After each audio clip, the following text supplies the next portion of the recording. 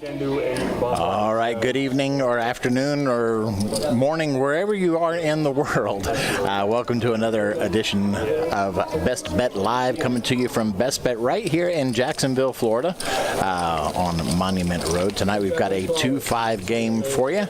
No limit hold'em deep stacks. We're going to be getting started with 7 players. We are in the process of getting an 8th player onto the table, but we are extremely busy out there with WPT going on, and it's taking a minute for them to actually get through the list of different games and such.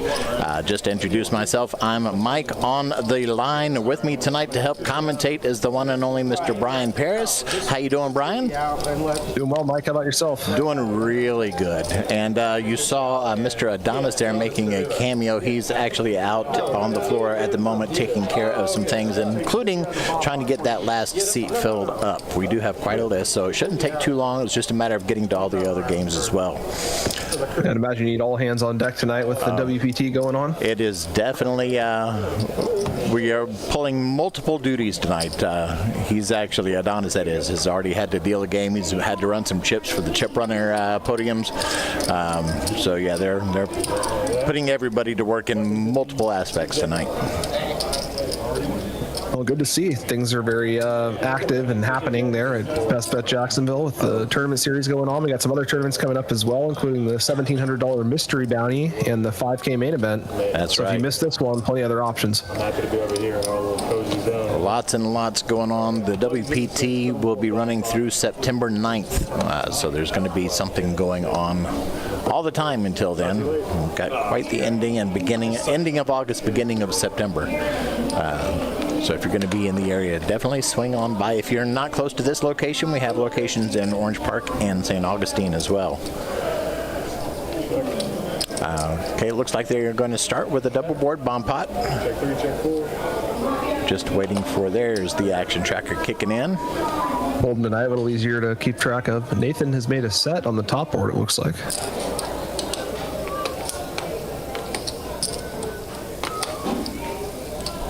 CJ with 2 pair on the bottom.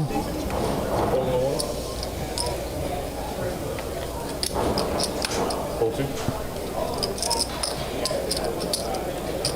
Carlos folds. He had a top pair and an open ender on the top, but not enough on the bottom. You kind of want something on both boards to continue here. Or you want to have something close to the nuts.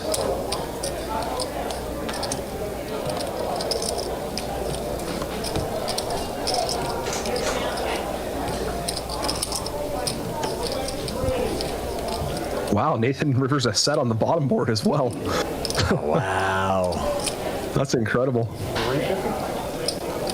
Just casually hitting a set on both boards on later streets. And CJ only has 2 pair on one of the boards. He has nothing at all on the other board, so it's going to be hard for him to call a bet on the river here.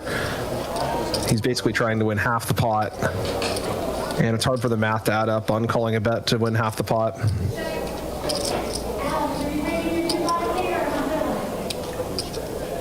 CJ trying to decide whether he wants to put in 350 to win back half the pot. He does fold, and a good fold from him. Indeed. He was in good shape until the river.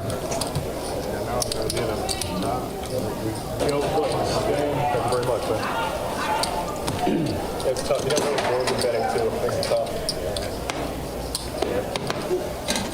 Thanks, you got those. All right, button's good to 6. So we're going to be adding the new player in here soon. I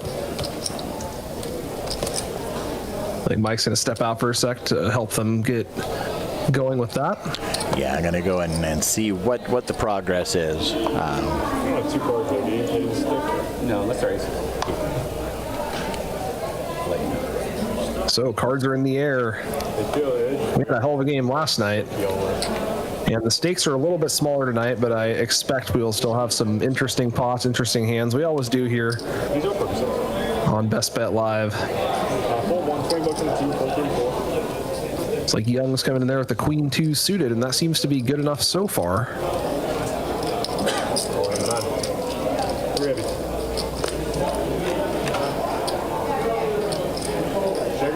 3 players to the flop. Everyone's got something. Nathan has middle pair. Young's got top pair, and Gino has an open-ended straight draw. Call.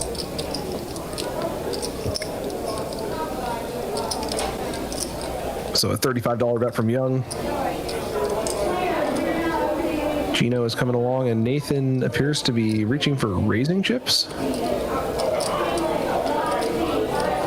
Oh, no, Gino's doing the raising, sorry.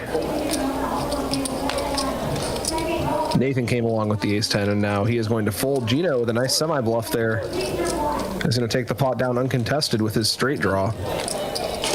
He had 8 live outs, but it's even better if you can just win it on the flop.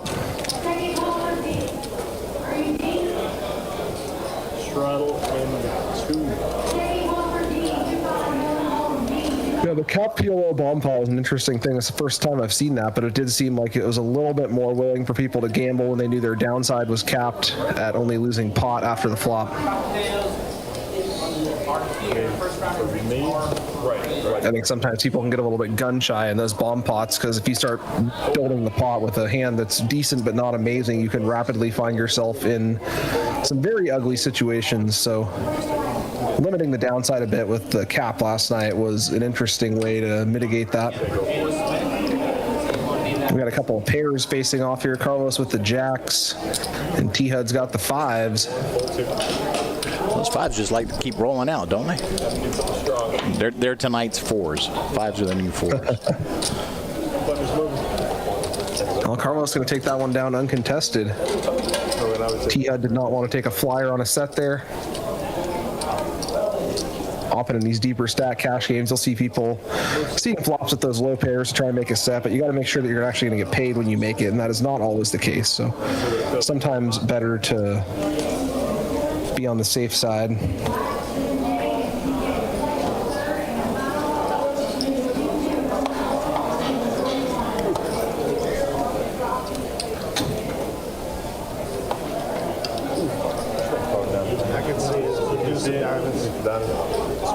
I think so. Dustin says, how many quads we hitting tonight? Who knows, man? Last night was unreal. Lots of quads last night. That is true. Quads all over the damn place. You know, chances are we will not be topping that tonight, but you never know. I was going to say we may not see him tonight, because this game actually does qualify for the bad beat and the high hand. Bad timing for the players last night.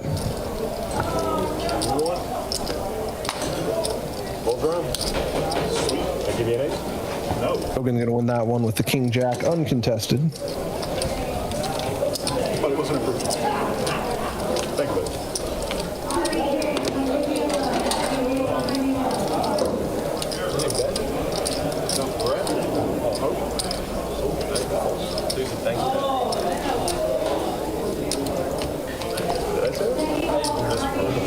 Only a couple hands in, we already have some decent sized swings. The action gets going quickly in these games. Throttle is live. Certainly does. Got some new faces out there tonight, too. I'm not familiar with Carlos or Young. CJ, of course, on the stream last night. Got kind of an answer as to why we had people from all over. It turns out he's from Michigan, went to school in Tennessee, now hails from the Tampa area. Okay. Yeah. That's why we were getting the 901s and the 703s. And a lot of area codes in the chat last night. Mr. Joseph Met, how you doing, my friend? Oh, Joseph, you might appreciate this. Jacob, our other dealer tonight, mentioned that he went yesterday or day before to Hello Olympia and really enjoyed it. He was talking about their drinks. I haven't tried their drinks.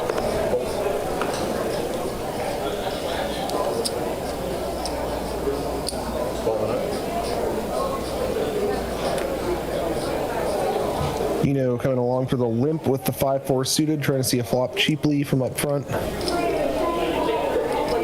And CJ's got ace queen. I don't think he's going to be inclined to make it cheap here.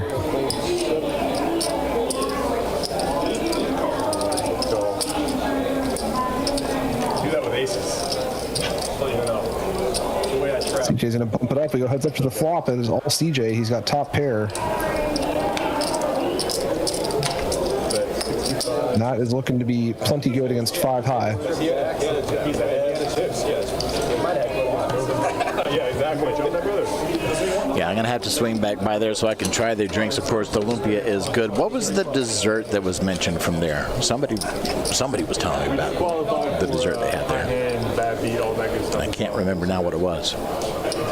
You like you some lumpia there, Brian? Yeah, You ever we had just it? have a lot of those in the Netherlands. Okay. Those are good. There's a place over here on Atlantic Boulevard called Hello Lumpia. Just opened up a few months back. It's really good. The nice thing about playing at Best Bet is the food they have in-house is usually good enough that I don't feel compelled to go exploring too much. But we'll have to check that Oh out at yeah, some for point. sure. But yeah, if you happen to be in the area and not at Best Bet, can recommend. I'm sure at some point after playing this whole upcoming series, I'll be ready to try something different. But the Best Bet food has not disappointed me so far. Yeah, it's pretty good stuff for sure. Ubi cheesecake, that's it. What's up, guys?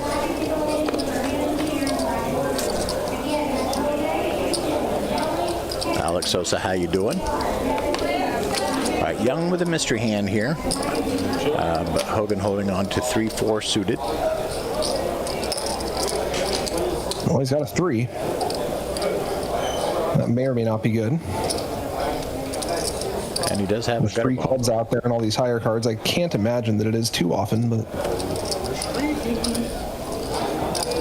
looks like it was.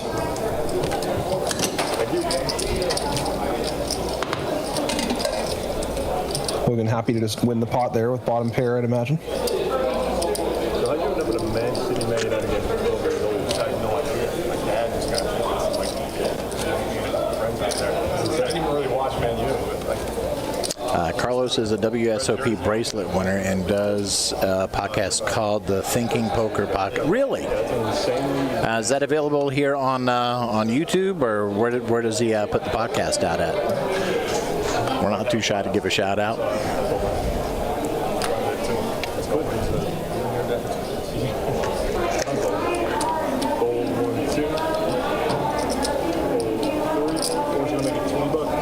It's not easy to win a bracelet. I've been trying for years and still don't have one, so that's a nice accomplishment. Especially hard to win them in the mid-stakes, no limit hold'em stuff. Those fields are enormous. I used to play my local team. Yeah, I was born in London, but we moved out of London like immediately, like weeks after I was born. To another part of England, but yeah, I was born in Common Territory. Technically. When did you come to the States? When I was 7. Yeah, we went to that took me years to lose that. It really did, man. Like I was probably 21, 22 before I really lost it completely. Yeah, I don't know if you can hear Theo chat. He's talking about how he was actually born in England, lived there till he was 7, then came stateside. I never knew that for the first 2-3 years that I knew him, because he never talks with an accent. Every once in a while you can hear a touch of it, but for the most part, yeah, it's gone. How they can be different from people. But that's why he was all about the World Cup while that was going on.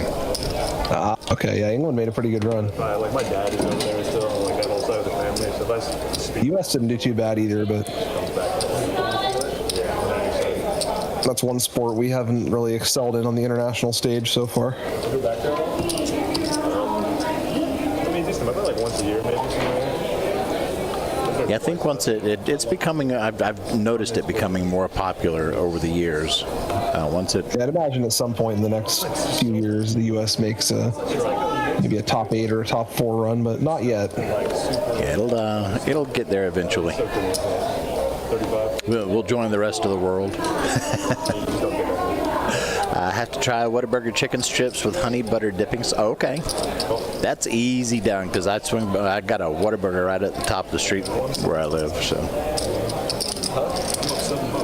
Take the profit. might do that on my way home. 3 players, guys. All right, Gino open-ended with a gut shot. CJ pocket kings. 50. And Young's got middle pair with the bottom gut shot, so everyone's got a little something here. Raise 200.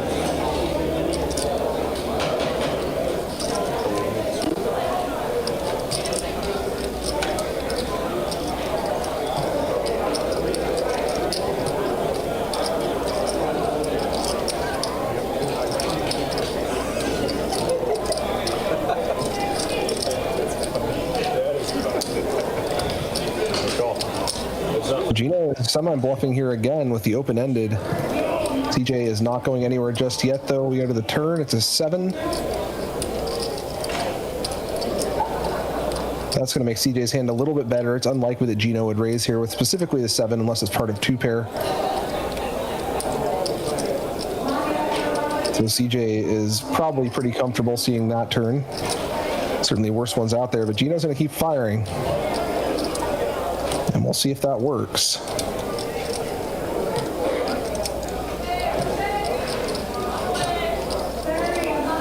He's not done putting money in this pot just yet. Or maybe he is. He's counting out chips, but he hasn't actually put them in yet.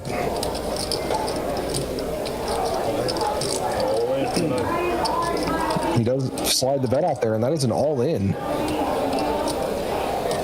Now, CJ is going to be a huge favorite if he makes the call here.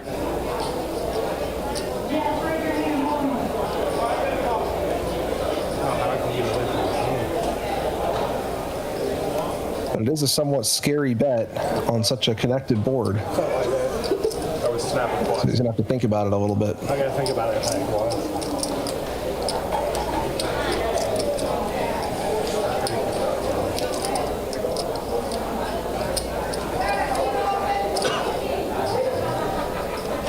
What would Jameer Gibbs do?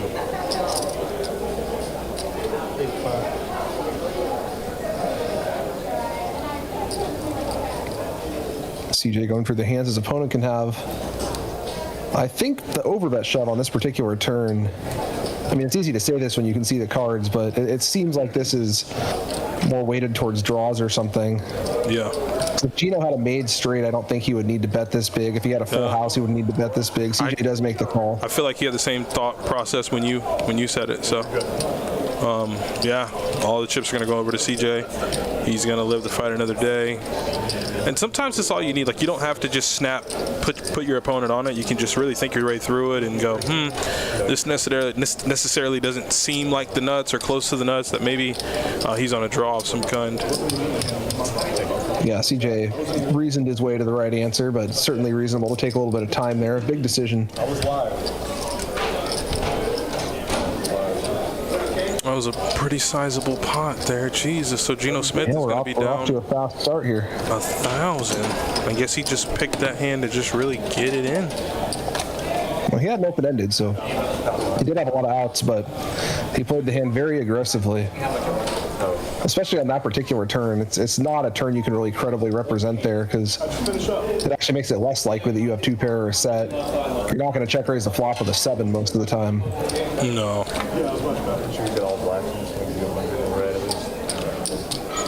Well, there's now a little, the pendulum is swinging here, so Geno Smith is going to be down, but he's back in relatively quickly. And CJ is going to feel really good, feel like your spider senses are on point, and you're making good decisions, and you're playing good. There's only one way, and that's up.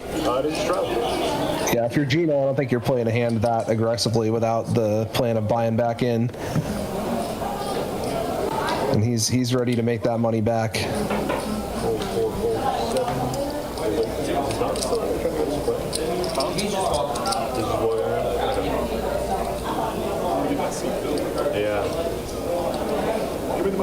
Getting right back in there. 60 in the one. And that's the nice thing about cash. As long as you got more money in your wallet, you can always get back in. Buttons. Whoa! All right, that was fantastic. This is way I heard they got you doing everything out on the floor there today. It's not even controlled chaos. It's pure chaos. Yeah, it's bad.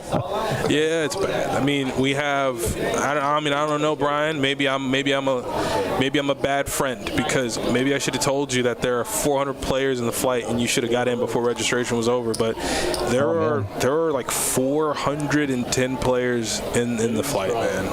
That's a big one. It's nutty. Like 12.5%'s what? 35, 40 players, 41, 42 players. Like it's insane. And there are tournament tables as far as the eye can see. The lists are long. Like obviously we're a well-oiled machine, so it's not as bad as it looks. But man, it is a hell of a tournament day. WPT is really in full swing. It's nice to see poker thriving in our area here. I mean, the line stretched all the way back to concessions. Everybody's in. People are screaming and yelling at the bad beats. It's just crazy. Pure madness. But, I mean, we love the madness, right? That's what I tell people. It is organized chaos. They're like, I hate this game. And I'm like, but you love it because I'll see you tomorrow. Everyone hates and loves it at the same time, depending on how they're running. Yeah, I'm like, you hate the game Flight A, but Flight B, you bag chip lead. So where do you stand? You know? But it's busy out there, and normally I tell people every single time, I sound like a broken record. I tell them, if you ever are looking for an event to play in any of our series, event 1's going to be the event to play. We're going to have, again, probably close to 1,100 players, and first place is going to be $60,000 to $70,000. I mean, we're going to smash the guarantee probably in one flight. I only did it once because I didn't do it last night at all. It's going to be absolutely insane. I did once. You got a couple bucks. You got a night flight tonight, too? Yep, 5 o'clock in 12 minutes. Dealers are already in position, waiting for players.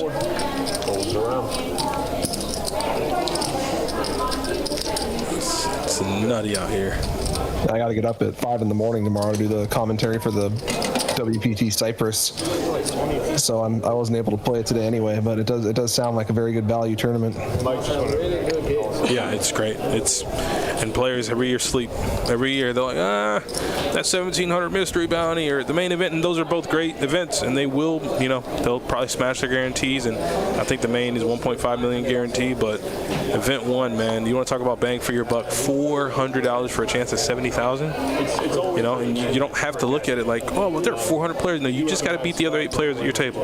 Just outlast them. That's right.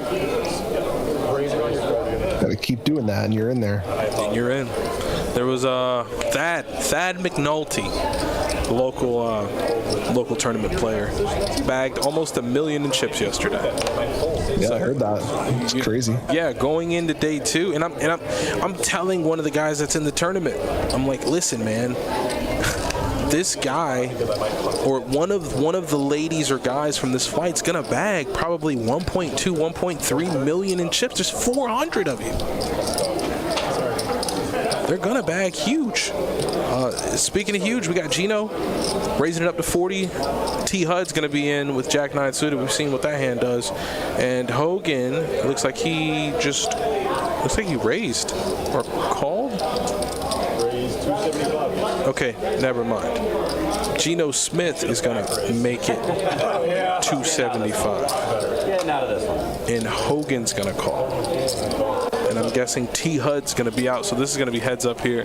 Gino now has a hand that felted him about 10 minutes ago. Oh my God. Lord Jesus. See, and this is why I can never be a poker player, right? I take 2 beats like this, I'm out the door. There is no like, well, Donis, man, like you in a 4-hour session, like it's going to get better. No, I'm gone. See you later. If it's happened this often, this quickly. Can you imagine his thought process? I lose to kings, then I get kings, and I get out flopped? No. He doesn't know he's been out flopped yet, but he's going to find out soon enough because Hogan is not going anywhere.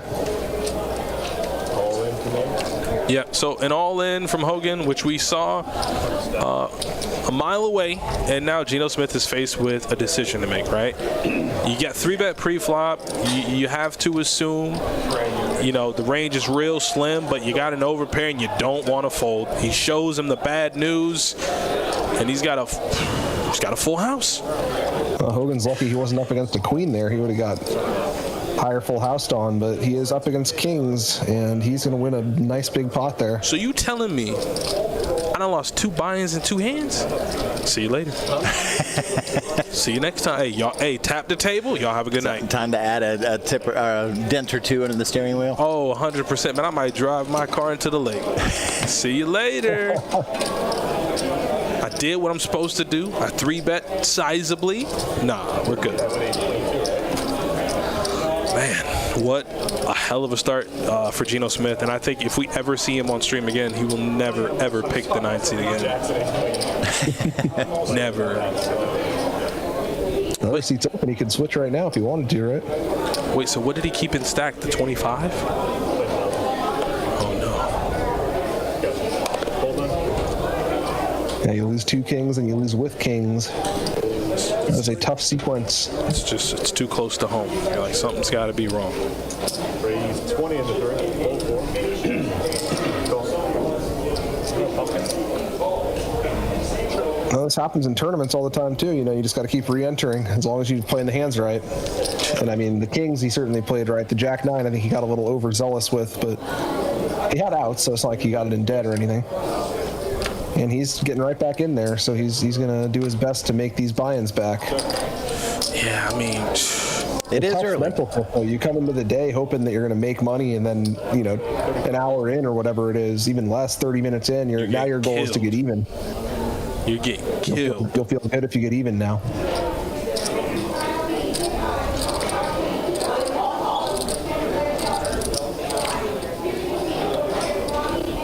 But you're guaranteed to not get even if you leave the table, so he is staying in there to keep fighting. And Hogan's up against CJ here. Hogan does have slightly the best hand, but CJ has a much more appealing draw. Seems like it went check, and CJ didn't hit. If he hits, he bets. So 6s are more than likely going to be good, and we'll just head on to the next hand. I'm surprised he didn't bet the turn. He's got a boatload of outs there. He's good. Some players are gun shy. CJ has definitely been on the tighter side of the players so far. He's done well. He's made good money last night. He's up pretty big already tonight. Oh, he played last night? Yeah, he was here last night in the 5-10. Back-to-back nights getting some dubs. Nothing wrong with that. Ladies in it, give me your chips. Give me your chips. All right, as we have Jacob coming into the dealer's position, let's take a quick look at the VPIPs. We are only 30 minutes in, so this is just a very early look at the action. Yeah, CJ top of the charts. Yeah, he's doing pretty good. Carlos at the bottom, but I mean, like you said, we just started. There's nothing too wrong with that. And I know that we've got the wins and losses at the top, but take a look at the overall wins and losses in order from top to bottom here. We see Hogan is up the most, 1137. CJ just behind at 925. Gino, of course, we just saw it running into it, stuck 2,000. Geno Smith is a hell of a name, too, because Geno Smith is a terrible football player. Jesus. You know, if I'm coming in hot. I want a little Joe Burrow. Give me a little Josh Allen. But Geno Smith, whoo, might have sealed his own fate. There, you want 2-5? They're calling you. Yeah, but we have the WPT in full swing today. It's a wonderful time to be playing tournament poker. I mean, if I could, I would, because the field is so massive that your chances are, I mean, if you can really hunker down, play your game, and be great, I mean, your chances improve so much when you can top a field like this. Oh, yeah.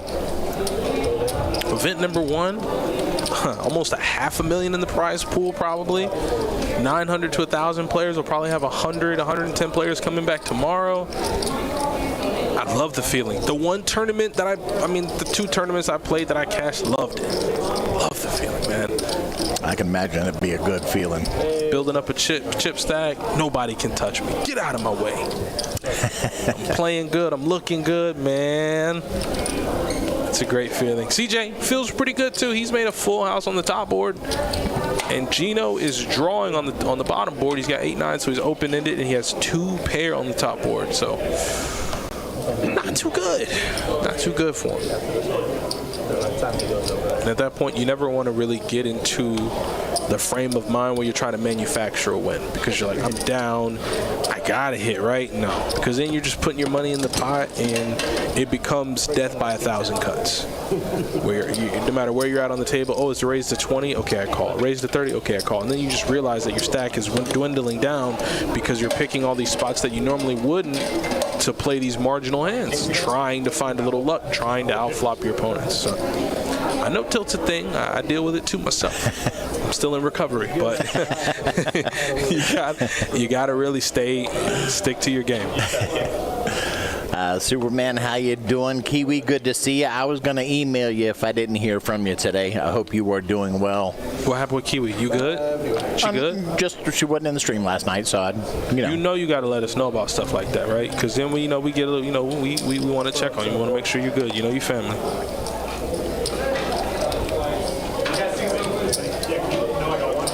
Killer kangaroos will hurt you most times.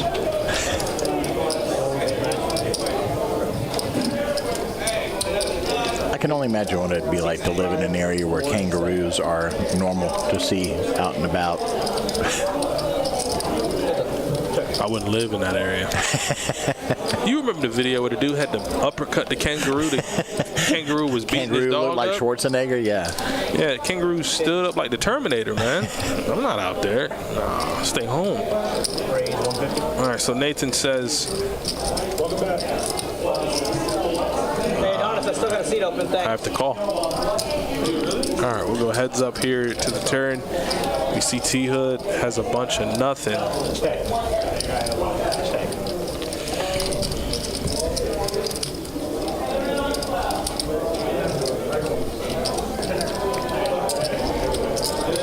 You can do both. 440. Just every time you get to the hand, you have to hop the barrier.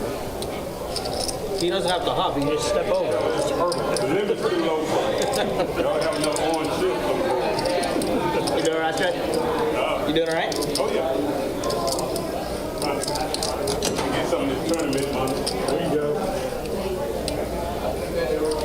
Nathan's going to get the check mark. When he peels the cards like that, it hurts me so much. And there's a chip in there, man. Don't peel it like that.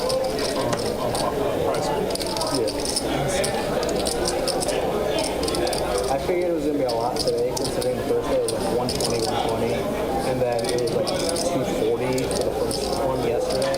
I don't know what the second one got to because I left. It's going to be a 300 Saturday. Remember, shit skyrocketed. Yeah. Like, I was surprised because normally Thursdays here, like, when we normally run our series, get like 70 to like 90. Which is normal for a weekday. Yeah. Our opening Still 100%. game, But then once I saw like 120, 120, I'm like, yeah, it's going to be a big one. 100%.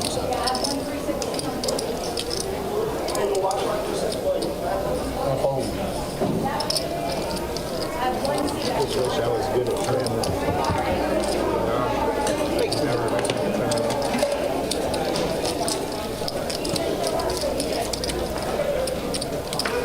All right, so... Oh, I see T-Hud scooping the pot, so I assume he must have bet on that river and got Nathan to fold.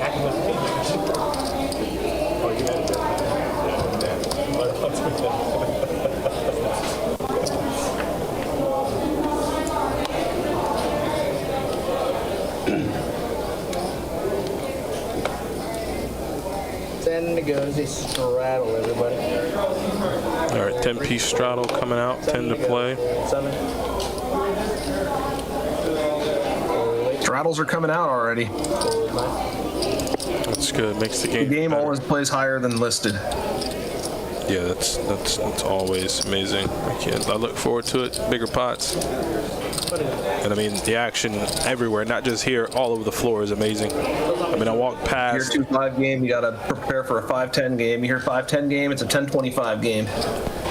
Yeah, because naturally, that's really how games. Well, in this room, that's how they've been going as of lately. Like you said, you just got to prepare for it. Like once the 2 and the 5 are on, somebody's gonna put the 10 on, and then the next person's gonna put the 10 on, and before you know it, they're like, hey, how about we just do mandatory straddles? Now you're playing 2, 5, 10.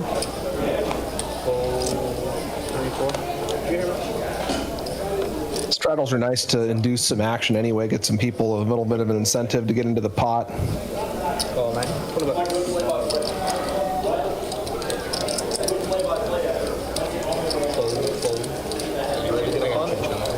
Ready to double up? Yeah, I'm ready for it. Heads up. 20. All right, so Geno Smith looks down at deuces. And we've gone heads up here to a flop, and Nathan's going to go ahead and bet 20. Gino's going to do a little float here. Going to try to extend the play. Finds a 7 on the turn.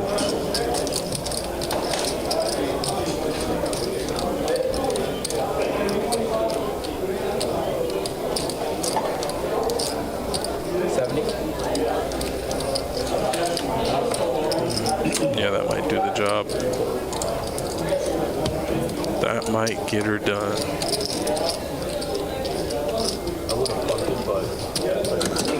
Just considering how quick it is to the stream, that'll last a little bit longer.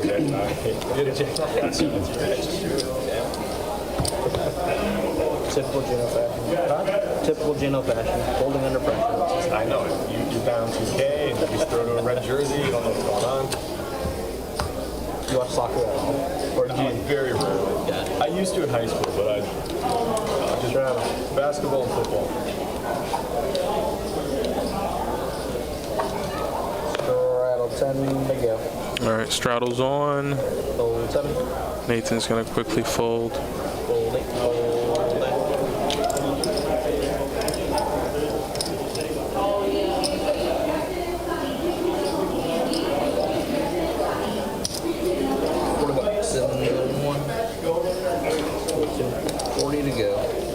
Carlos got the jacks.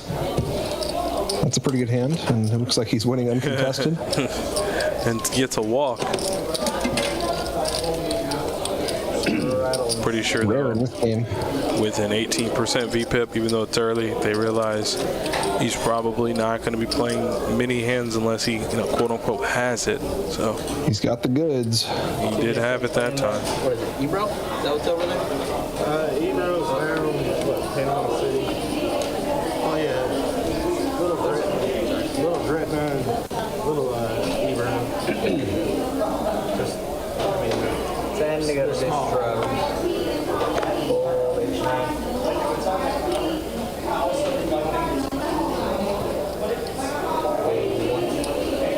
Go to 35 and 2. 35 from Young on the button with Ace Jack. Nathan can't call. Gonna give it up.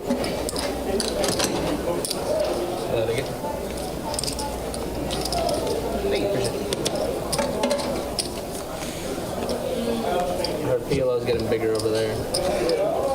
the 5-5 game is pretty big, but it's killed everything else. They're all chasing each other's, $1,000. Yeah. It's killed everything. Everybody's just I'm on my way. Pretty. I don't play it. I don't play it. Straddle, 10 to go, full 9.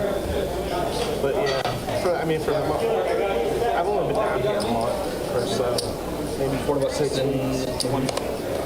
Ball into 40 to go. Yeah, Carlos makes it 40 From what I hear, with Ace Queen. Very nice offsuit. hand, ace queen. 40. When they started playing that, Not quite as good as jacks, but it's up there. apparently And Nathan looks like he's 3-betting. it's pretty regular 6 that it killed all the He's gonna make it 1. King queen suited is another nice one too. So 5-5 and broke all their bankroll. Yeah, and Carlos. Carlos just gonna fold ace queen. Wow. Quickly folds. Yeah. So, even though it's early, it seems that 18% VPIP is correct. He's just, which nothing wrong with it, but he's gonna be a little snug. He's not gonna really be getting into pots. 3-bet pots. He's probably gonna have big pocket pairs, ace king suited, and it seems like the table might have figured it out there early. Like watching people get mad. I think it's going that bad. I mean, that's just my opinion. It means a lot to some people. It does. I've also said, if you're really worried about $300, probably should be fine. Hey man, that's my fan. I do understand. 10 to go. It's either there or it's back there, Johnny. And you got to open here from Carlos. We'll load his hand up. Let's see what he's working here under the gun. Be something good based on what we've seen so far. Now rather than later. I think he should be Fold 3, call. I think this time they tried to do that. 7, fold 8, fold 9. All right. We got heads Heads up action. Jets. Jackson suited. Almost as sad as the way I just started. Flops at 10, and T-Hud flops open-ended and a flush draw. That's pretty good. It's a lot of equity. Yeah, I'd rather have T-Hud's hand, even though Carlos is technically slightly ahead here. There's the king ball. So T-Hud has made a straight. Carlos also has the open-ended straight draw to chop.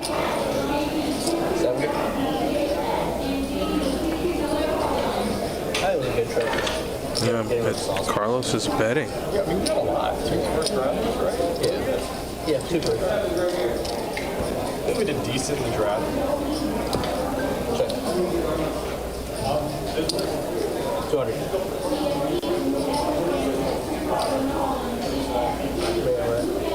I have a. Yeah, it looks like a quick raise there, and or a bet there on the river. Gonna get through. No, it's coming up in a couple of weeks. T-Hud there had a monstrous hand, though. It's a good thing Carlos didn't want to play the hand fast. T-Hud was never, ever folding. Keep the league, so not full dynasty, but keep 1 or 2 players. And I was debating on keeping Retail, but then that happened. It'd be second round. But then I'm like, do I want to? How long till full table? Shortly. In real time, the table's full. Yeah, in real time, the table's full. Sometimes shorthand is a little more interesting anyway, because people have more incentive to get into pots, and they're posting blinds more often and stuff.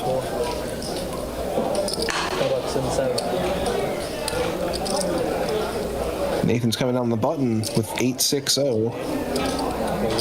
Not the most appealing hand, but when you're on the button, you can raise with a lot of hands. Yeah. I'm pretty sure Geno Smith isn't going to be doing too much folding here pre-flop for those amounts. No, sir. We go 3 ways to the flop. Flop's good. And that flop is good for Hogan and Geno, not so good for Nathan.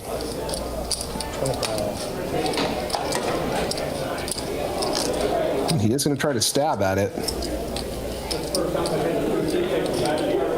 Kind of a bad flop to stab at when you're against 2 players. It's pretty likely that one of them has some of those Broadway cards in their hand. But Nathan could pick up some backdoors with the straight draw. He does not here, of course. Hogan picks up middle pair. Geno still has top pair. Now they both have the same open-ended straight draw to go with it.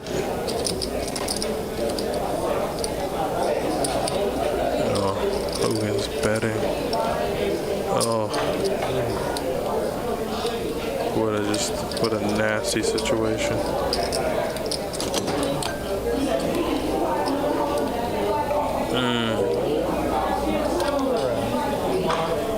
Geno folds. Wow. I was not expecting a fold from him there. It's just he's been wrong so much. Probably just like, man. Doing a little chip inventory. It's been tough. It's been a tough go at it for him. We see there at the top of your screen, he's stuck about 2,300. It's just not been a good day for him. Not yet. He's got time to make it back, but he is off to a poor start.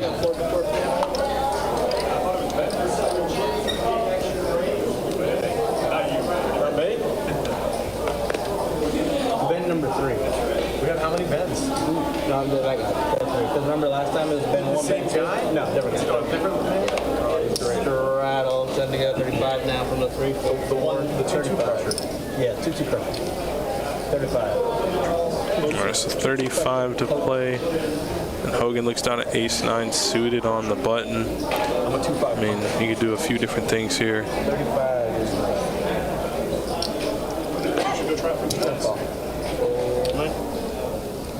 But he does. I like to get out of there. I thought he would have called there. Ace-9 suited on the button. No, Hogan called, right? No, he folded. Oh wait, he did. He called. Sorry. I thought I saw him make a. Yeah, I'd be surprised to see him fold that hand on the button. So Young looks to have the best hand here. He's got top pair. Hopefully he wasn't planning on hitting a 9 though, because there's not a whole lot of those left in the deck. Checks through. Turn is an ace, and now CJ and Hogan have top pair. It's pretty good. check.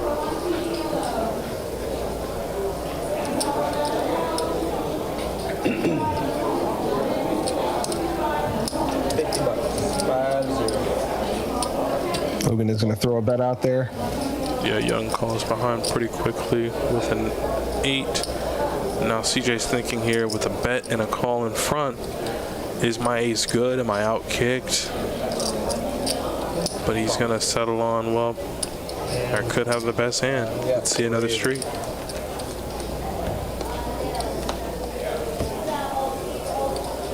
Check.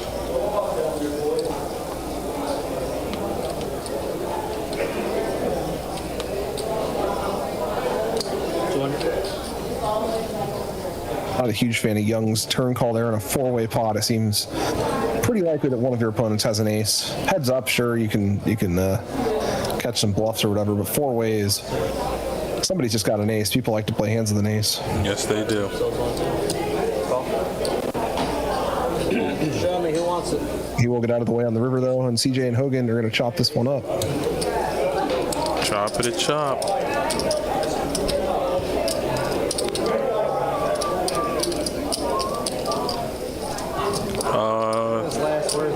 John, mom has entered hospice. Oh boy, a few days ago. I will keep you posted. Hey, Justin, appreciate you. Oh man, I'm sorry.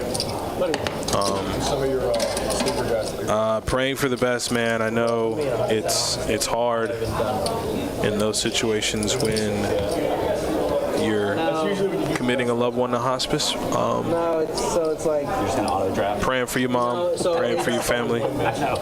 It's hard because you know, it's it's probably gonna be way too much. you have a trying time ahead of you, and hopefully Wife and I just had you and your family can navigate through it, John. 2 months. Like I said, man, you can call me anytime you know that. I really, really mean that. Any time of day, just call me up, man. We can talk about whatever you want. Any ounce, straddle, tell me to go. 4-4. Every ounce of free time I have is going to All right, so it's going to fold around. Folding pretty quickly around to, looks like Carlos looks down at King Trey suited. No. The straddle's going to get a walk.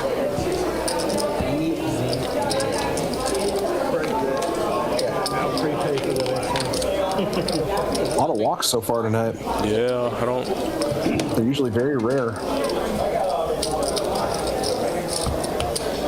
But yeah, my parents are flying into town next week to like kind of help out. So I'll probably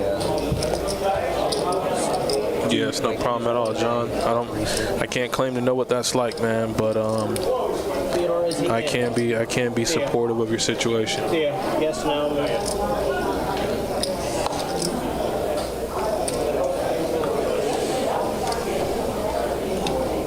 Thanks for joining us today here at Best Bet Live. We got a 2-5 no limit hold'em game in full swing, but really the building is in full swing from top to bottom. Everybody's moving.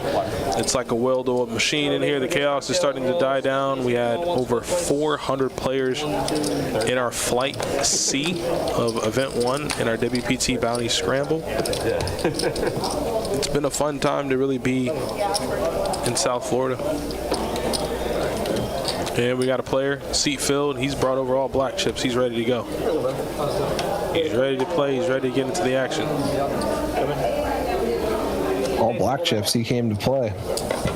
Yeah, he's like, I don't want any change. I don't need it. Joseph, but just me. But other than Gino getting stacked twice, the game's starting really tight. I haven't seen enough hands to make that judgment. You've probably seen more than me. But game seems okay for right now. And I think as the game goes along, it'll open up. That's the one incentive to get people to really open themselves up to a game is getting stuck. So I assume, right, like everybody can't win. So I assume here, give it an hour and a half, 2 hours, things are really going to open up pretty good.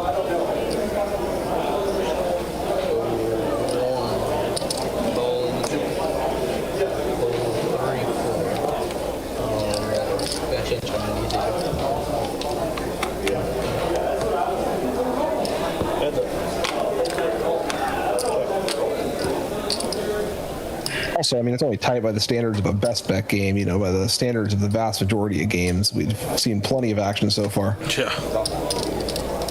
We got different standards here. There are some maniacs out on the floor. Oh, You watch this level of cash run online for 30 minutes, and you'll see, you know, maybe 3 pots that even go to a flop. You ain't lying. Pretty good turn card there for Young. Didn't help that Tanner really didn't have much. All right, well, that's going to be my 10 minutes. I can come back and take it over. It is only $25 for that bomb pop for those that are good. That's a great looking hand for Young on the turn there. Congrats again, guys. All right, so we got He is not going to need to see a river. He wins the pot. Oh, yeah, true. looks like a dealer change, so bomb pot coming in.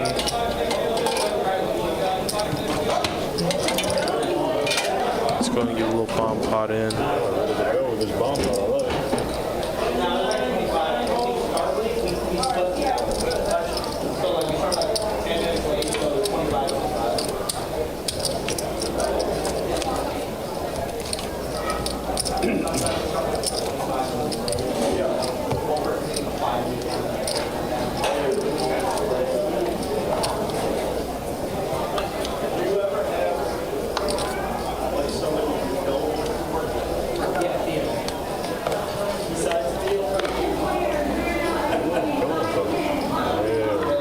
Oh my God, they got a 5-10 pot limit Omaha. They already have 3 5-5 games going.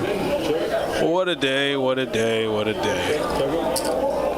All right, what do we got 10 here? PLO must be a fun one. Oh my God, man, I bet that one goes nuts. it's crazy. They'll be there all night long.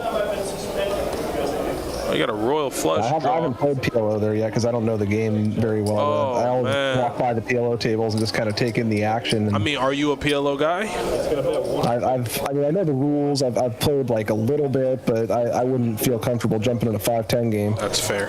It's completely fair. There's a lot that goes on in those games, man. Those guys they're something else. Every time I walk by the table, it's $2,000 in the pot, and everyone's jumping up and down and yelling. It looks like there's a lot of action in those games. Yeah, and it's pot, repot.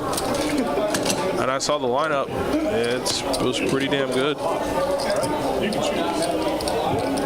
I usually do.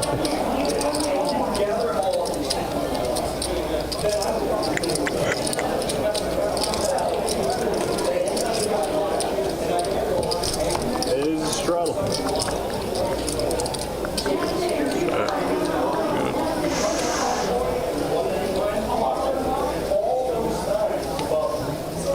Looks like Hogan's gonna look down at King Queen.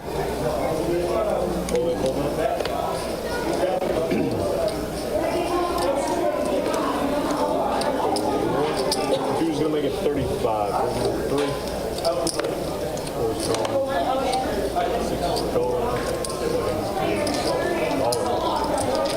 Four players.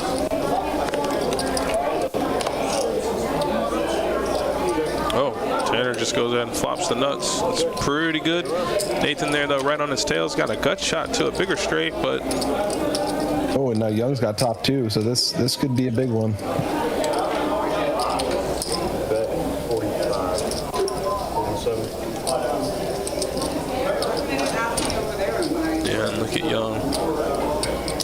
Okay, he's just, wow, smartly calls. Doesn't even overly inflate the pot. Plays it a little coy. Yeah, and that's going to save Young some money. That is going to save him. That's the river he doesn't think he wanted that river, but he did. Because he would have been paying off a bet on a lot of rivers, but maybe not this one. Not a great river for Tanner either. He's chopping with every other hand that has a 10 in it.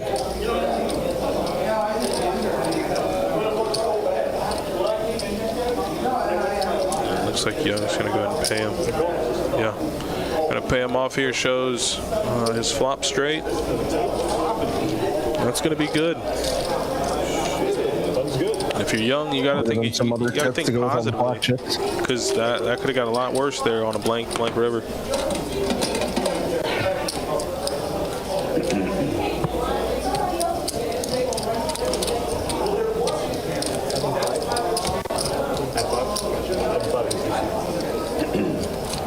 Could have got a lot better too on an ace or a 9, but that's pretty unlikely.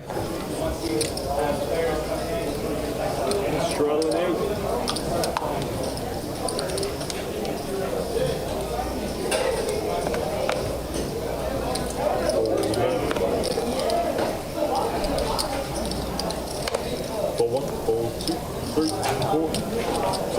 All right, so it's going to fold around.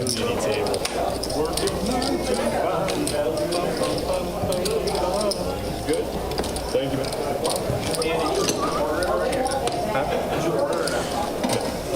Yeah, so if you can. Oh my gosh, I didn't know what that was. Oh, yeah. That's why you're blooded more because you didn't drink. I wasn't hydrated. I wasn't thinking. No, you just did. Warrior Tank Time, what's going on, man? If you did that, your hand looks so much stronger. Does it? Yeah. If I do that, it's gotta work though. It's not a blow. Got you. It's what they say on the internet. Big Tank, you seem like you're back on the fitness journey, man. Obviously, you got a lot going on there for a little bit, but it's good to see you back in the gym. Getting it in where you fit in. Let's go. Always a good habit to keep. Mandatory. Deserve it. Yeah, clean mind, clean body, clean soul. That's what I was talking to. Oh, and yeah, we'll probably just take a little bit of a break here, and we'll be right back.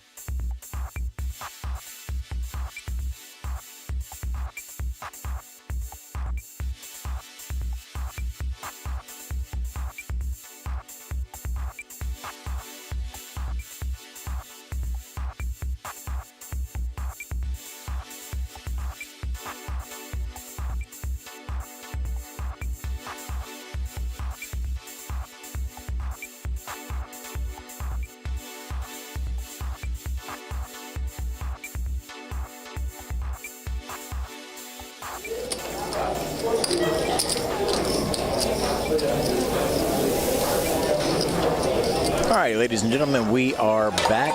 Thank you so much for sticking around and hanging out until we could get the delay reintroduced on the stream. We very much appreciate you sticking around. 2-5 action going on for you, and we've missed a little bit of action, but the stats that are up at the top of the screen are pretty darn accurate because they were able to continue tracking. We just had to reintroduce the delay.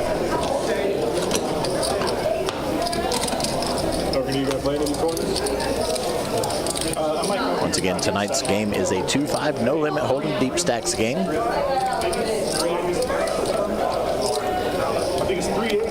Minimum buy-in 300, max buy-in 15.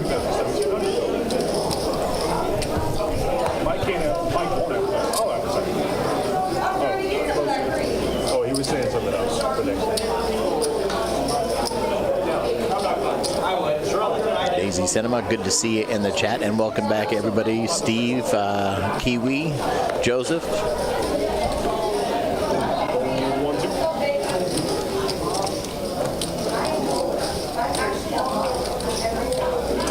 Raise 40. Hold the four, hold the six.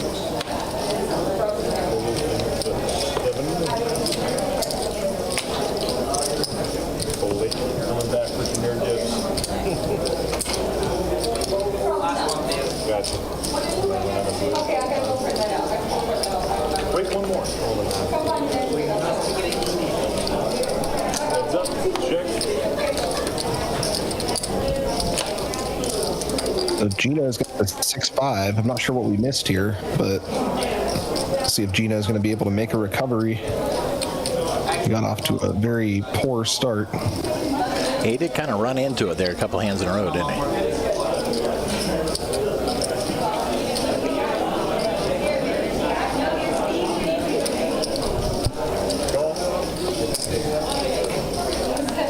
He tried to bluff CJ off kings. That didn't work.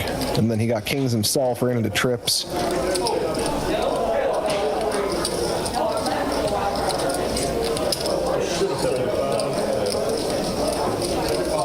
see backdoor draws and I'm excited. Gotcha. Good. All right, CJ is going to take it with the mystery hand. CJ's definitely been getting the best of Gino so far. All right, bump button if you're doing it, guys. Jacob's going to come on back into the dealer's position here.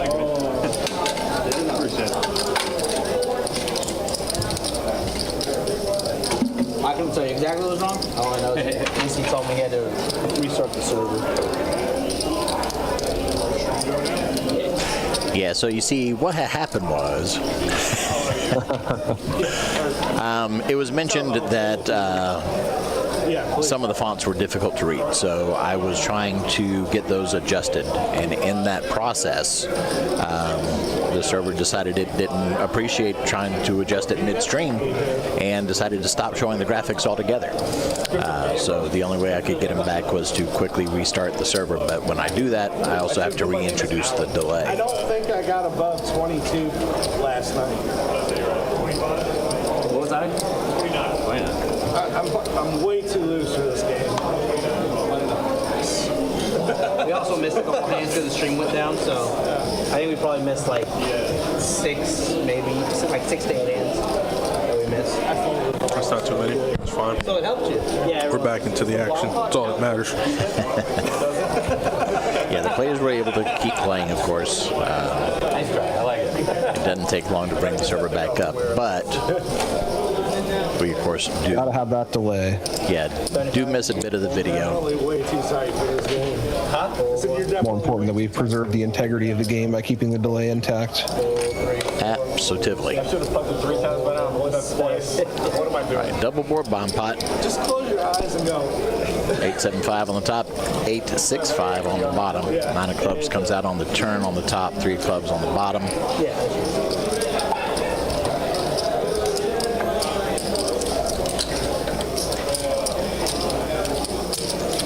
Just bet one time. Hogan's got a straight up top and middle pair with a straight draw on the bottom. It's pretty good. Young also has a straight up top, but he has a superior middle pair on the bottom. So Young's going to 3/4 him, if I'm reading this correctly.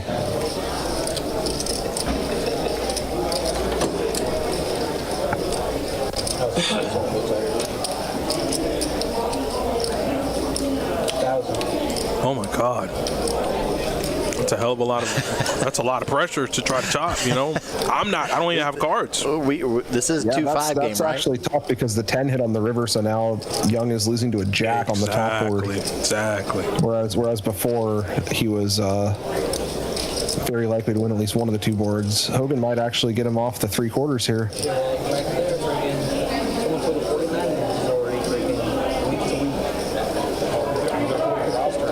Nice. This is a nice bet by Hogan because if he checks, he might just be facing this bet himself. But if you make the bet, there's a few more ways for good things to happen for you, and he gets to win the whole pot there. And he's going to show it, and Young is going to see that he would have won 3/4.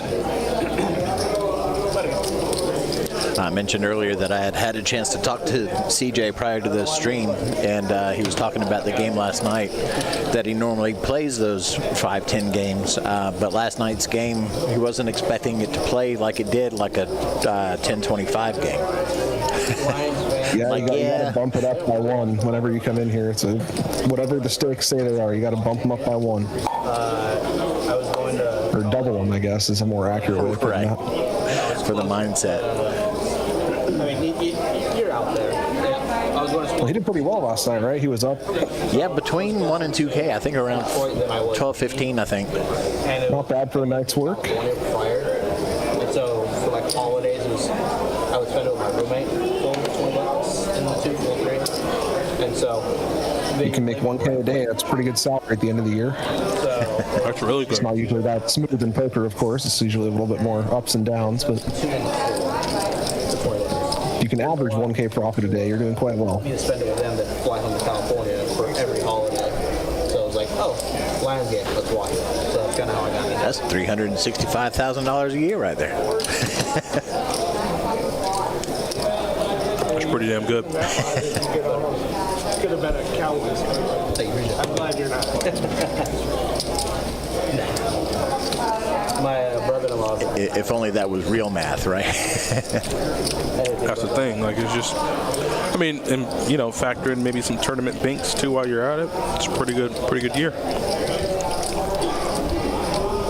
It's looking like the 7 is out.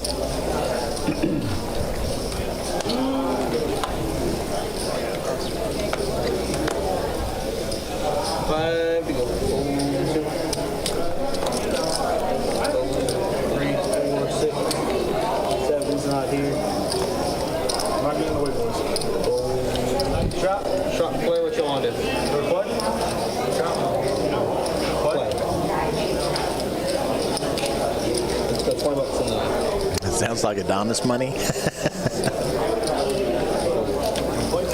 If only, Joseph. If only. I'm too much of a fish to make that kind of money. You look before you ask that? Oh, yeah, I did. You gotta open up that food truck, man. Get a few of them going. Then maybe we can play a little 5-10 PLO. Yeah, I need to talk to you about some wings there, Adonis. That's cool. Let me know. One of the Rainy tournament players, she's like, yeah, I want some. I was like, cool. When you make the next batch. Thursday?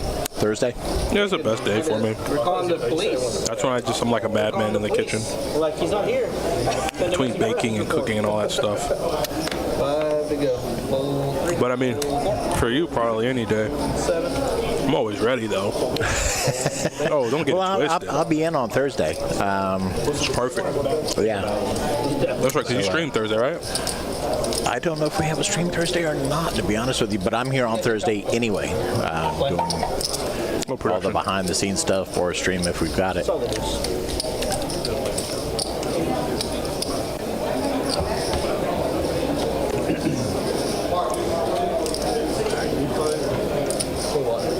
You play Yeah, you said you do the garlic parm, right?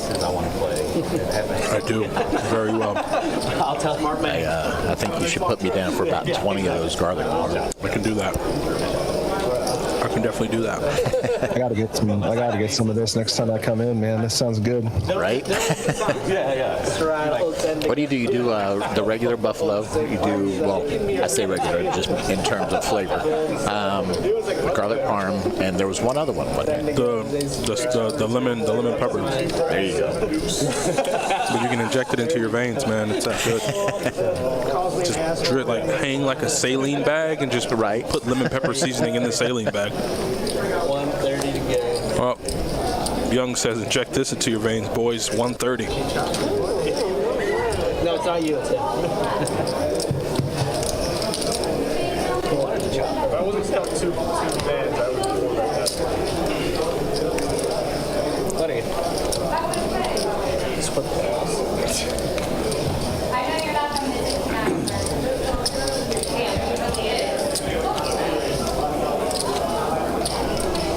Just a quick reminder, folks, if you have not hit the follow button or the subscribe button or the thumbs up button, or hit all the buttons, because we do have a stream for you tomorrow. It is the event one final table, and we're not sure exactly what time we will be going live because it all depends on when they get to the final table.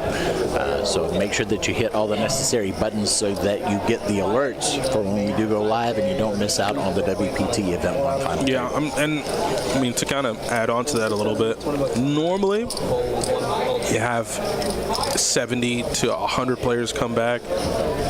But this flight being so monstrous, I think there was 392. So they're going to take, 39, 40, 41 players, and that's just going to be among this flight. So like you said, there's just no way of telling. I mean, redraw could be around 5 or 6 o'clock. It just depends how big the blinds are. There's a lot of things that go into it. So keep your notifications on, hit all the bells, hit all the whistles, and once we go live, then you'll be able to know.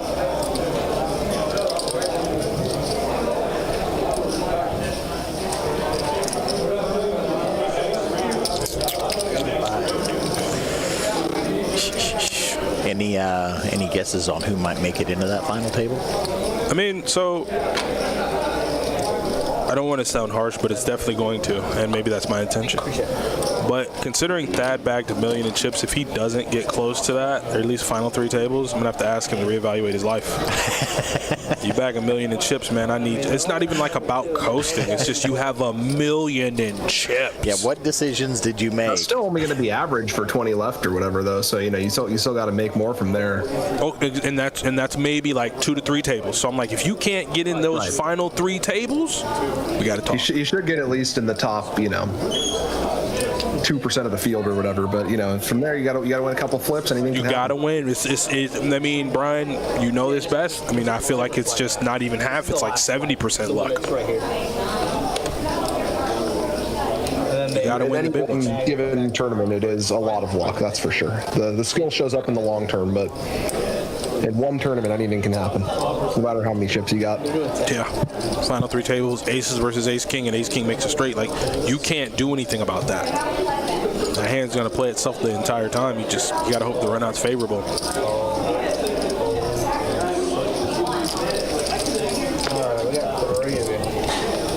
It's going to be a good chunk of change up top. I'm going to guess and say about 70,000 up top.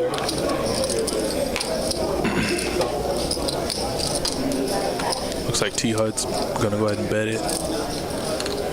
Young's open-ended, and he's already called. CJ is going to fold. It's a bad card for everybody.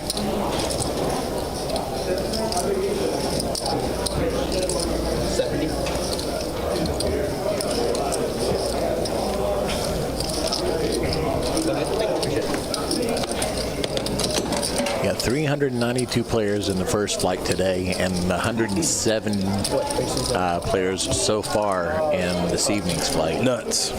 Insane, right? That's 500 people. That's 500 people in 2 flights, and we've been running since Thursday. Yep. It's insane. So that's what's hard, man. Like, you take the top 12.5%. I mean, that's 110 players right there. And depending on blinds, where they're at in blind levels, and I mean the players themselves, we could play until, I mean, final table could be 7, 8 o'clock at night. You don't know. I would rather do a training camp than a season game. You almost close it there.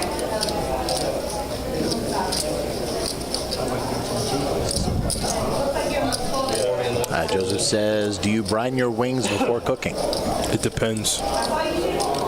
Depends on what I'm doing. So like the wings that I do, if I'm not like putting them on the grill, like if I put them on the grill, I'll probably brine them.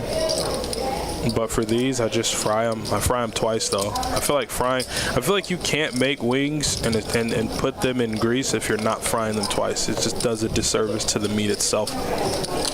Like you get that cook in That's first. how you can tell a pro when they answer a question like that with "it depends," because it always depends. That's how you know he knows his stuff. Yeah, I like being in the kitchen, man. If you ask a great poker player, what do I do with this hand? The answer is going to be "it depends." It's the same sort of thing. That's how you know they're good. That's how you know. That's how you know if you're paying the right amount for coaching. And I think every question I've ever asked Brian on stream has been, "It depends." So Right. I'm like, yeah, he knows what he's talking about. Answer, yeah. That's how you know, man. That's how you know. But Carlos went from it depends to I think I got it. The question is if he wants to bet it. And it seems as Like he's going to try. I don't think he's getting paid by this hand, but no, worth a shot. He's got top pair. Oh, Hogan has not surrendered his hand yet. Let's think about something. Oh, wow. What the hell? Is he raising? Yeah, he made it 300. And Carlos called didn't. quick. I think he was targeting Carlos's tightness, but Didn't work. didn't work. He didn't want to fold. I like the spirit. Didn't work that time, but maybe if you made it a little bigger. If you make it like 800, you got to make him think about it a little bit. For 300, he's just like, fuck it, I'm going to put the money in, For 800, Make it you might 800. get It's a like, take out of him. yeah. They all kind of names. Whoever won that.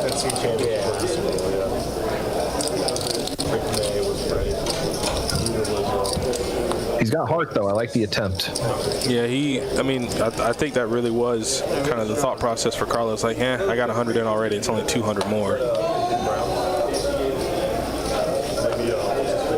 Yeah, you got to make their natural curiosity expensive in spots like that. You know who's asleep in this year? Adonis, I don't think you were in here I know you weren't in here when we first got started. You were taking care of things out there on the floor. But Carlos is actually, according to chat, a WSOP bracelet winner. Does a podcast called the Thinking Poker Podcast. That sounds about right. Tournament players, and this is it's not meant to sound like how it sounds, but tournament players, when they get the cash, man, they're like robots. It's everything's calculated. And in the free streets of cash game poker, like it's the mean streets of cash, whether in tournaments, you kind of approach things the same way. And that, to be a bracelet winner, obviously he has literally every ounce of my respect, because it's so hard to win a tournament. But then when you take it to another level and you go, I won a bracelet in my life, like you're going to be in a category where there are a couple hundred players of the hundreds of thousands of poker players where you're enshrined in that category for life. So ultra kudos to him. Then my next question would be, why the hell you ain't playing back there? And maybe he already backed it up. But Could be. Yeah, if he has those kind of accolades, which I'm pretty sure of, man, I'm pretty sure I'll see him tomorrow. Yeah, he might have bagged already. just an easy game. More money in this game, though. That's why I was kind of surprised to see George leave the game last night to go play the tournament. I mean, you can win a lot more for first in the tournament, but it's hard to get first. And in this cash game, you know, especially if you're George, you can expect to be up 2 or 3K for your night's work. And I believe he was up fairly well for a decent amount. You're up a similar amount of EV, but.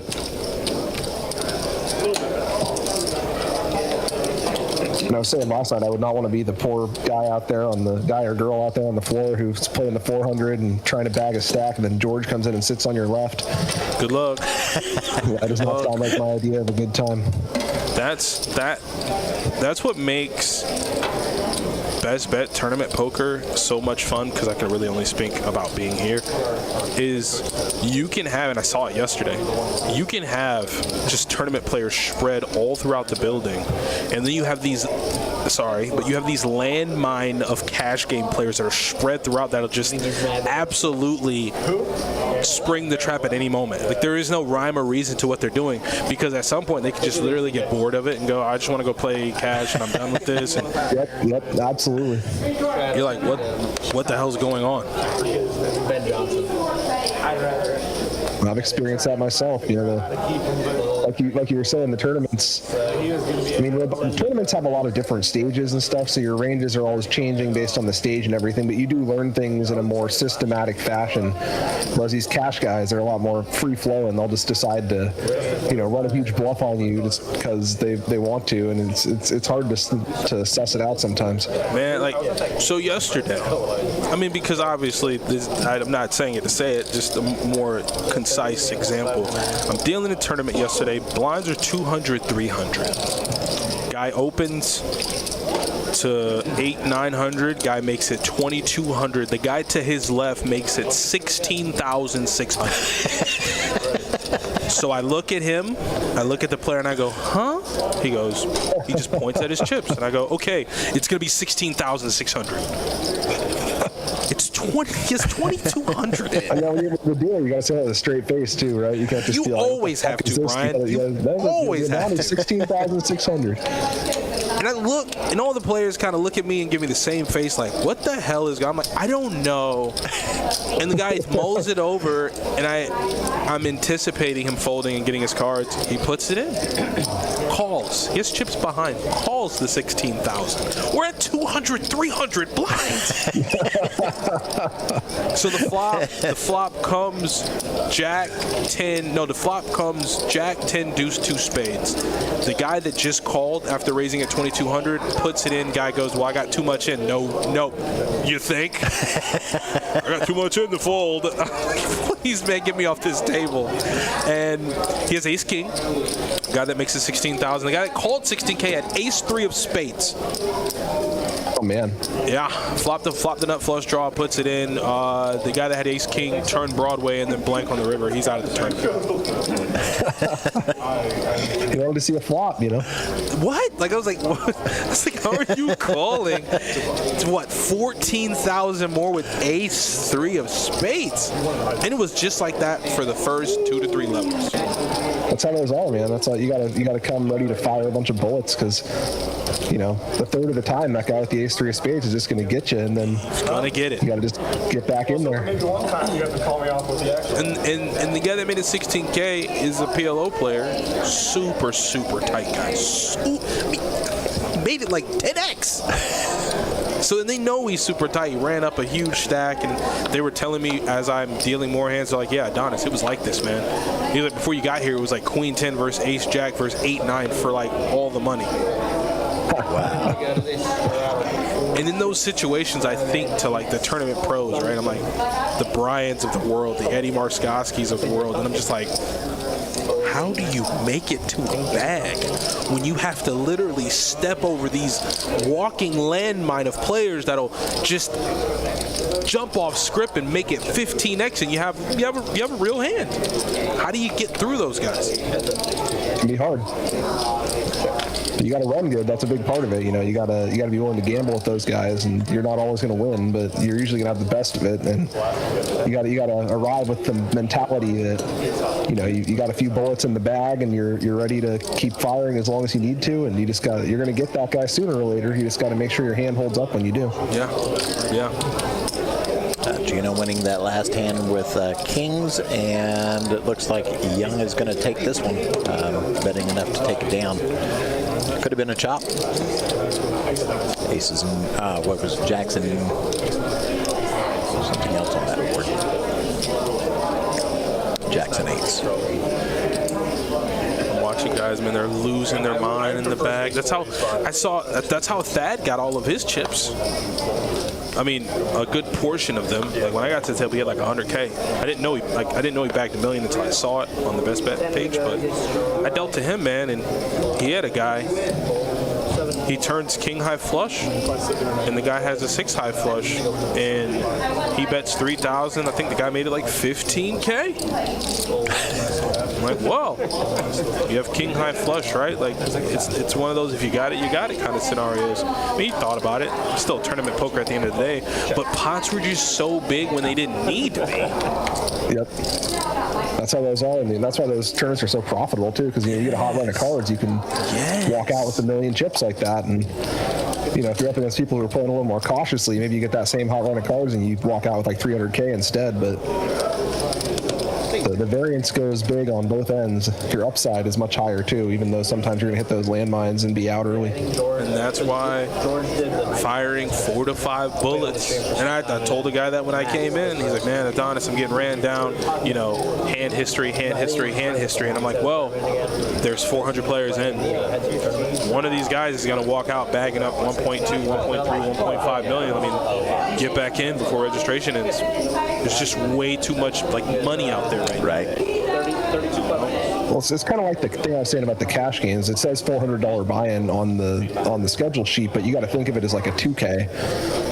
And you got to have those 5 bullets on you and be ready to fire them when you need to, as long as you're getting in good spots and everything. And run it up when you can. Welcome back, Kiwi. Joseph says, have you tried, referring to the wing, grilling, then frying? Mr. Chubby does some of their wings like that, and they come out amazing. I've heard of that. I haven't had the chance to, but I'm definitely throwing around different stuff. Like, I'm a mad scientist in the kitchen, man. I love having fun with that. If I'm not science. Grilling, then frying, that's some high-level tech right there. Yeah, if I'm not consuming poker content, and I don't know what for, because I don't play that much. I just like poker. It's weird. I don't know. I'm the greatest. When was the last time you played football? I'm the greatest poker player that never was. It's just how it is, man. I love the vlogs. I love the tournament play. I love all of it. They can stick me in the back of the room all day, and just some of the high-level things that happen. Speaking of Toby Boas, he was the one that was like mind and soul is everything. I think he said Nick Petrangelo told him one time they're on break in the tournament. He's like, man, you always bring your meals in. Long story short, he's like, your body is your temple. Like, not only should your mind be sharp, but your body should be sharp. And he just got second in the main. I think it was the Hollywood main. He got Brian, I think, knows the guy that got first, and then he got second.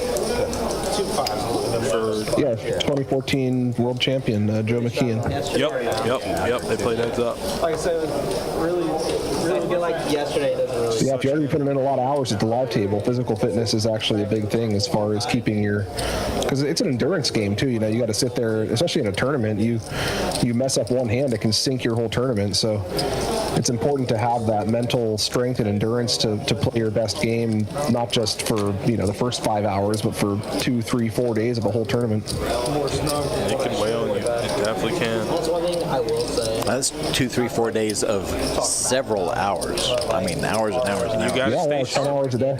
You gotta stay sharp. I mean, you get breaks, but even so, it's very much a mental endurance exercise. There's certain people on there, it plays like 25 minutes. I don't know if it should be considered a sport per se, but there's certainly like a sports-like aspect to it. Yeah, as they're far as definitely keeping mental your- athletes for sure. You see 5, Yeah. 10, 45 and 7, and they're like, oh, okay. And then they get here to play like 25, 50. I always feel bad in that I aspect. don't watch the stream a lot. I've seen it a few times. And I know of George and how he plays with like Carson.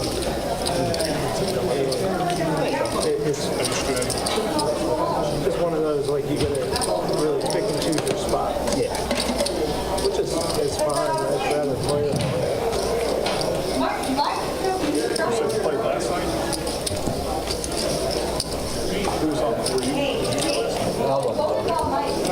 For those of you just joining us, thank you for coming in and hanging out with us for this 2-5 No Limit Hold'em Deep Stacks game. We'll be running until right around 9:15 tonight. And then we will be back tomorrow at some point for the final table of Event 1. That's what we've been kind of talking about. We've got the WPT in the house. World Poker Tour going song for the best bet of WPT Summer Scramble.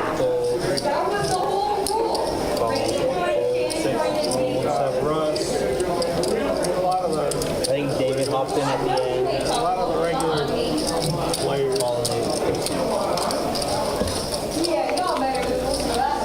Yep, I really didn't feel them before. You guys got the ace king this time, but Hogan has flopped a flush. Not as Kurt would say, that's an above average flop for Hogan. Slightly. I don't think Gino's going to go anywhere on the flop, but as the hand progresses, he is going to have to worry about this. He has top pair, top kicker, but 3 Broadway cards on the board and 3 hearts on the board. There's a lot of ways his hand could go south for him.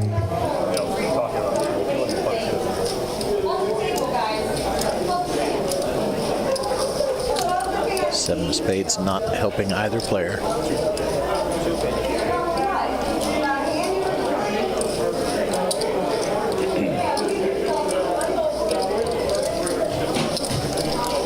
I believe that's a 225 or 250 bet from Hogan.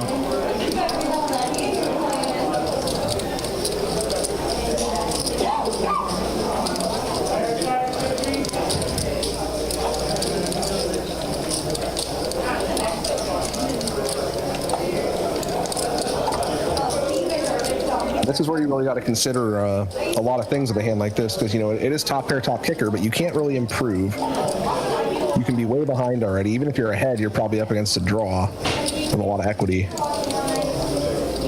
This is a spot where not all top pair, top kickers are actually a good thing. This is a hand you want to take to showdown cheaply. You don't want to be calling big bets with it.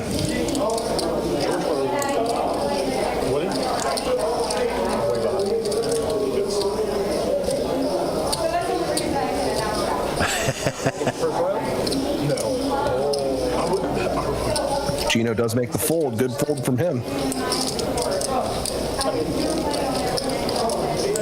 He has gotten the worst of it so far today, but he certainly seems to know his way around a poker table. Able to get away from that one. Yeah, most of the amount that he stuck there was just from those 2 larger hands. That's how it goes. It's much more, especially in these deep stack cash games, it's much more about the size of the pots that you win or lose than it is about the number of the pots that you win or lose. 2-2 pressure, but by that we mean ballerina 2-2. By what? Ballerina 2-2. Out? Trying to get on my tipping toes? You be quick. Mark, what are you doing over there? Try out 10 to go.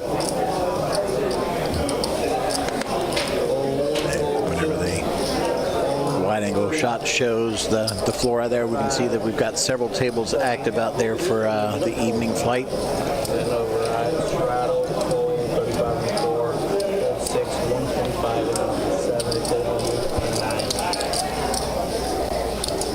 And around.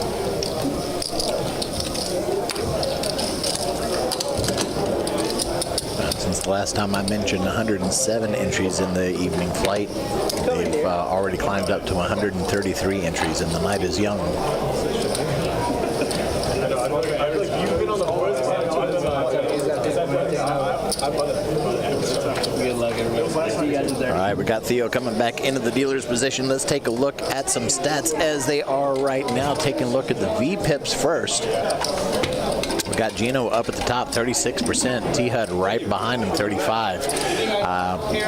Most of the players in the 20 percentile range are higher. Carlos and Tanner at 18 and 16% respectively. Taking a look at the wins and the losses, I know they've been up at the top of the screen, but when we see them in order, we get an idea of just who's leading and who's losing. We got Hogan up at the top, up 1775. CJ up 1237. Tanner and T-Hud both up under 300, but up. Gino, as we we've mentioned, stuck 2,253. Young, Nathan, and Carlos are all also stuck. Carlos only 127, Nathan only 196. That can change in a single hand. Everybody's in, guys. Depending on, of course, the hand.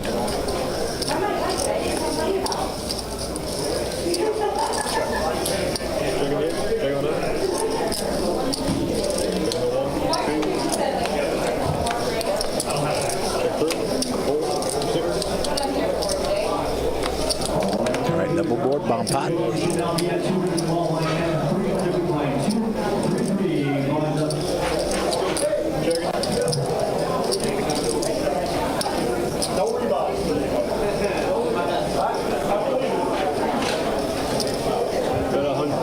Carlos with a straight on the top.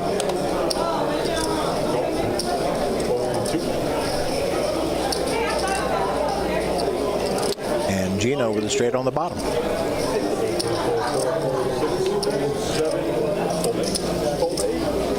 That's okay.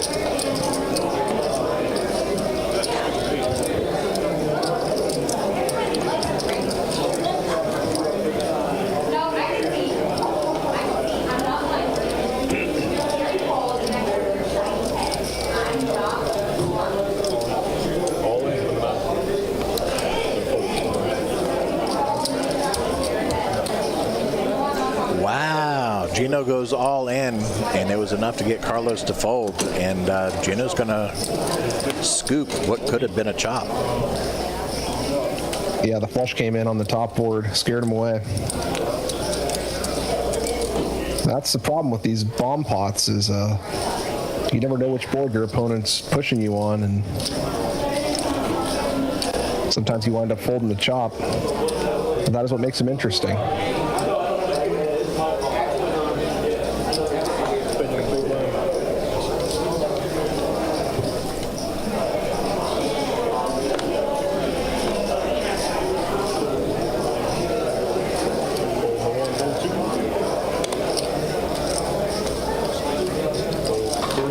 He's going to make it 20. 20 to you.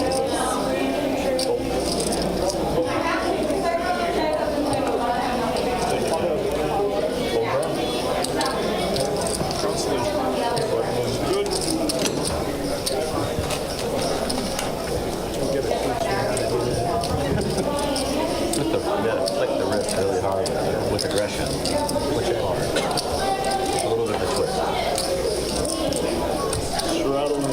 Straddle it. Yeah, straddle it. Well, 3 minutes.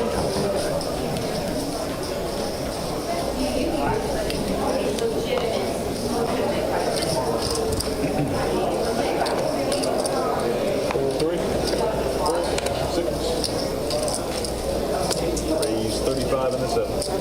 Hold it. Good sound effect.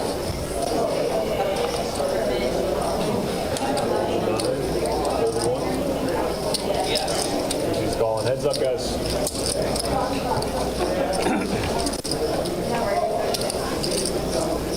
Check.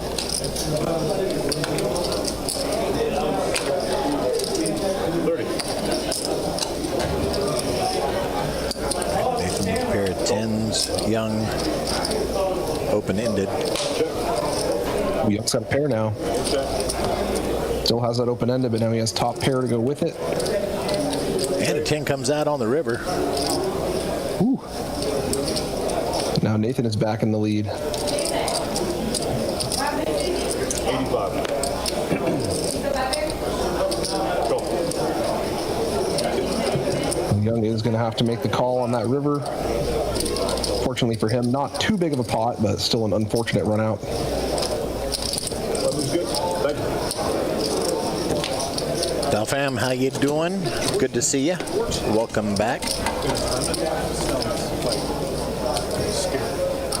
What is that? The heads up for him? I don't know. It's coming up soon, though. Yeah. Like this week? Yeah. I guess they're all this week. I didn't realize that you gotta like win. You gotta win like rounds to get people to bet it.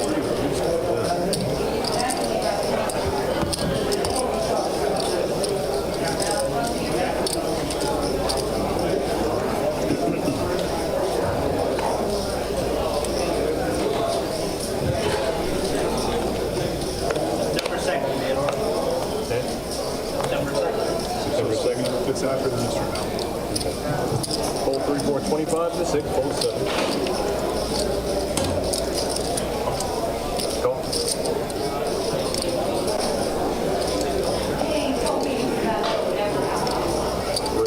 Played against that bearded dude before, Hogan, there in seat 8. He's here a lot.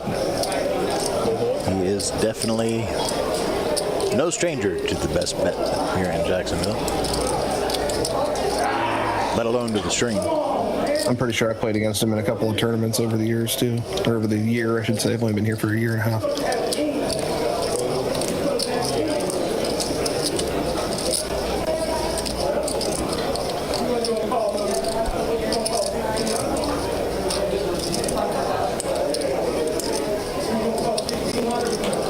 Yep, that's generally where you will find him out there on the floor.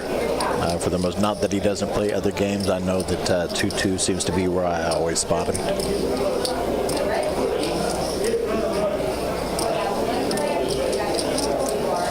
He's been pushing to try to get Pineapple on the stream, and we just don't have the antenna layout for Pineapple.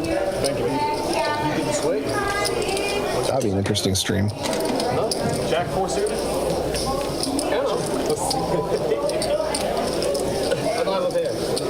No pair? That's one game I've never played a hand of.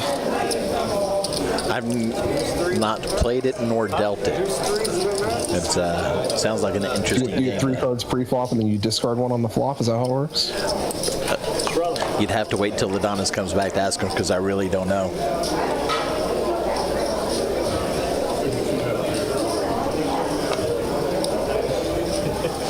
I might commit to that 2 cards. Depends on the range 40. Fold 7, fold 8, fold 9. 1, 2. And on the 4. Heads up.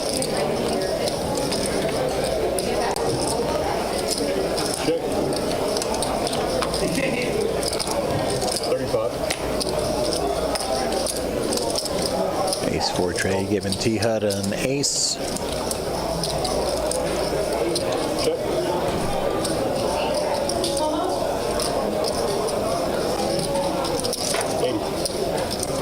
Tanner does not have much, but he is going to be betting. So all T-Hud has to do is not fold, and he's got this hand. Check.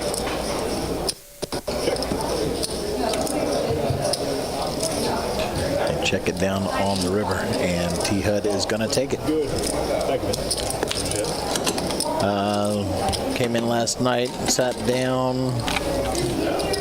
If you couldn't play and asked for a chance for why. Maybe it is. Maybe it's that. Maybe you've got a very intimidating visage. I'm trying to use big words, Brian. Is it working? That one was right as far as I'm aware. Need to get me one of those word-a-day calendars. It's an obscure word, but I don't know if it counts as big. It's only 6 letters. But it's 2 syllables, right? Does that count? Yeah, that's true.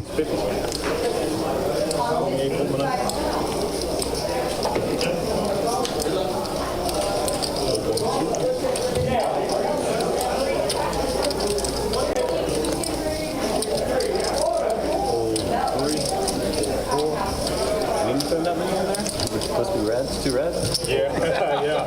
I was about to bet like 30. Joseph, actually, we are. I've got it pretty much working. I've got to do a little bit more testing on the app, and we'll be good to go.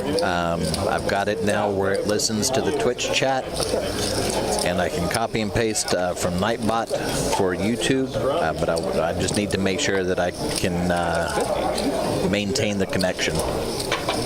So we are getting very close. Whether it happens before we end up doing the upgrades on the stream, I don't know, but I am trying to get it there. Yeah, that was weird. Mike's always doing all sorts of stuff behind the scenes here to make your guys' viewing experience as good as possible. I'm trying. Occasionally I mess up and try to adjust fonts in the middle of a stream, and it causes things to go awry, but Heads up, guys. Messing up is part of the experience. All right. You're in the lab trying things. That's the important thing. Nathan with the better than average flop again, or not again, but this time. Flop and a flush. Slightly better than average. It's a good turn for him, too, because Young has turned top pair, and that should keep him around for a little bit. It's not a great top pair or anything, but top pair is generally good enough to at least stick around for one more card.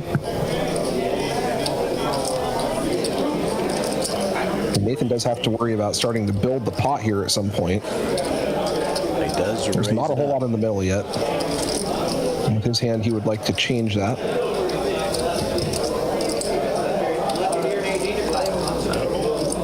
A little bit too much to keep the action going. Young does fold, and Nathan's going to take it. Hey, that's one of my favorite dealers. He has nice form. Yeah, Theo's one of our best, for sure.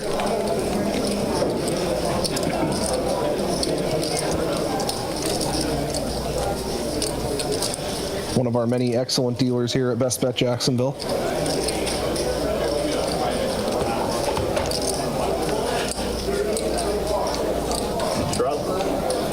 Certainly a breath of fresh air after playing the World Series of Poker out in Vegas.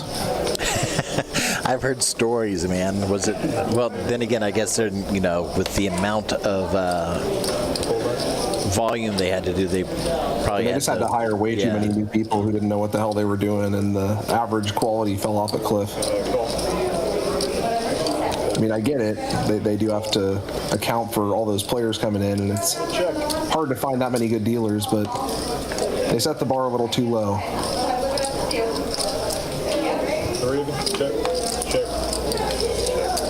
Yeah, when the ladies had the Ladies International Poker Series Florida Championship going on here, they had a lot of good things to say and comparisons to make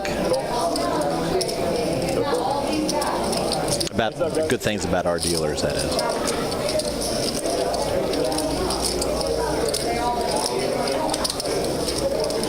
Looks like Hogan's queens are going to be good here, depending on how it plays out. Nathan is going to go ahead and bet 60. He's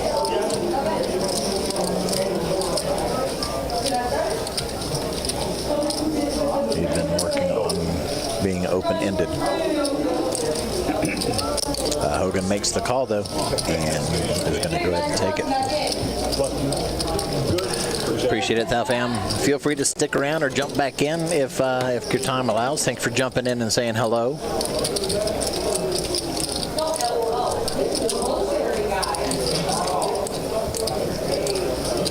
Moped Jax, how you doing? Good to see you in the chat.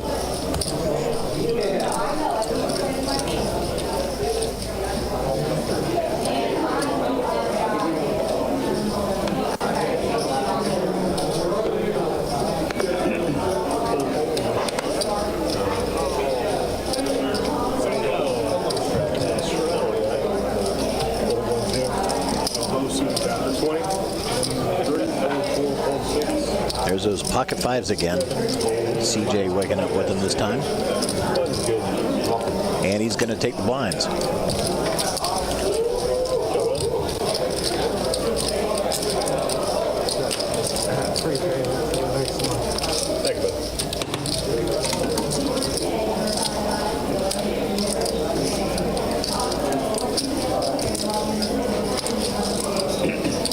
This might be the worst lineup you've ever seen. Got some new faces in there. It's definitely not typical. Normally you have a table full of, 6 out of 8 players knowing each other. But with WPT being in town and people visiting from out of town, we've got some new faces. So they're, of course, not familiar with how the other players play, let alone with the players themselves. So a little bit less conversation than typical. But we've seen some interesting plays. Thank you for the click of the wrist. You gotta get some new blood in there sometimes. That's right. 3 pages long. Remember the old days with televisions? If you left it on the same screen for too long, it would burn the image into the screen. Yes. Yeah. So we need new and different players so that we don't have just players' faces stuck on the YouTube channel, burned into the display.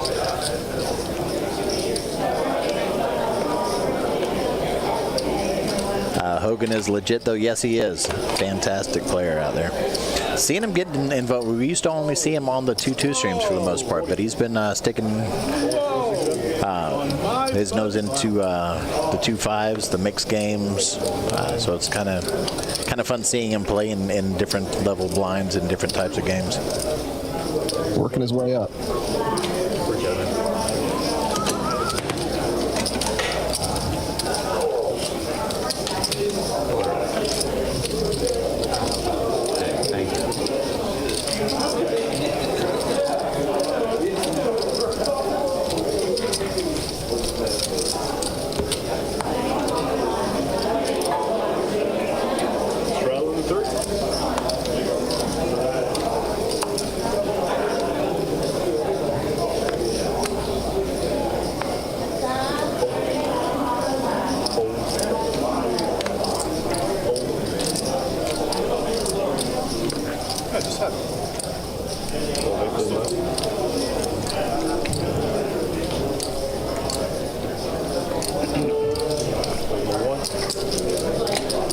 Who's going to make it 40? You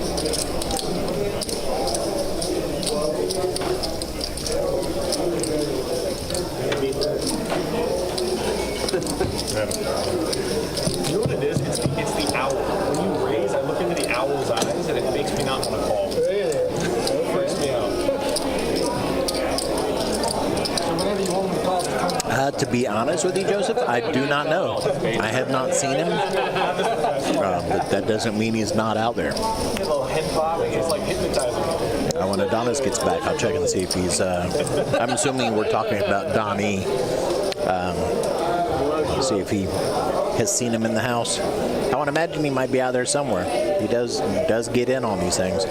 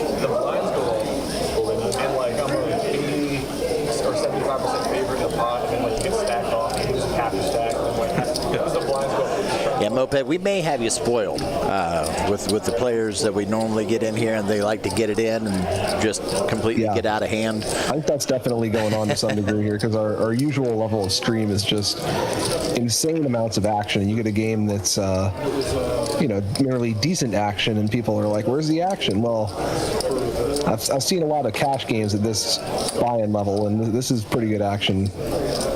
For most places. Maybe not for best bet, but for most places. I like Carlos's hand. I like CJ's hand, but it looks like CJ's out. T-Head's got the top pair with the open-ended and a backdoor flush draw. Carlos has merely a low end of a gut shot. Raise there from T-Hood. Took care of that real quick.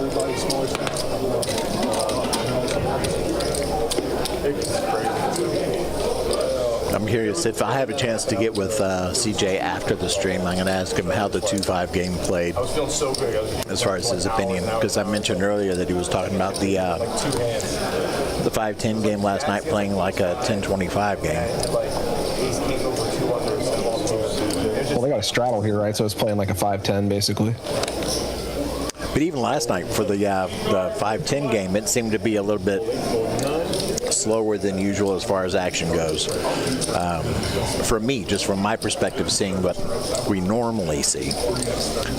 But yet, I guess it was still playing a little bit bigger than is average elsewhere. Best Bet's a special place, so if he's not used to it, by the time he's got a few visits here, he'll be a veteran in these games. Be going to another room going, where's the action, man? Yeah.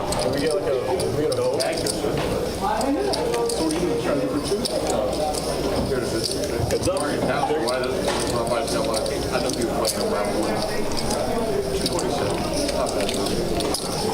That's 75. All right, 75, and he's going to take it. Easy. There's those fives again. Good. Real well.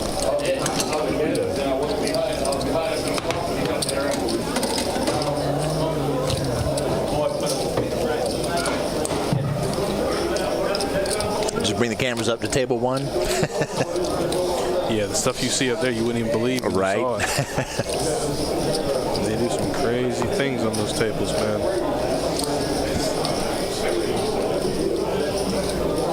Back in. And just try them in.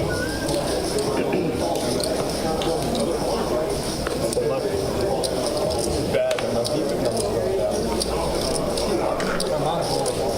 Mine are horrible.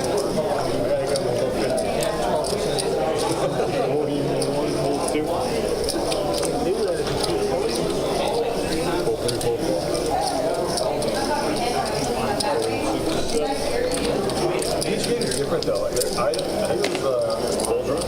Last year I was like a week or two ago. I was the lowest one by 10%. There's people 50% plus. It's insane. Some of those table one games. Well, yeah. You get the maniacs that can get in here on the live stream, plus some others who don't want to be on camera up there. Yeah, they don't. I mean, some players are just, well, a lot of players are superstitious, right? So Poker players superstitious. They'll be quick to say, I don't want people seeing how I play. Yeah, like 10-8 suited, 4 bets. All the whatever it is that you do, I'll make sure they don't see it. It was gross that he got stacked against George actually in a 4K pot. He had one straight stream. Yeah. George came in after. George was such a bad play, bro. He three bet was 3 offs. That's like his bluff hand. That was impressive. And I was talking 3 players on the turn. Hard to lose a car on camera. Yeah, it'd be a little blow to the ego there. Big blow. Ace deuce straight A couple coming of out top here. pairs here. Nathan and Young both flopped an ace. Tanner with the queen.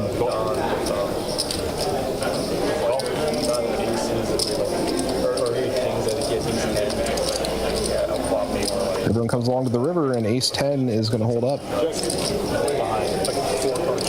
Ace 10 is good.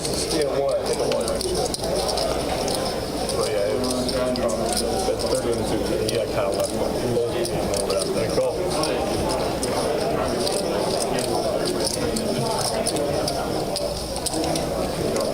You sat down at a 3-6 at a limit table and it played like a 10-20.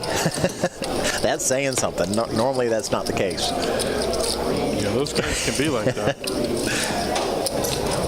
Those games can definitely be like that.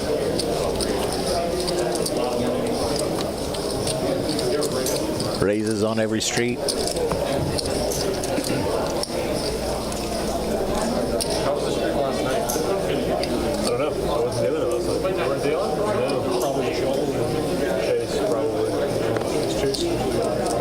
Those are 5-10, right? I was going to say, was it 5-10? Raise 20 and 2. All right, so 20 from Young. Chase doesn't like weekends. Yeah, he's got a little hit. Good to see you, bro. Marvel Allen making a cameo there.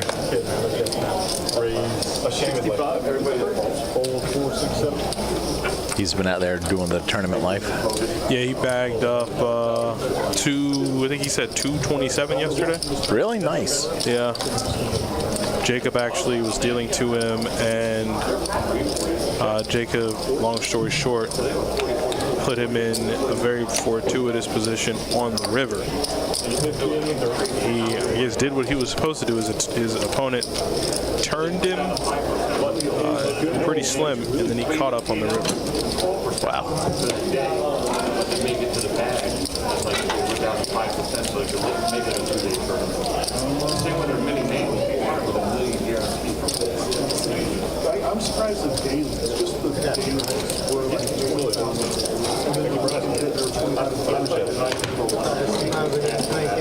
minor league, but no cash. I don't think I would do Straddle it. $10 to play. I like playing too, so. Did you bring your RV? What? 34? Did you bring your RV? 6? Rating 35? I was talking about the bottom.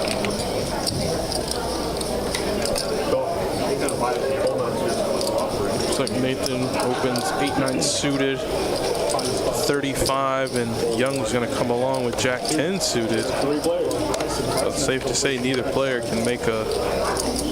Well, actually, I guess both players can make a straight flush still.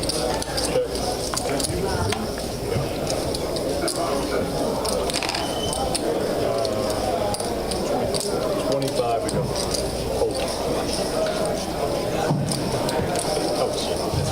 Okay.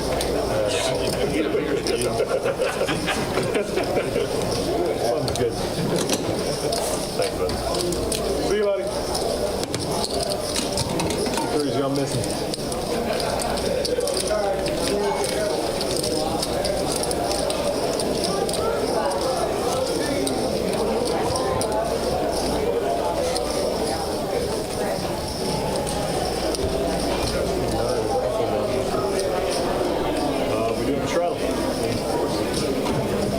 Back from Hogan. Hogan's been quietly running it up. I think the only really misclick he's had this stream is against Carlos, when Carlos had 2 pair. Other than that, though, 35. He has been playing pretty well. And it shows he's up 1,800. Yeah, he is top of the wins-losses board for sure. CJ's up. Carlos is stuck a little bit. Carlos has opened up a lot, though.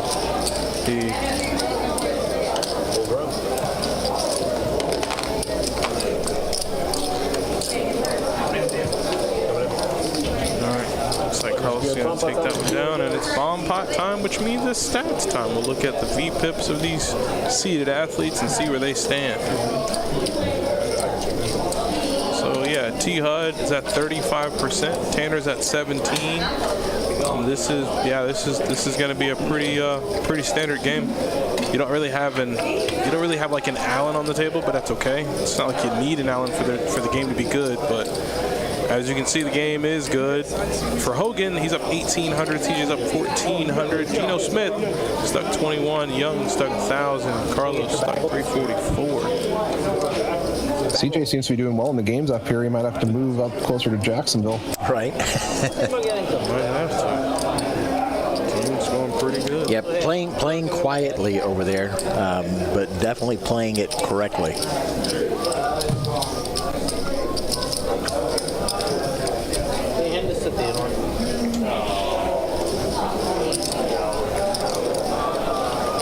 If it was something going to your feet, I know you would catch it, but.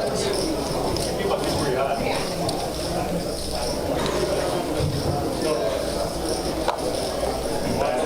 got 6. All right, 6 players. Let's do some fun bomb pot stuff. Fun bomb pot stuff. So far, It's a bomb pot. We know it's going to be fun. Fun for somebody anyway. Maybe not for the person who loses it. Ace 9, 3. Ace Queen 5. So Hogan's gonna flop a pair on both boards. Oh no, well, that position. It's pretty good. Yeah, it looks like it's going to be a quick win. Betting 80 gets a fold around. I know you're so sad about it. He's been playing. Well, winning a bomb pot on the flop is still a nice return. I'm sure he's happy to take that. Oh, for sure. Positive cash flow.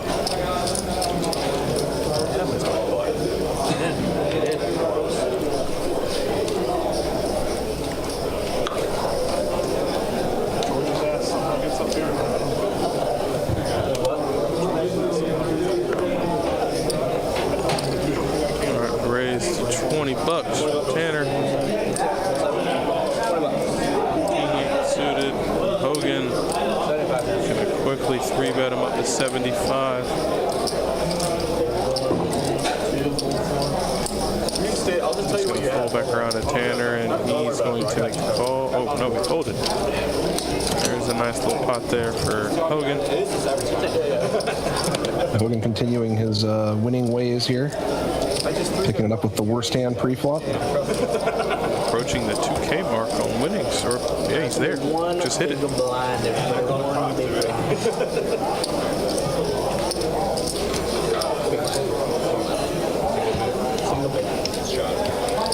Alright, so single big. Looks like T-Hud's going to step away.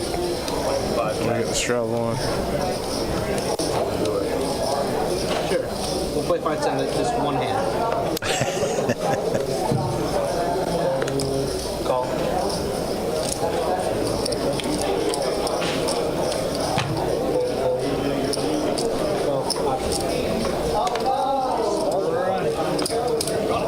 Alright, looks like it checks around. Let's go to a flop. Check. Oh, 5, 6, 7 is pretty good for Tanner and Gino.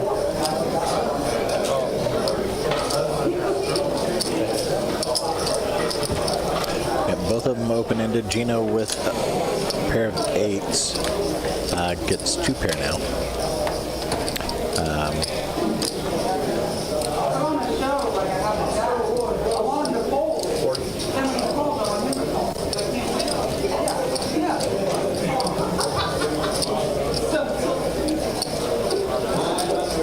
So 115.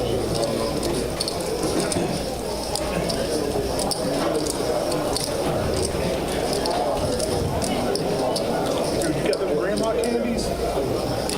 Ooh, Grandma candies? must be talking about Werther's Originals. Oh, that's the unofficial, official grandma candy of the world. All right, so both players are hoping for a 4 or a 9, but Geno Smith's 8s are good. Geno Smith. Looks like Tanner's going to go ahead and put something in there, though. Yeah, pretty big bet, trying to get him off of it.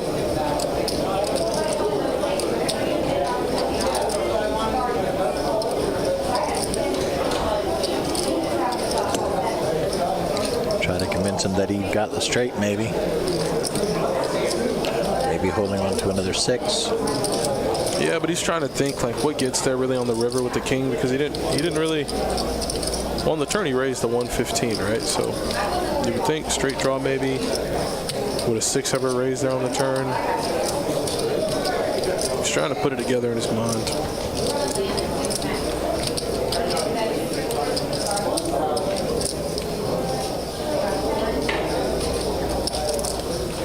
You know, when you've been so wrong most of the night, what seemed Yeah, like, it's got to mess with you a little bit. you just got to really take your time.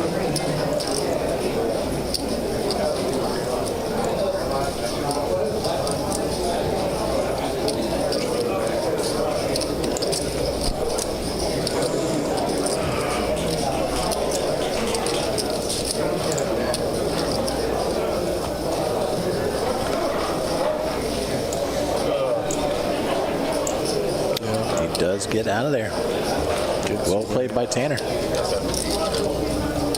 Yeah, it's a tough spot. Here for the button. Look.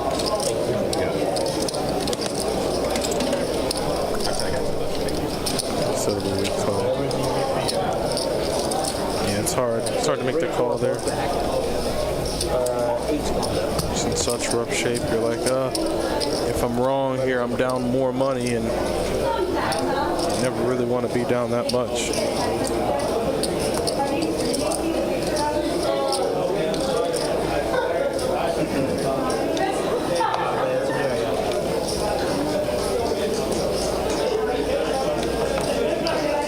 You start the night off with a couple of wrong reads, and it can make you doubt yourself. Makes it harder to pull the trigger in a spot like that. Raise 25.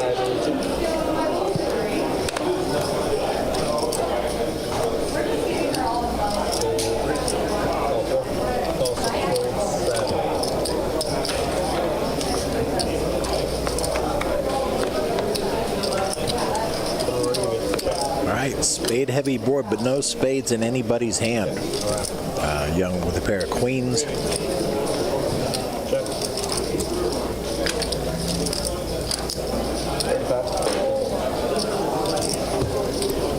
T-Hud had a gutter ball, but they both get out of there, and Young's going to take it.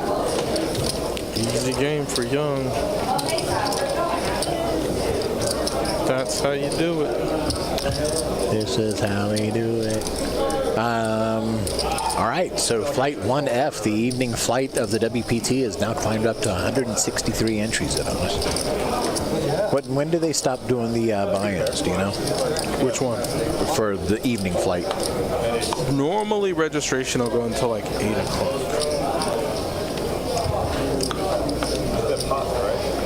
Yeah, normally it'll go to about 8 o'clock.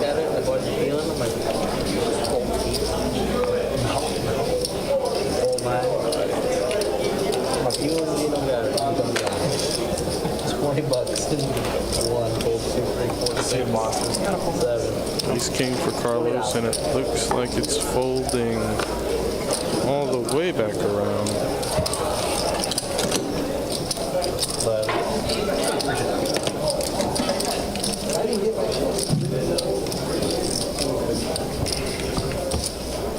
You got space? You got me beat? I'll look at the stream in like 2 hours.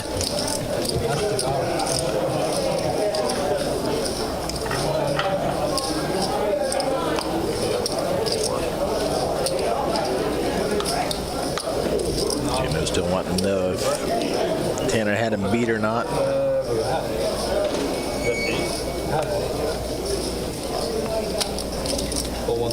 Yeah, I think my response would be not to be a jerk, but I think my response would also be wait and watch it later. Don't want to clue you in on how I'm playing here right now. Raise to 85 from Nathan. Back, you lost the internet. Sorry, I'm using up you on my permit over here, okay? Listen, I'm over here winning. Welcome back, Kiwi. Lost the internet connection. That always drives me nuts. It usually happens when I'm doing something I'm enjoying, like a game or movie or something like that.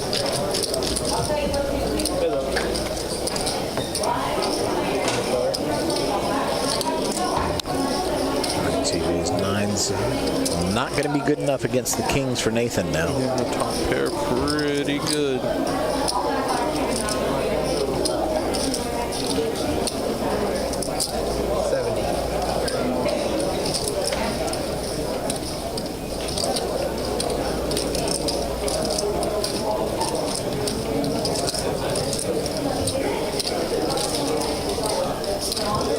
Steve, we don't ask that question because that's when the universe goes, hold my beer. And then it never gets better. And then you go, okay, somebody's testing me here.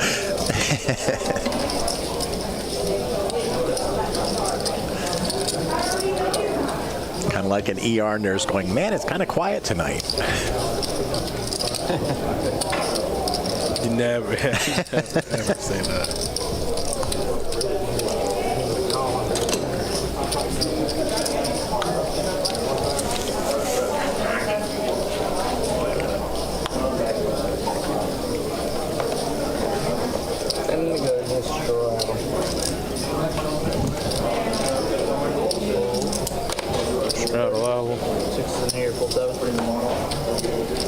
To play. T-Hud's in. Makes it 30 actually with 10-9 suited. And gets around town. Carlos is going to fold, and everyone folded. Easy game.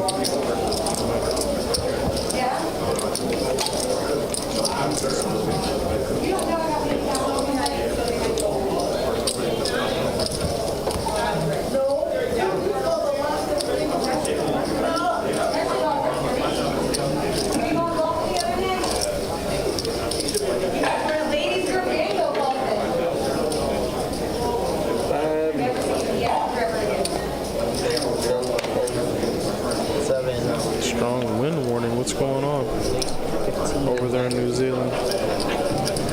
15 to go. What is the owl looking at me? Carlos Fields Young is in with the 5 Dewey.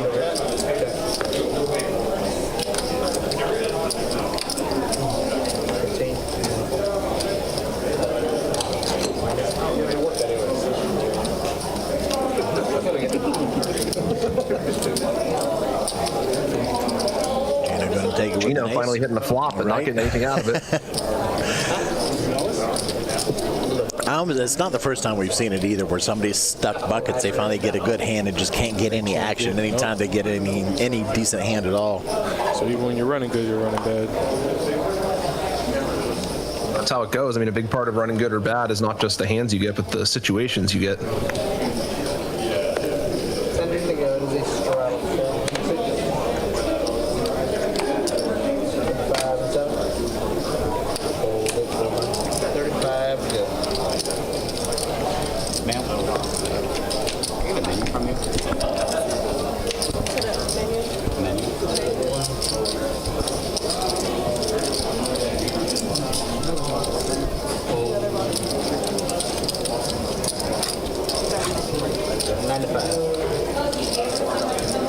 Working that 9-2-5. He's gonna call, it looks like. He's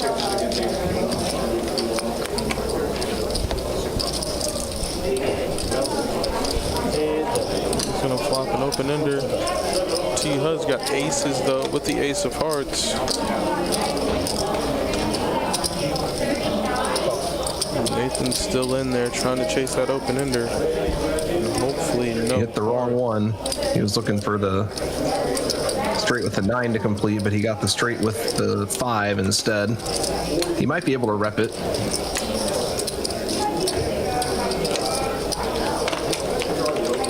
It's not a card that Aces particularly likes seeing.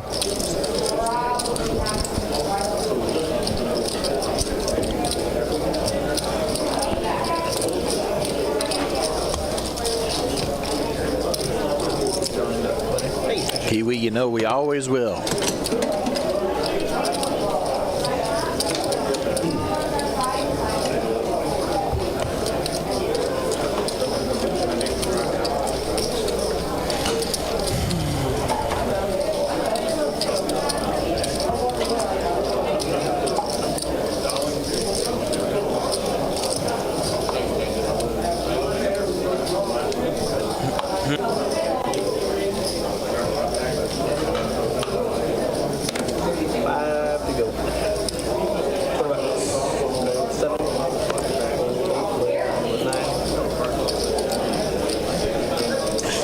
Tanner's gonna open it up to 120 bucks. I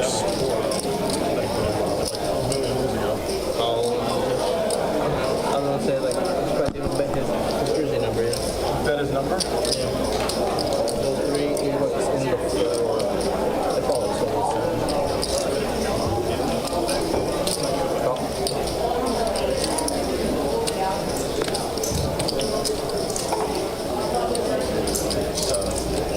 Can't bet that. 700. Raise goes to 347.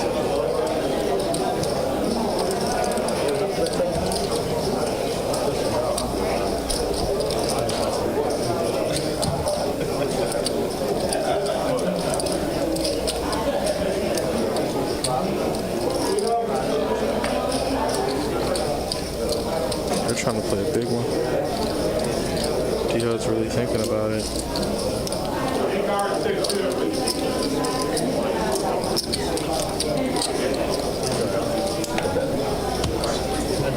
Young taking it down pre there with a nice re-raise. Thanks, I appreciate you.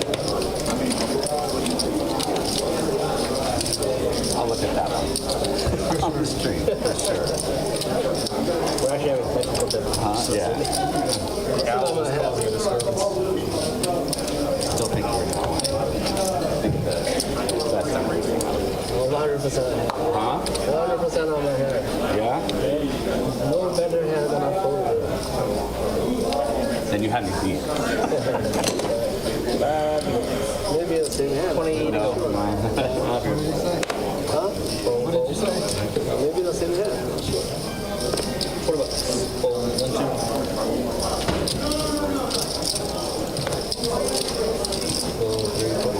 What about everywhere? Steve.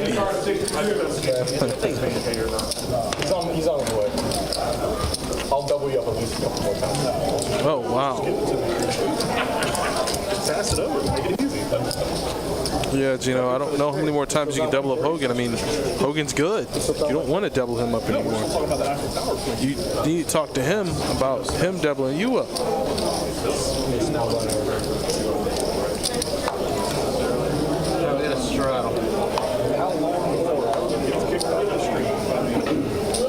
I'll take the under on 5 minutes. You know, like OP has those random doors upstairs. They have signs on them that said don't open. Yeah. I open. Full 3. I got trouble. 36 in the 4. Call 6, 4, 7. 30 to go. Alright. Where is it?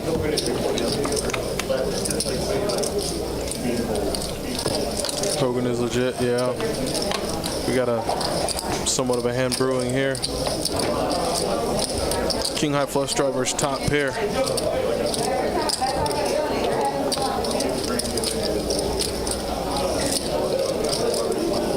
On now trips versus king high flush draw.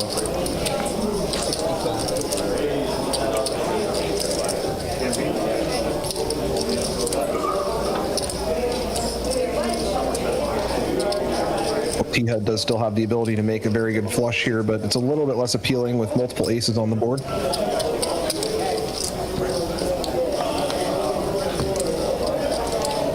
He did make the flush, and he is still good. Tanner does not have a full house.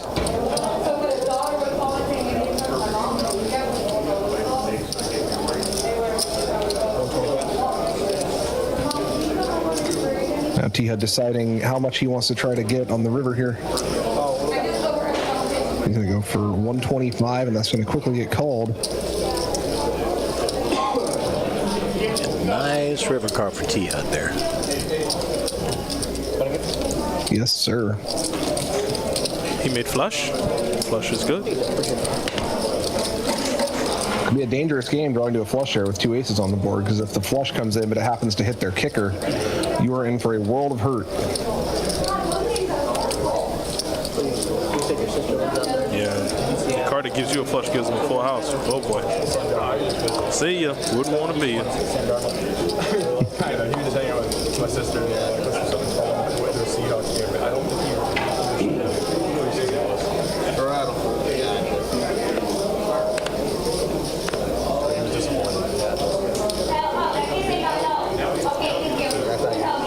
Family dynamic would be weird like mine. What's that? Your family dynamic would be weird like mine.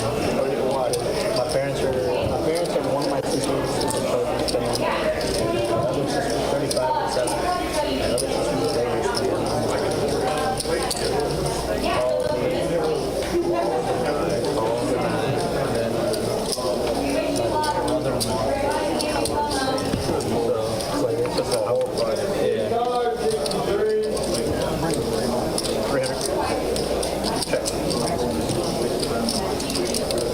Wow, top 2 for Hogan. The run good continues.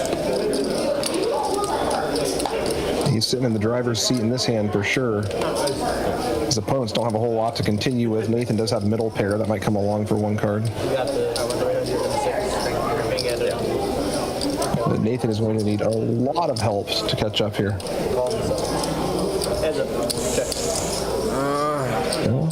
Now he can make a straight, but Hogan picked up a flush draw to go with his already overwhelming top 2.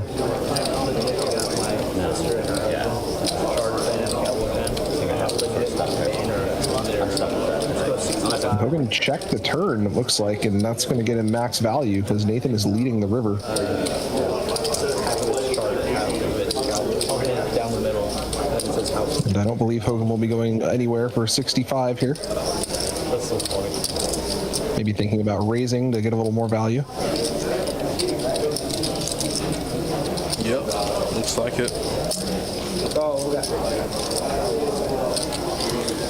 Kings and queens are good. Nice hand there from Hogan. And the rich get richer.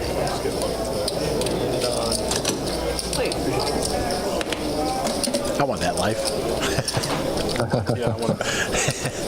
Let me win a few hands when I need it the most.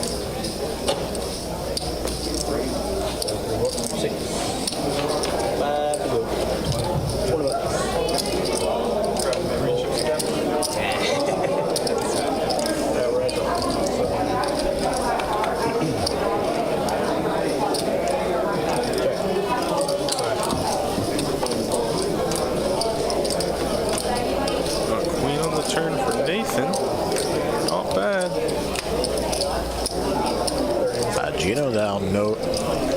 Okay, words are hard. I'm going to try again. Gino gets a gut shot.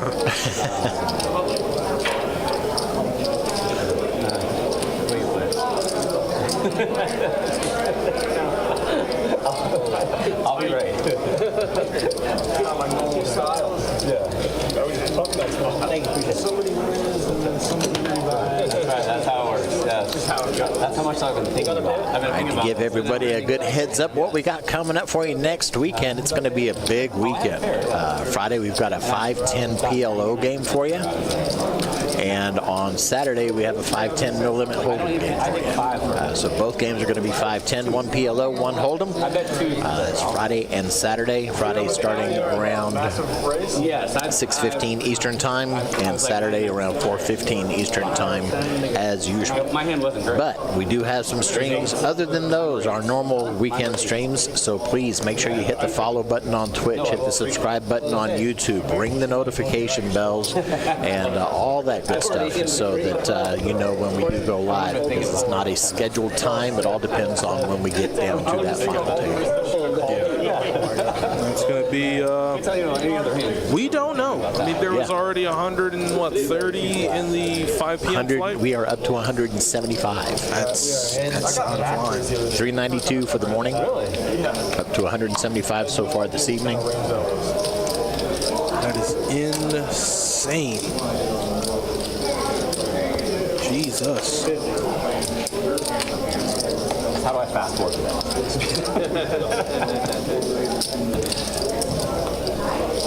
Day 2 is going to be so good. Well, that was the best I was. So far, we don't have a full table for Saturday, but we do have HC, Carson, George, Todd, Toby, and John on the list so far. For who? For what? For the 5-10 no limit holding game next Saturday. That's gonna be, if everyone shows up, it's gonna be It's gonna be a very out of line. It's gonna be a very good game.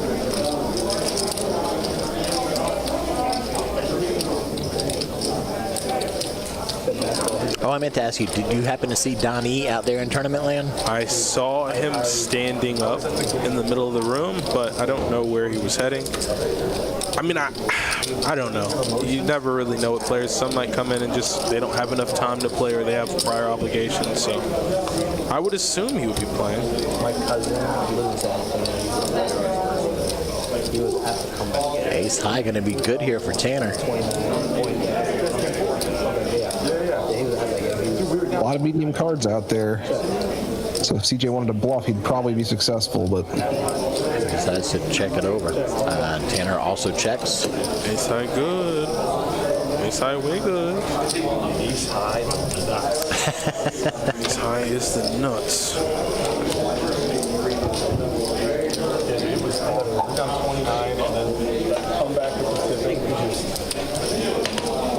I think I got kissed 24 in this place that night. Like in the streets. And then dude, we left. Thank God we left. They started like shooting off fireworks at each other. And it was getting crazy. I'm not a.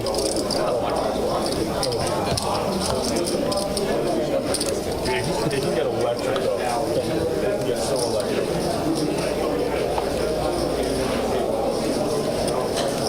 What did we decide on? 10 to go. Does Tanner play the same style as 10? I don't know. I've never, like, as far as I can tell, I've never seen Tanner play on stream before. Thank you.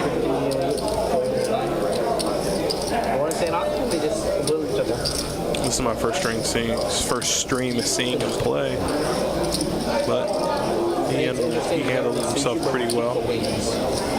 He seems to know what he's doing. 50 and the 1. Yeah. All 3. 1 50 is the bet. 6 everywhere. I think he said it was HC, John, George, and Toby. Which, if everyone shows up, that's an extremely good lineup. You gonna try the PLO tournament here? I did tournaments when I was young.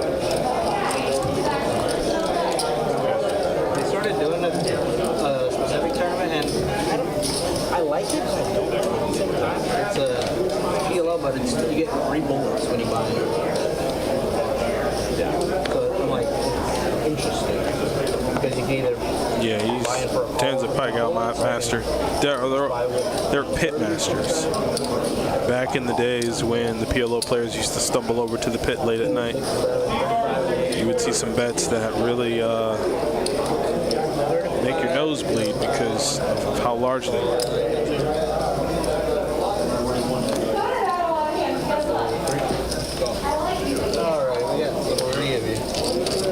So 3 players are in. Young's looking for a set. He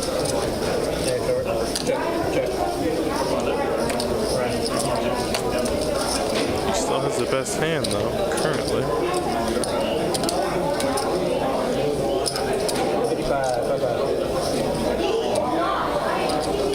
Ehud's got the toppest pair now. Young still has a decent pair, but not quite as good.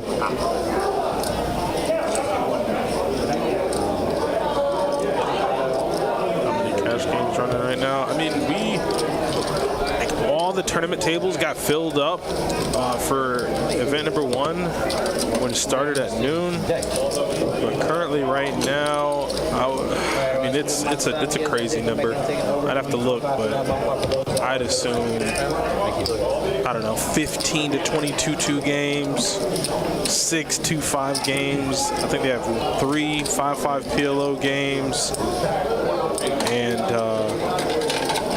they have a 5-10 PLO game going. Like it's a little bit of everything. Stand over the microphone to the announcements.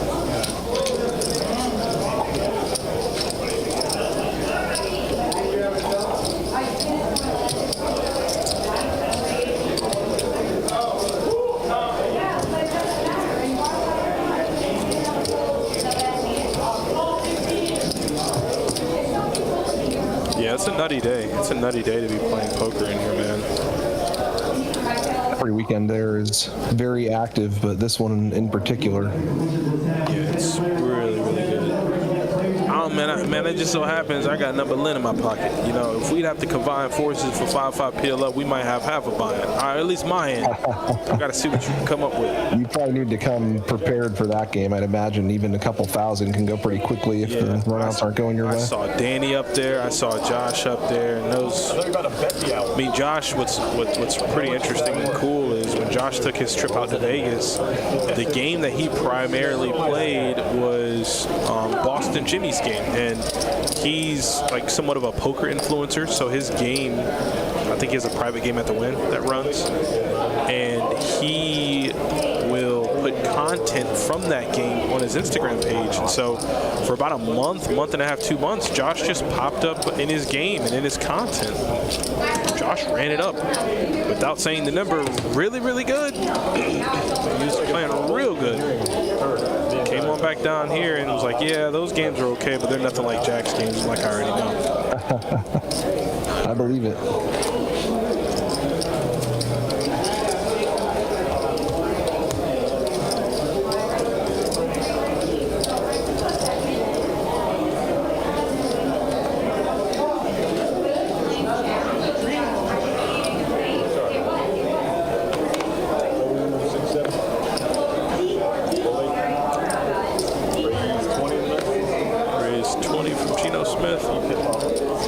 Still in the game and still fighting. That's what matters.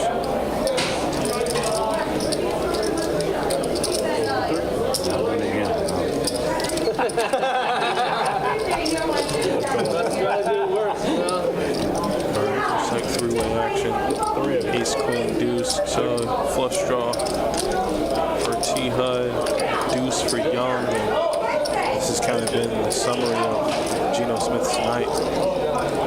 Just cannot find anything. 65.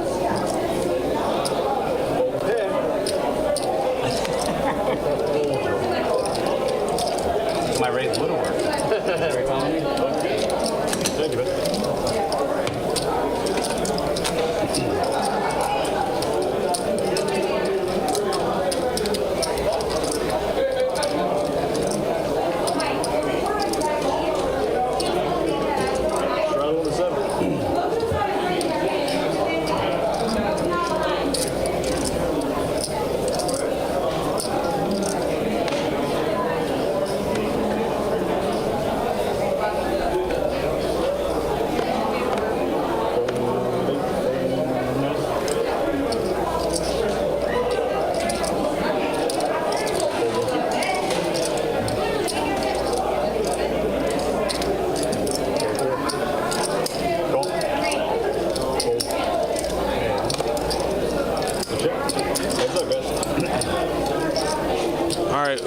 Do you want me to put you on for any lists while you're on the way in? 15? I mean, because it's pretty jam-packed in here right now, and I can. That way, they'll save you a little bit of time.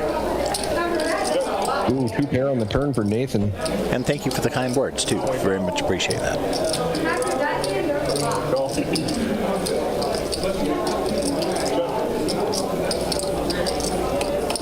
It's going to be a small pot here, though. I don't know if T-Hud can call very much on this river.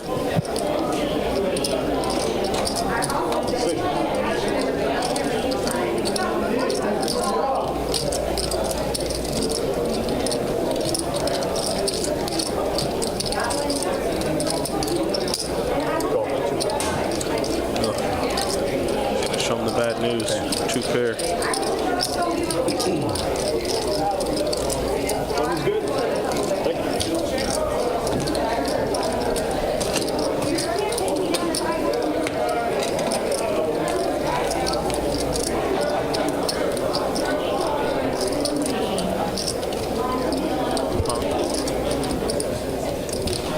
Yeah, I don't think Doug Polk got banned, but I know a lot of people have been invested in his decision to step away from the lodge after they reopened. I talked to him this summer in Vegas, and he said because they ran into some legal trouble, he just didn't want to deal with that. He's got kids and everything. Got enough money. Yeah, you don't want to. That red tape, that legal tape, I mean, it's not easy to get rid of sometimes. The laws in Texas are kind of ambiguous as far as how poker rooms are. What they got to be membership clubs and this and that and all these little loopholes, but they can basically decide to raid you if they want to. And I guess that happened, and they got shut down for a little bit. So he decided that was enough for him. Yeah, it was pretty hard. I mean, imagine a business that you really put all of your hard work into, and at a moment's notice, boom, doors shut, you can't open it. And not just that, potential legal liability too. He was maybe facing criminal cases. Yeah. That's a lot. So he stepped back, and now he's just playing poker, doing well for himself. I mean, that's kind of how he earned a name for himself. Heads up poker. He's pretty good at poker. Really good. He's 40. 4, 6, 7.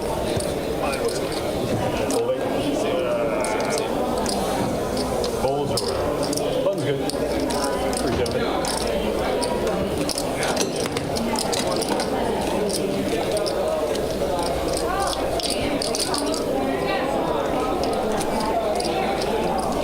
All right, Ramen, what's up? Ramen, what's going on?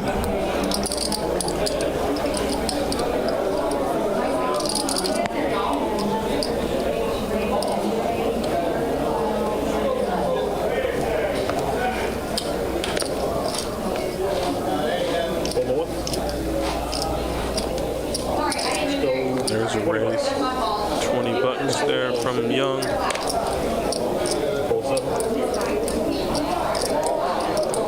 Tommy, you're supposed to be on the stream, man. What are you doing in the chat? Gotten so used to seeing him up there. I know, right? All right, flops top pair. Hogan with middle pair.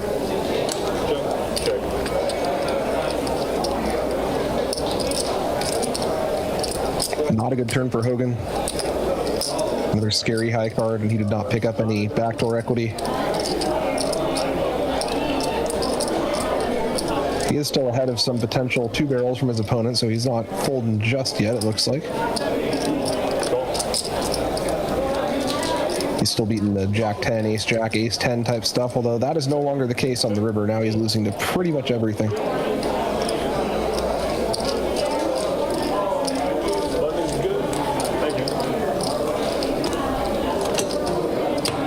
Absolutely dismantled a PLO table yesterday, so I got to grind again. PLO's good out there, man. The PLO's real good out there. Plenty of tables, plenty of money flying. And it's, I mean, yeah, everyone knows whether you play PLO or you don't.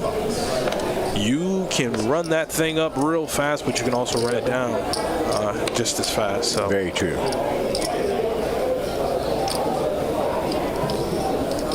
have fun and make tons of money. Yeah, even the 1-2 PLO tables get out of hand sometimes. And we got 6 of those running right now. We got 3 5-5 PLO games. It's pretty good out there right now. It's pretty good.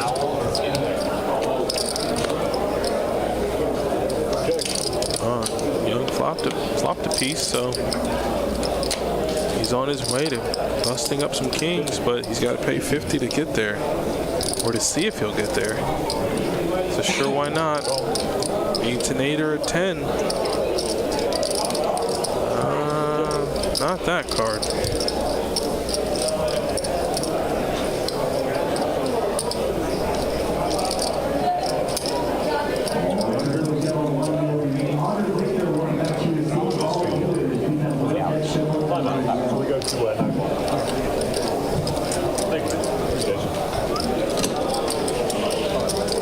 Easy game.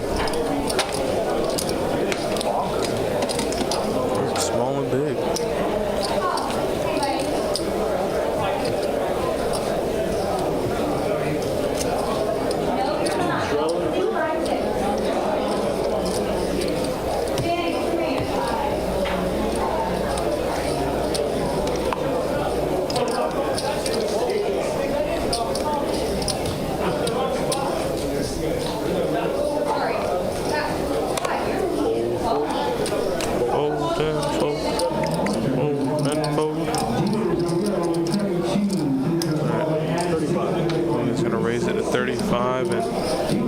Quickly calls.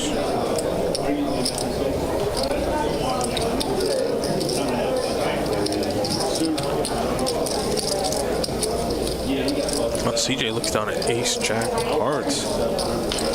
Yeah, he's in for 35. Maybe could have mixed in a 3-bet, but chose to just call. And is gonna flop the best hand, but there is Geno Smith with the draw. Open-ended. Pretty good draw. He could really use it. Yeah,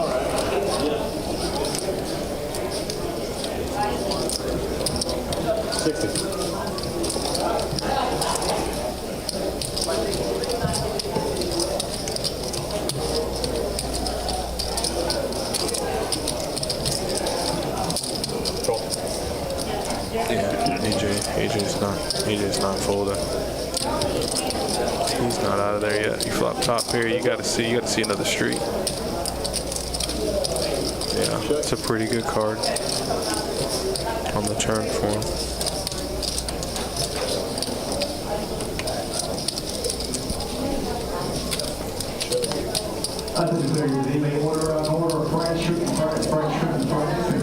Okay, I think they both checked it, and the river card is out there, just waiting for it to catch up here. Yeah, it looks like CJ bet too.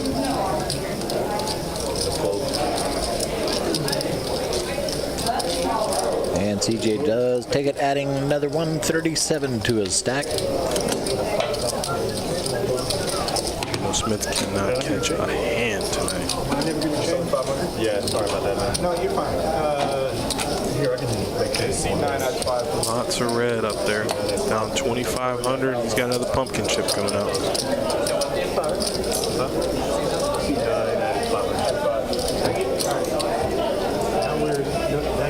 Played the 200 guaranteed. Flight 1B finished 24. 124, missing the back by 11 people. I'm proud, the first ever tournament I've ever played. Oh, that's nice, good. Dude. Not bad.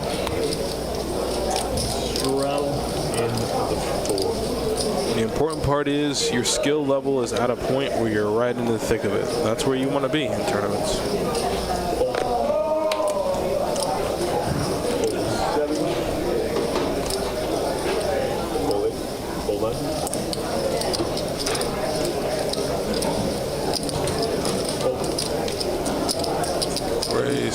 Young. Queen 10 suited.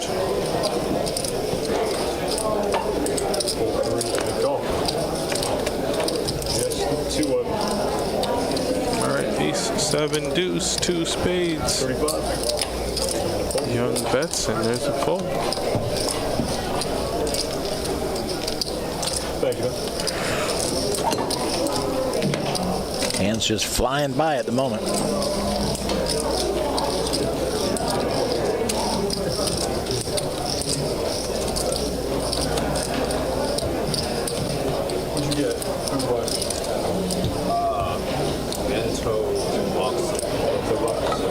Bento box. Good choice. Sushi's good. Sushi is really good. Been on a Caesar salad kick myself, but sushi is usually my go-to. Yeah. It's really good.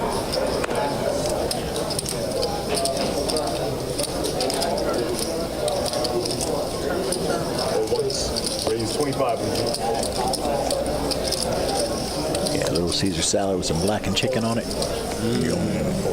Yeah, that's a good. I've had that one. I still haven't had the sushi. I gotta make sure I try it next time because everyone's always talking about it. Yeah, especially if Jimmy or Eddie back there. Yeah, they're the best. One's black, one's red. I think that's bad. I'm not sure. Strong.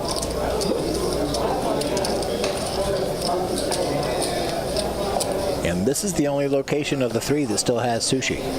They stopped sushi at Orange Park in St. Augustine. Yeah. Can't get it anymore. Gino Smith, baby. Hold on.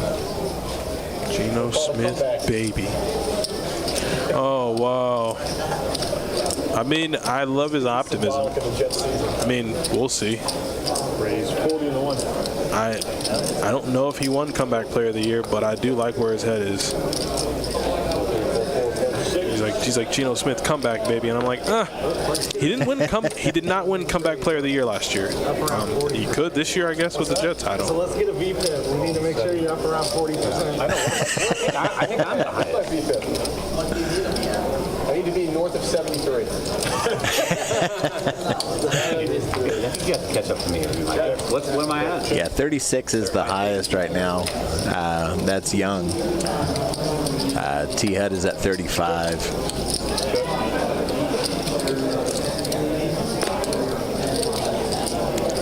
Everybody's 25. mid-20s or higher, with the exception of Carlos, who's at 16% VPIP at the moment. One's good. 35. Thank you, Bill. Oh, what I think? What? 28? 27. Am I above 25? I think it's at 25. I was going to say like 29. All the numbers are a little lower than we're used to seeing. Should be. I'm the highest, right? Usually we got half the table in the 50s. Yeah, you. 36? 36. Let's go. 5%. What am I? Dang it. All right, might be seeing an increase in action now that everybody's realizing that their VPIPs are lower than the next Everyone's been person. VPIP shamed, yeah. Ooh, VPIP shame will definitely put them back on. Shame them. Shame them all. Carlos is unbothered. He's just going to play his game. Yeah, I mean, they're still up there putting their own money at risk, so they can play whatever VPIP they want. But That's right. for the sake of the stream, we got to get those numbers up. Anything set? You're at 18? What is it? What's C6? C6. 18? What is it? 18? 21. 21.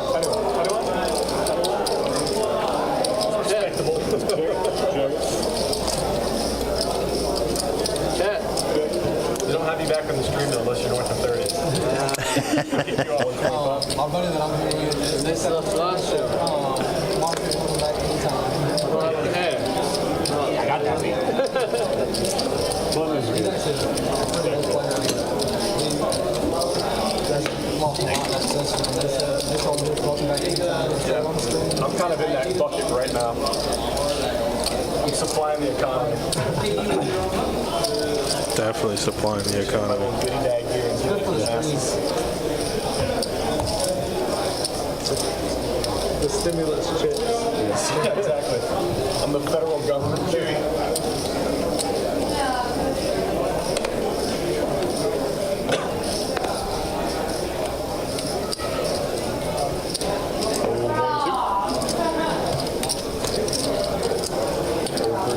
Got it.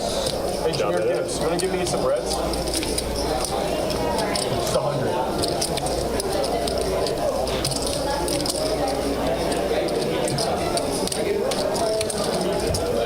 Smith finally won a pot.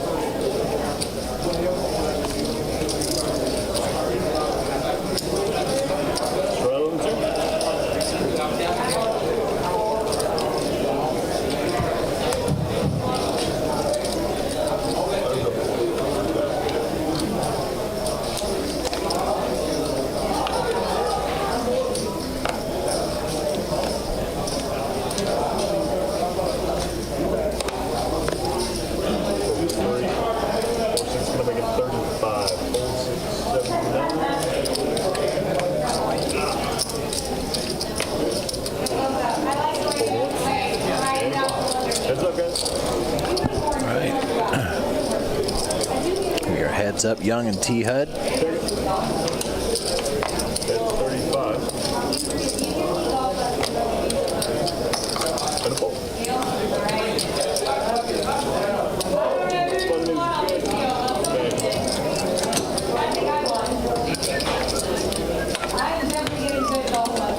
Rocky Doodle B, how you doing? Good to see ya. Why is that name familiar? Why is that name familiar, Rocky? Because he won a couple of our giveaways There a few it weeks is. back. I actually won 2 of them in a row. Right? I'm playing doing the Good. When I do that, and somebody At that point, you got to just come down to the casino and try your hand in the games if you're running that good. What you got, Joe, working on there? Working podcast? country. Country music? Wow. And if I Yeah, I do believe Rocky Doodle does play in the room on occasion. as I go. It depends. It was nice meeting them He's up big. He's got a yacht ride. when they came to pick up their prizes. Don't you mix it? I just mix it up. Yeah. Something different Every time I get myself juiced up. Yeah.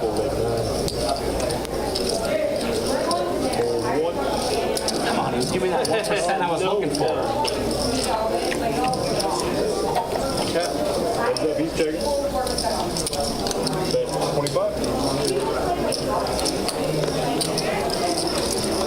He wasn't trying to win the pot. pot. He just wanted to keep his VPIP numbers. Yeah, exactly. That's good. He was planning on check folding the whole way.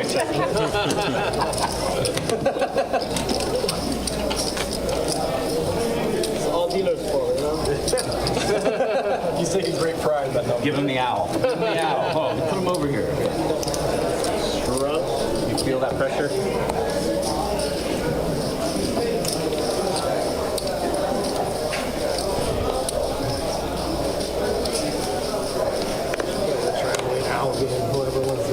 Has to move around.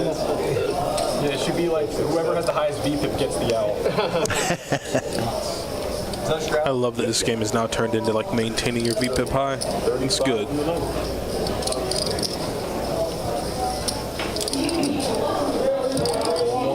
I was expecting a 3-bet there.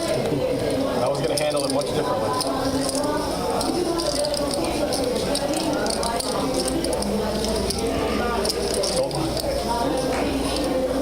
I'm up. All right, Gino's in with a pretty good hand, so we got three-way action. I gotta keep right around 20. See if he can do anything. Oh, doesn't matter. Bottom set for T. Hud. Bottom set. Here we go. Well, nobody else had much, but that may change on the turn. Guess it didn't.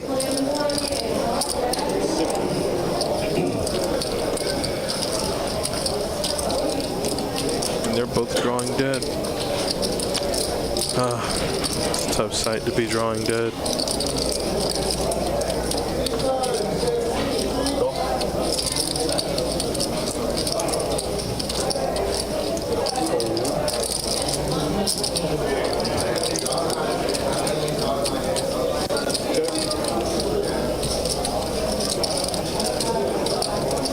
Gino might try to represent here.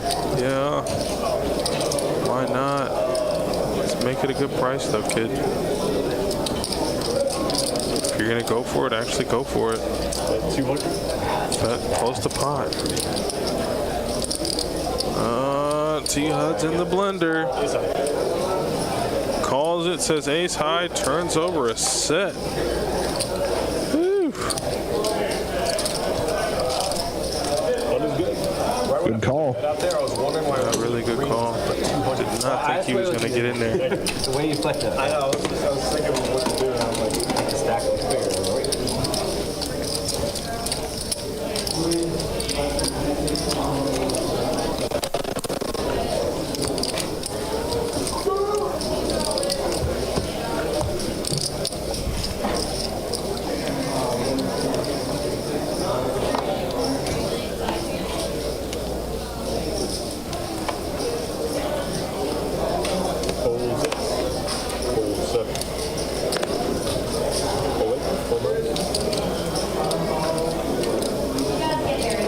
Folds around to Carlos, looking down at King Jack suited.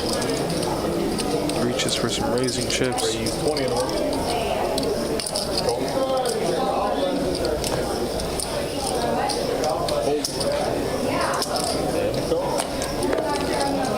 Three, you guys. Check. Check.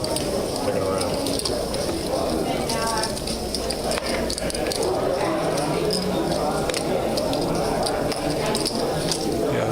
He's going to go ahead and bet again. T. Hud's going to make it 60. He's going to get through there. Picked a good time to show some aggression. First to act. He's going to take down the pot. Gino's night of woes continues. T. Hud scooped a pretty decent sized pot there with bottom set. Decided to call on the river. Photo straight out there and was correct. It's not going to be any good there for Gino. But like he said, hey, don't call it a comeback. He's got some time left. He does have some time left, but he's got a steep hill to climb now. 27-48 in the hole.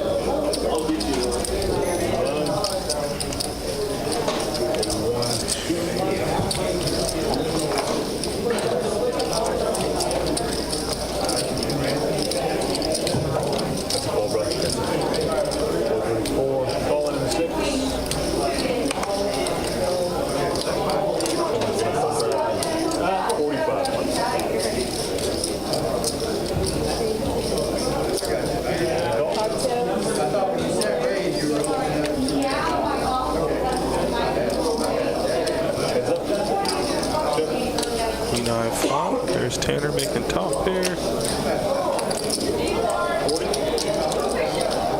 like $40.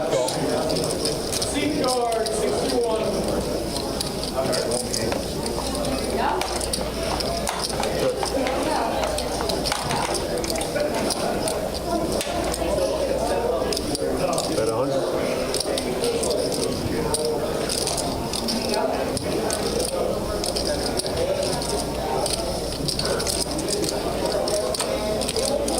Tanner's gonna bet 100. Nathan here, ace high, 2 flush draws available. Or rather, Nathan bet, Tanner calls. Makes 2 pair on the river for Tanner. But that front door flush draw does complete, so he's not going to make a quick bet. Could be betting into a hand that's better than his. Now Nathan here sitting with ace high might be up to some devious things here. In position. He's got a 10 in his hand, so he blocks the 9-10. He does not have a diamond, though. Be a little bit more attractive to bluff here with a diamond in your hand. He may go for it anyway. He's certainly not going to win by checking. But I don't think we'll see Tanner fold top 2.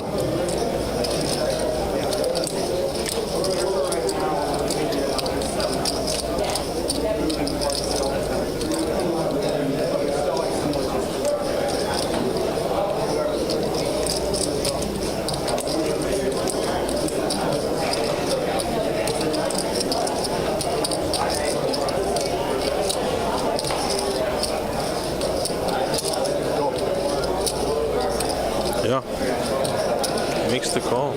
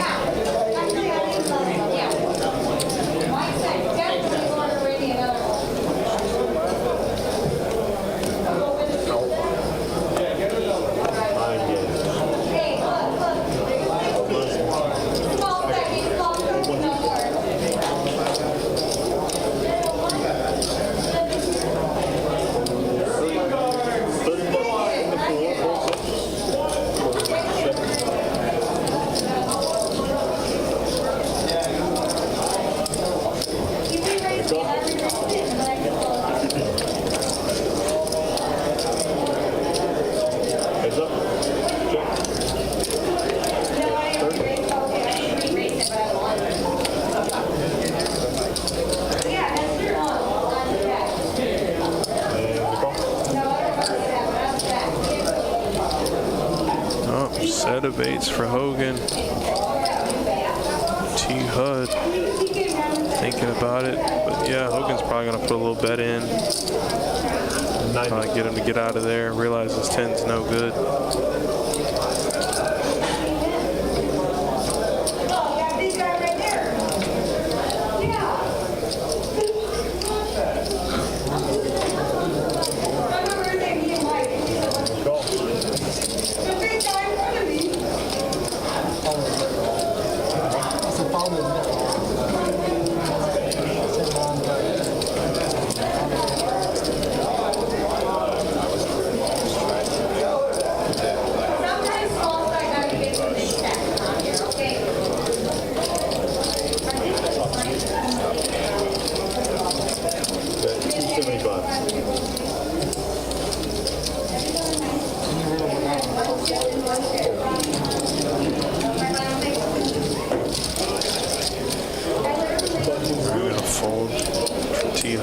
Figured his hand wasn't good enough. Hogan continues his hot streak here, making a set, winning a nice pot there. He is up quite a bit. Yeah, still floating around that 1900 2K mark. We got a new dealer coming in. Macho Man. Let's play a bomb pot.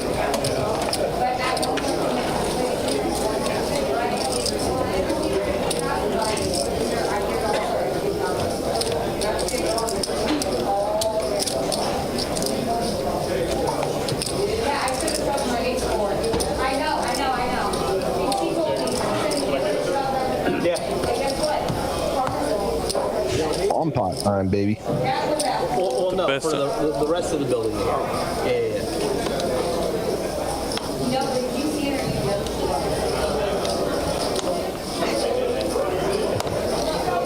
Alright. We got everybody in there.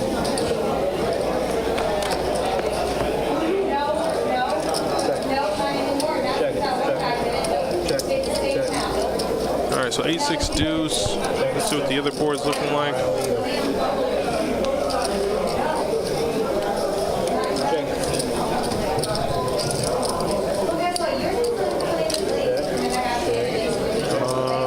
Got some flush draws out there on the bottom board, though. Just a 6 for Young. But queen high flush draw for Hogan and a gut shot. That's pretty good.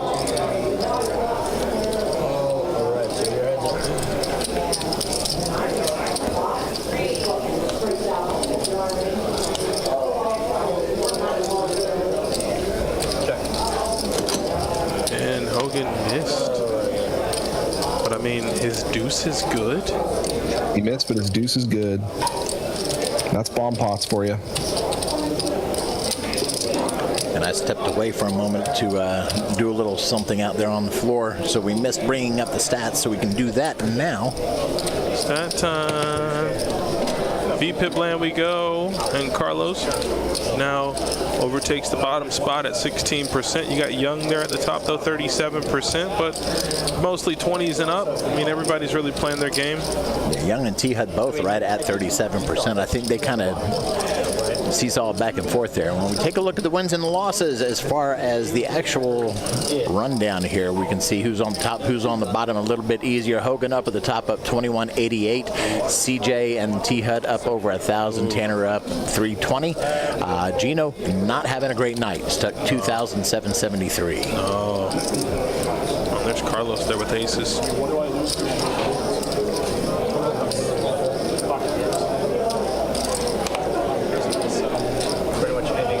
Standard makes it 20 to go. And looks like Tanner called and Hogan with 5 in already.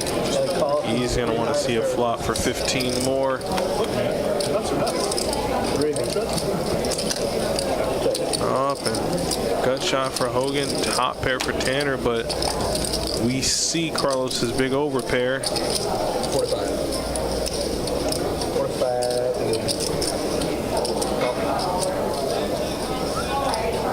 And now Hogan gets a good price to peel and try to get that 8.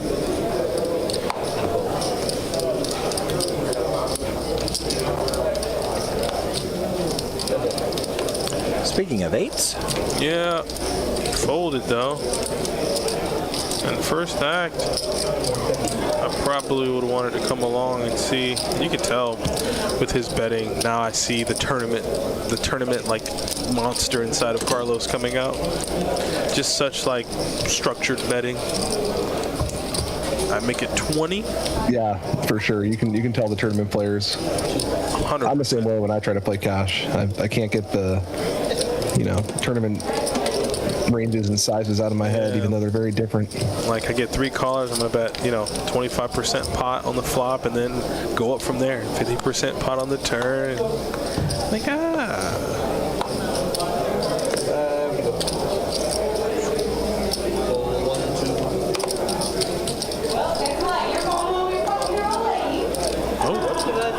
It's raining. It's raining 100%. I instantly knew who it was. She is such a trip. She is. She's a mess. Awesome tournament player, though. She made the final table for the women's event. Did a great job. She was a lot of fun on the mixed game that they had. Ton of fun. What happened? So it sounds like she's wrecking people over there too. Yeah, she's got chips in her hand. That's going to be tough for a lot of people because she knows how to maneuver. She knows where she's at in pots. 10 to go to this. 4, 3, 4, 6. 35 and 7. 35 to go.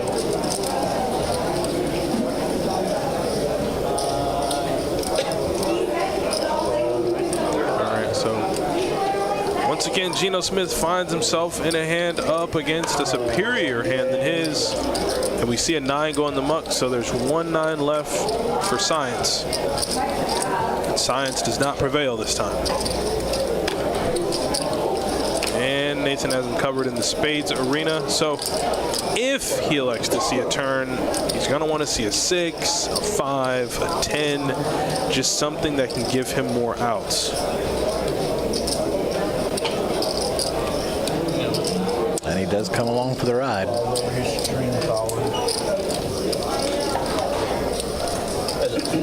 Yeah, Kiwi, calmer weather is coming. Yeah. Welcome back. Hope that internet connection stabilizes a bit for you. It'll be frustrating, I know. Amongst all the other things. It's not good for him there. King on the river, and I mean, Geno has just been running so bad. Man.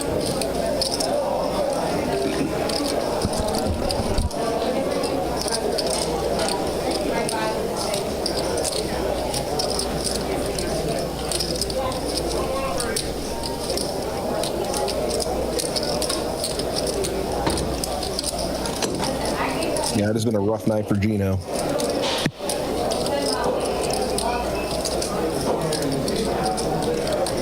Yeah, somebody put a nice thick brick wall in front of Geno tonight, and he keeps running into it. She's moving around. She needs to be playing like 2-2-1-2, 2-2-1-3. Kiwi, I feel you. I have screamed into and punched my share of pillows in the past. He's just trying to give you more money. But again, she's the one playing 1-2-1-3, yeah. It makes you keep reaching for your damn wallet because she's sucking out. she played on a stream, I want to say it was like 2 weeks ago, 3 weeks ago. Yeah, it was a mixed game. It was, what was this? 2-2 Hold'em and 1-3 Hold'em and 1-2 PLL. That's it. I think she crushed it. I could be wrong. Yeah. But it was, Go back and check it. yeah, it was like 2 to 3 weeks ago. She was loud. Oh yeah. Well, $20. Roll 6, 7. $20. Hold it, roll, and then. But it was like a bunch of Geno running like his namesake plays. crazy players. So it was like you knew money was Something tells me that there are not too many Geno football player fans. Football, right? 150.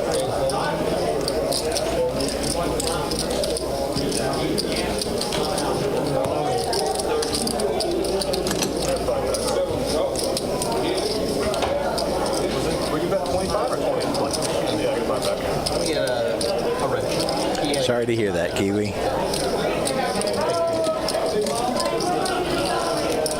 Smith is every dollar you get right now. No, he doesn't. He's been in the league for so long.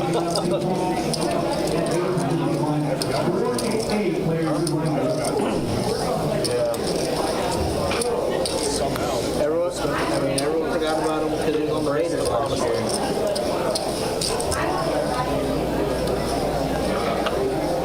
Everyone just forgets about the Raiders.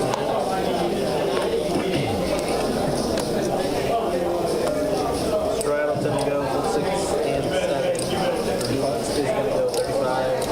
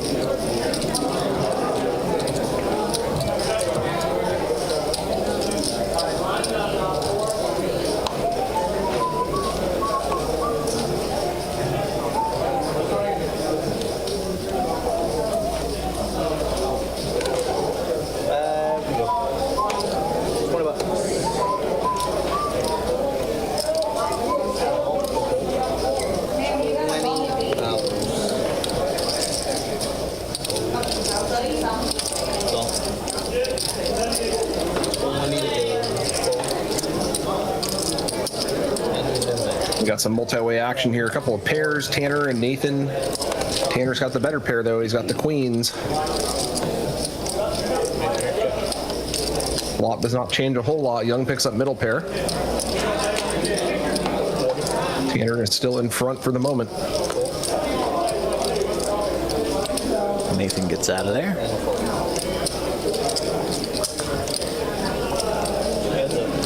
Young going to come along for the turn looking for a middle card. He gets a high card instead. I was going to spook Tanner a little bit, though. You never want to see an ace on the turn when you got queens.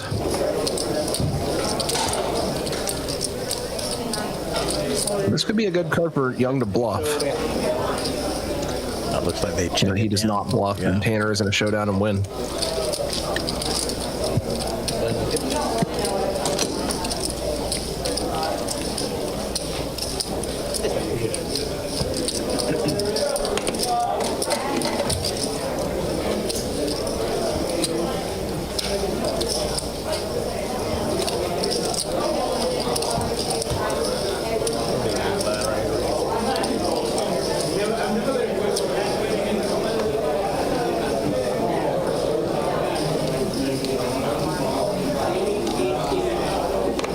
Bad beat. Jackpots are building back up.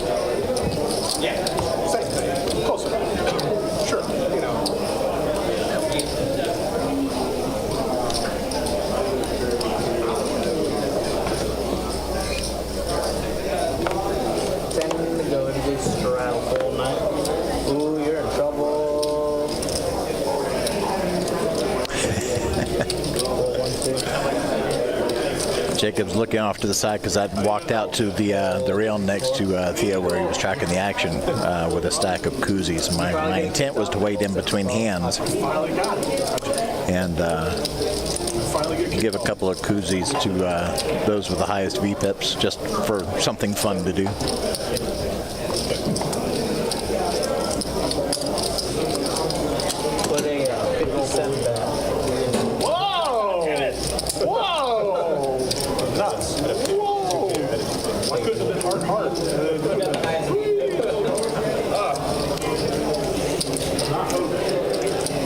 You hear me asking who's got the highest VPIP, and you'll see the koozie come flying out. There it is. Oh, never mind. Well, Young had it earlier. 4? What about for punting the most? What about for punting the most, he says. Yeah. Good job, man. Good job. Congratulations. Are there any chips in here or anything?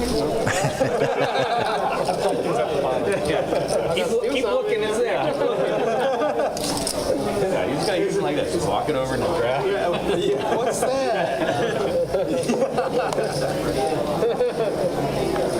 Just put chips in it. I bet this one. Yeah. You get the guess. Yes, you can use it. That's right. Old school rolling in the dice. Good old Yahtzee. I'll get the owl. That's what I'll get. I've been eyeing that thing all day. Oh, I know. It's been eyeing you. Yeah, I know. Call 3. Call 4. 20 bucks. Call 6. Call 7. Call 8. All right, we got 4 of you. Anyone need food instructor little steps here?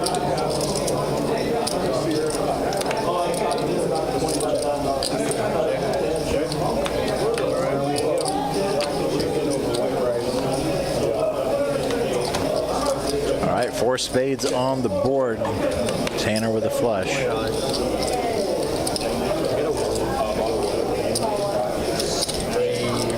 Turner, what is going on? Actually, at the time that I tossed out those koozies, they were pretty much neck and neck. I think 37% each. You did, yeah. That was what he got me on. That's been my go-to now. Not you, Kiwi. I remember a lot of them done it.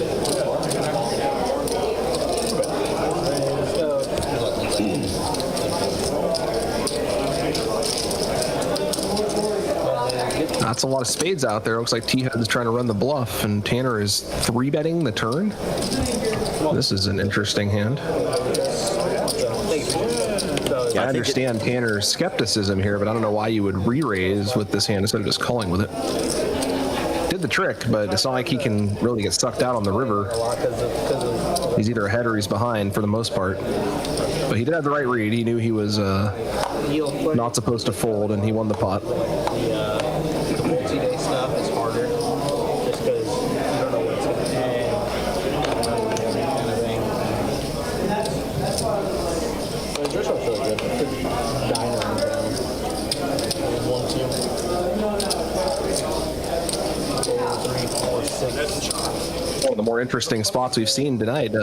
Right? It's not really a board that gets 3-bet very often, especially without the ace.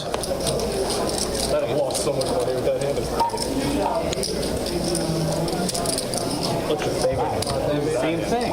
7-9. He threw out 2 greens now, straight up.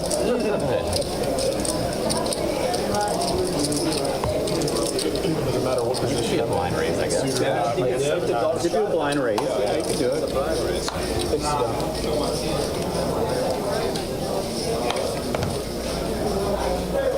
Then we go.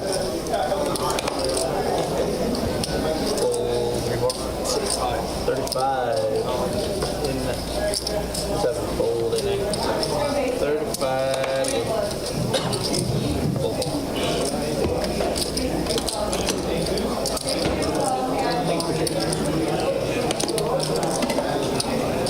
Come on, I know the way you play. I got to play a little bit here.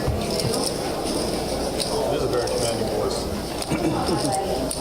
It's hurt. So it's crying.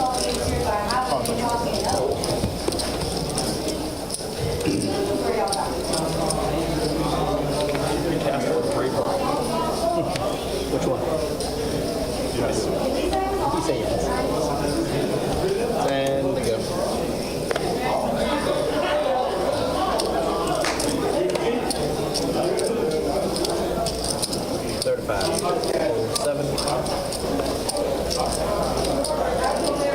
Tia going to raise it up to 35 with pocket trays.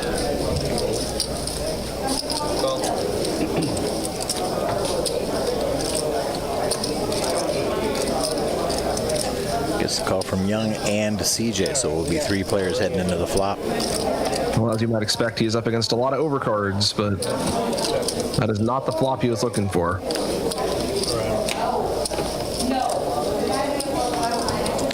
Pretty decent flop and turn for Young.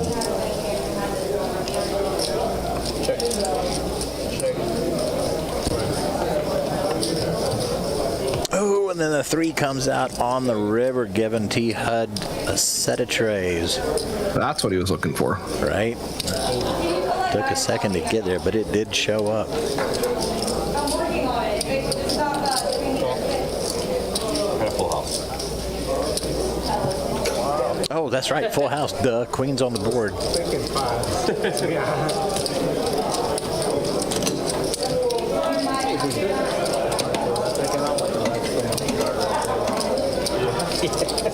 I almost said it out loud too.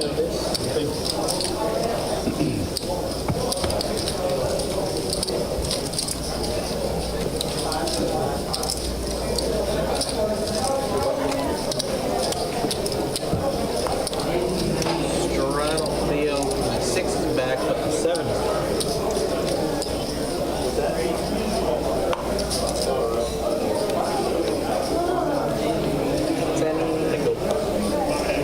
A little bit of overkill there with the full house, but certainly doesn't hurt. 8, 9, 10 to go, straddle.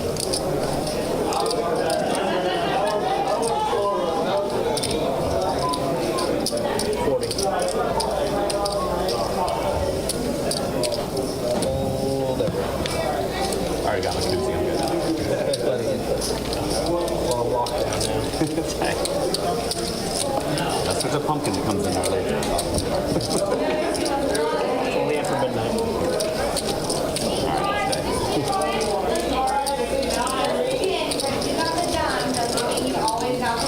There you go, ramen.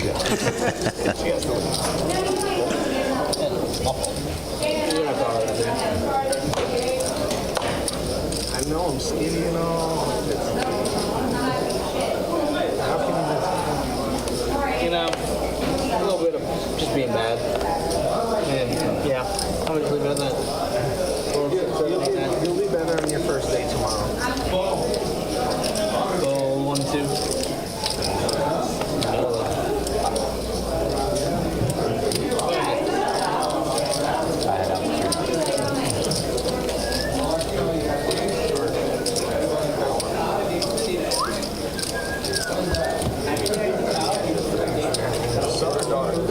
Son. 5, 6, 7 hours.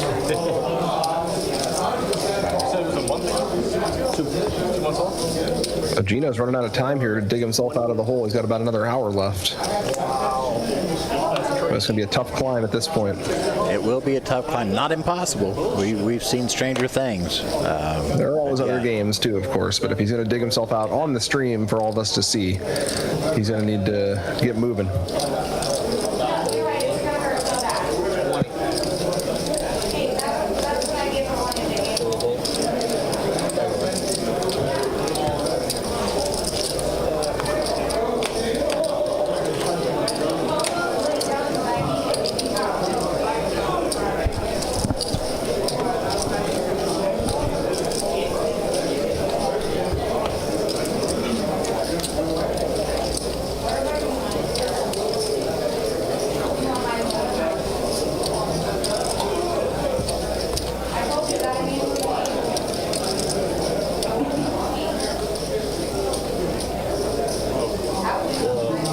That closer one. Bounce off your chip stack.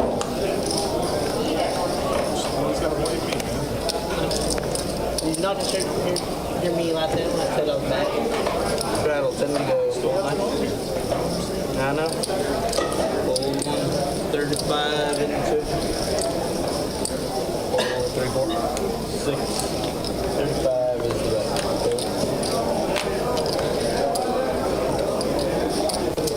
And the call.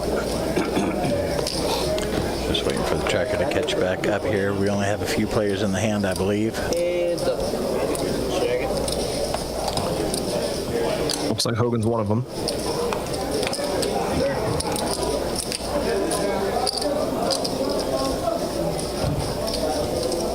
Oh, we might be heads up, I think I heard Jacob say. Yep, Young and Hogan.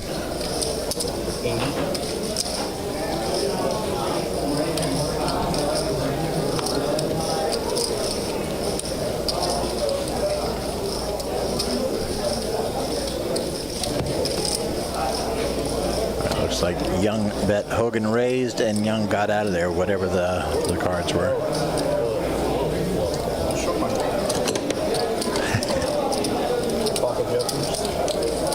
Gave me 2 somewhat good cards. I figured they were good.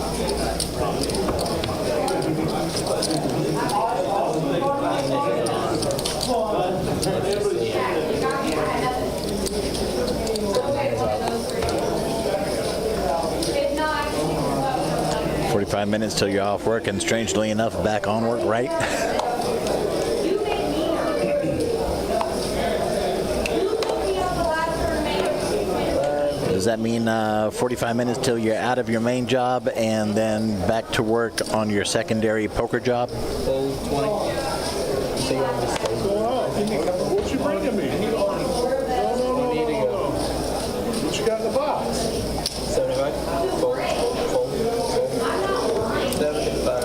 Oh, nothing. What are you playing? No, what are you playing? All right, once again, heads up. This time it's Young and CJ. All righty, Kiwi, we will be here when you return. How much do you pay? How much do you pay?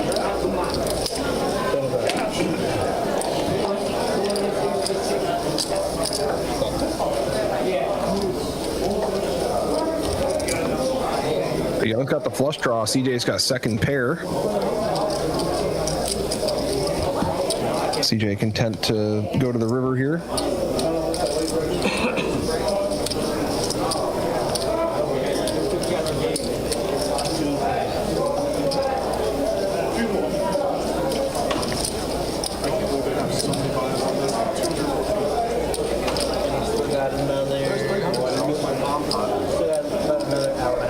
Now CJ is betting the turn. I guess I saw him check the flop. I got confused there. And Young is just going to let it go. CJ let it go. Oh, the graphics were messing me up there on the, okay. Young bet the river and CJ folded. Got it. Just in time. All right, okay. You guys have to come back in. Thank you, man. I guess you're in a position on the bottom. No. I was going to say, surprised Young would fold a ace-high flush draw on the turn, but it turns out he didn't. That certainly explains it. I'm gonna bid the dust right there. Imagine all those chips.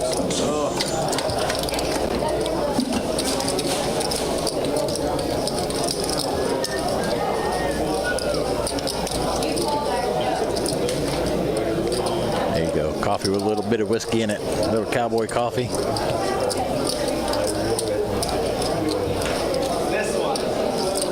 Nice mix. I'm a big fan of the old Irish coffee myself. Yeah, that one's a classic.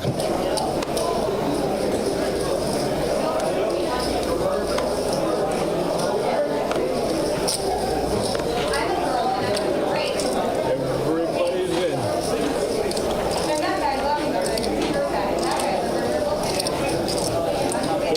Double board bomb pot, ace 5 deuce on the top, jack 9 deuce on the bottom. 50 bucks in the six. So who's got the goods?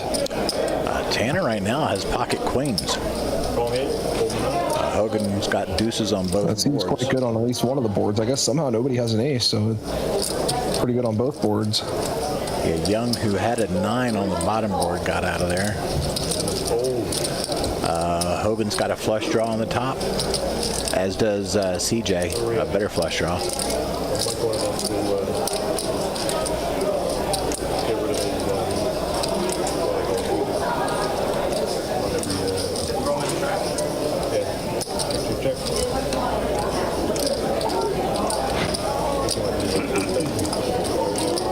Hogan makes 2 pair on the bottom. And we do not yet know what came in on the top. It's ace of spades on the top, if I'm not mistaken. Ace of spades, okay. So Tanner's winning the top, Hogan's winning the bottom, and CJ is going to be the odd man out here.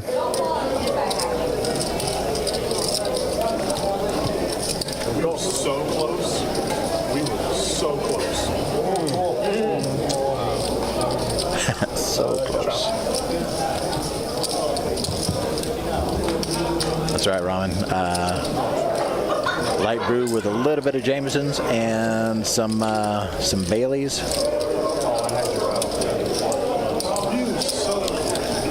Maybe some whipped cream on top, depending on the individual who is serving it or requesting it.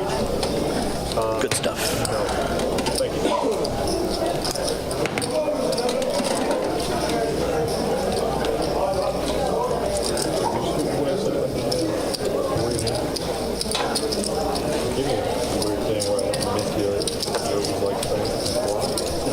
Automatically, like waiting his turn. It was like it was all in. Everybody was all in. It does that. Never seen it before.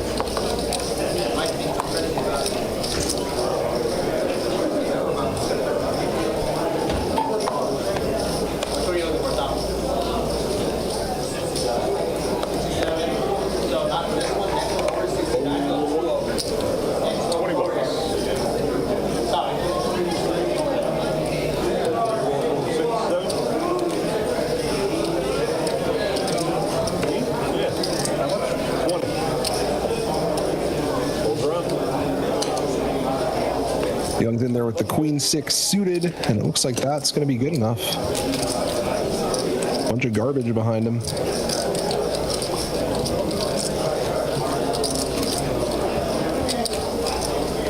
I'll dabble in the queen 6 suited occasionally myself. That hand's not the worst if you're just open raising with it. Certainly not a hand you want to play big pots with.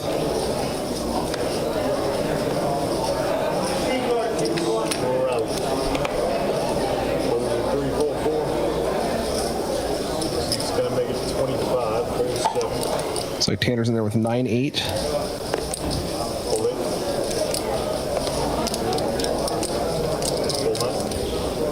Not getting any customers so far. Young will come along out of the straddle with queen 6. And Tanner has flopped a flush draw, I believe. Young has a gut shot and a technically higher card hand, but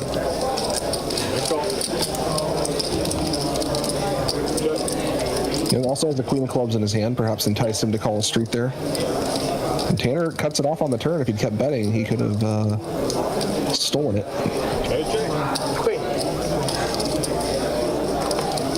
Queen high is going to be good. Thank you, man.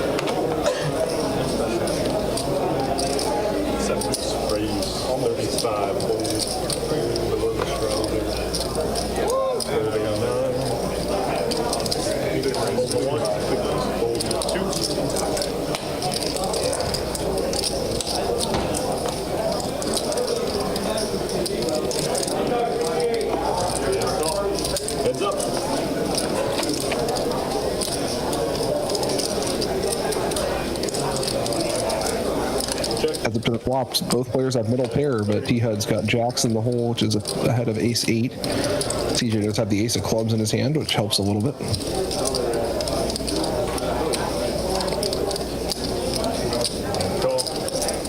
You never want the back door to be the primary component of your hand, but having it to come along with something like middle pair with an ace kicker is quite helpful. T-Hud quickly checking back on the turn. River's a 3. So CJ's hand is looking pretty good right now, but he's still a little bit behind.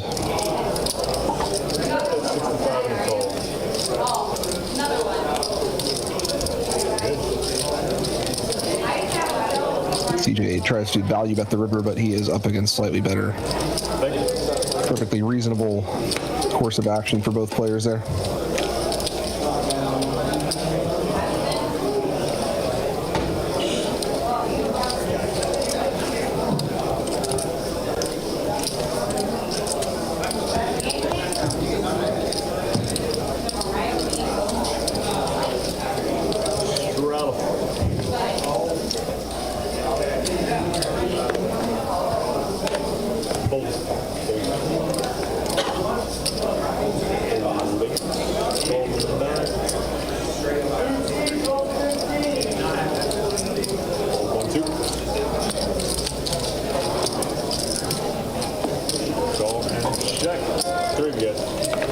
Got some limps. Bunch of garbage here, but T-Hud actually has flopped a double gut shot with his 8-5. That's about as good as you can flop with that hand. Gino's got gut shot and bottom pair. CJ has middle pair. Everyone's got a little bit of something here. Heads up. Check.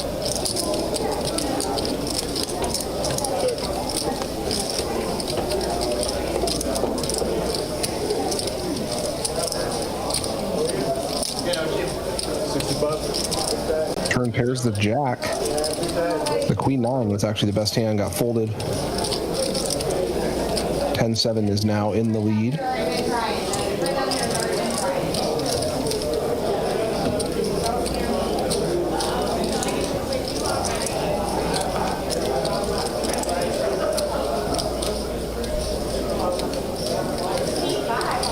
And T-Hud makes his straight on the river. Gino is going to get out of the way though.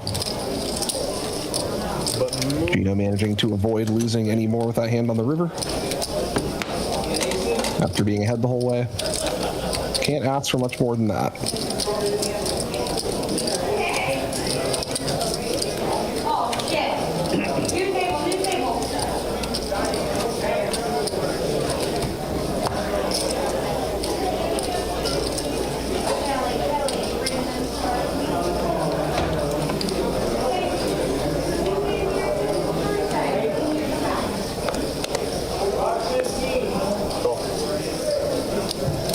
Raise 30.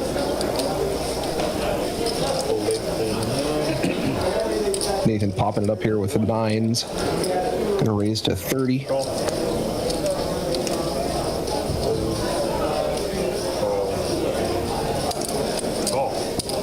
Four players. Young will come along with 8-5 suited. That's what won the last hand. 4 players to the flop. Tanner has flopped a flush draw. Nathan is in the lead for the moment with a pair of 9s, but 2 overcards and a flush draw is basically a coin flip. So Tanner could very easily catch up. T-Hud's going to come along with the 6s as well and put it in for a raise. And now Tanner's in an interesting position. He has a very good hand, but it's only the second nut flush draw. He is still going to call. Correctly so in this case.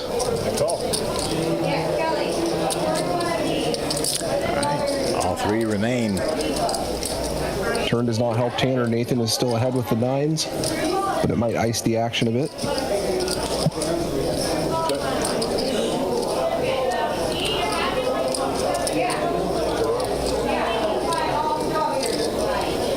And there it is.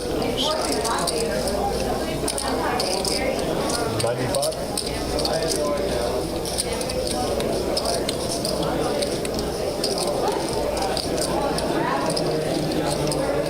Going to try to make it expensive to keep going, but I don't think Tanner's going to go anywhere.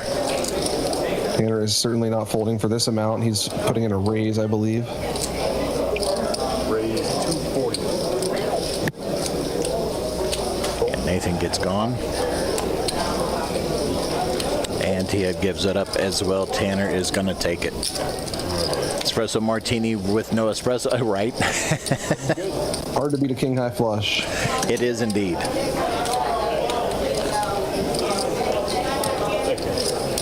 Fair felt it there until you called it.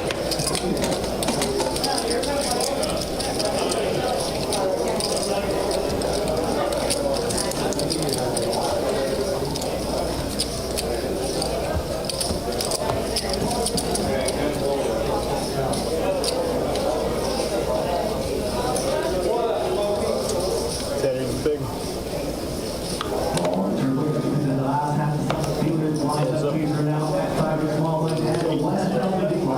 Raise 20 to go. Hold 1, 2.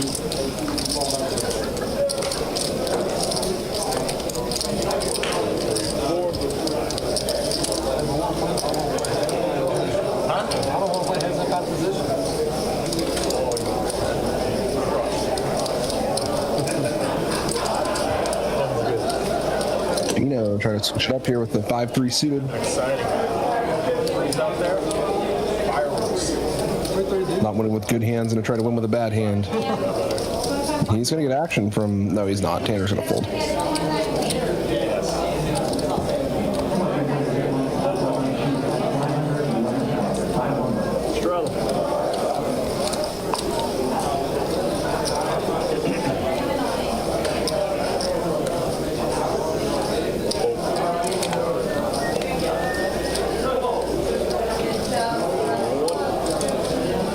Oh, it's just folding the king-queen there. 35 and 2.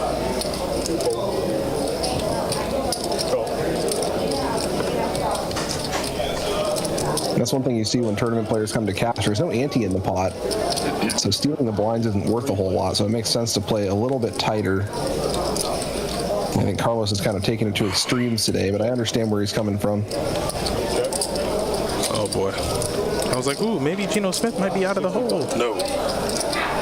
No, sir. Not even close. He is deeper in the hole. Yeah, 3K. It's not. The hole is growing. that's when you just, I don't know when you cut your losses in a situation like that. I don't know when you just go, enough is enough. I guess it just depends on what he rolls like. Pretty well for the most part. He got a little bit too excited with his open-ended straight draw and bluffing into CJ's kings earlier in the stream, but since then, he's mostly just been unlucky. Well, he's still in good spirits. He, still hoping and praying for the comeback. I like it. Yeah, he's definitely maintaining a good Take it mood even if you quit. Went out there a minute ago to toss out a couple more koozies, and he was still in a good mood, joking about not having the best of nights. You got to be able to maintain a sense of good humor even when things are turning against you. Very important. Yeah. If you can keep that good attitude, I mean, honestly, good energy, positive vibes, it changes things, right? Like being positive. Oh, 100%. 100%. A lot of people are, I can never win it. This guy always loses. And I'm like, ooh, you just lost. You just lost. Absolutely. You got to maintain a certain level of almost delusional optimism to win in this game. And if you've given up on that, then you've just given up on everything. That's when you stop trying. That's the perfect way to put it. Delusional optimism. Like, yes, like no matter what. It doesn't, I'm in a 3-bet pot with an overpair and this guy calls me with suited gappers or just gappers and beats me. Okay, well, I'm not out of the tournament. You look at it from a positive aspect no matter what. I'm not out. I'm still in. Yeah, if you start being negative, you'll see all the down. There's a lot of downside lurking in every spot in poker, but if you're going to win, you gotta capture that upside, and maintaining that positive outlook. As long as you're playing well and doing the things that you're supposed to be doing, you gotta believe that you're going to keep winning. Yeah, you really. Once you've lost that belief, you might as well just quit. Definitely.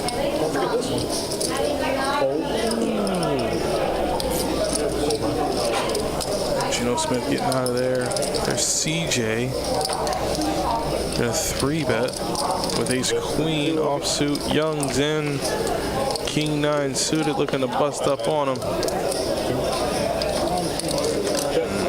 Neither player feels like they're doing anything in this hand so far.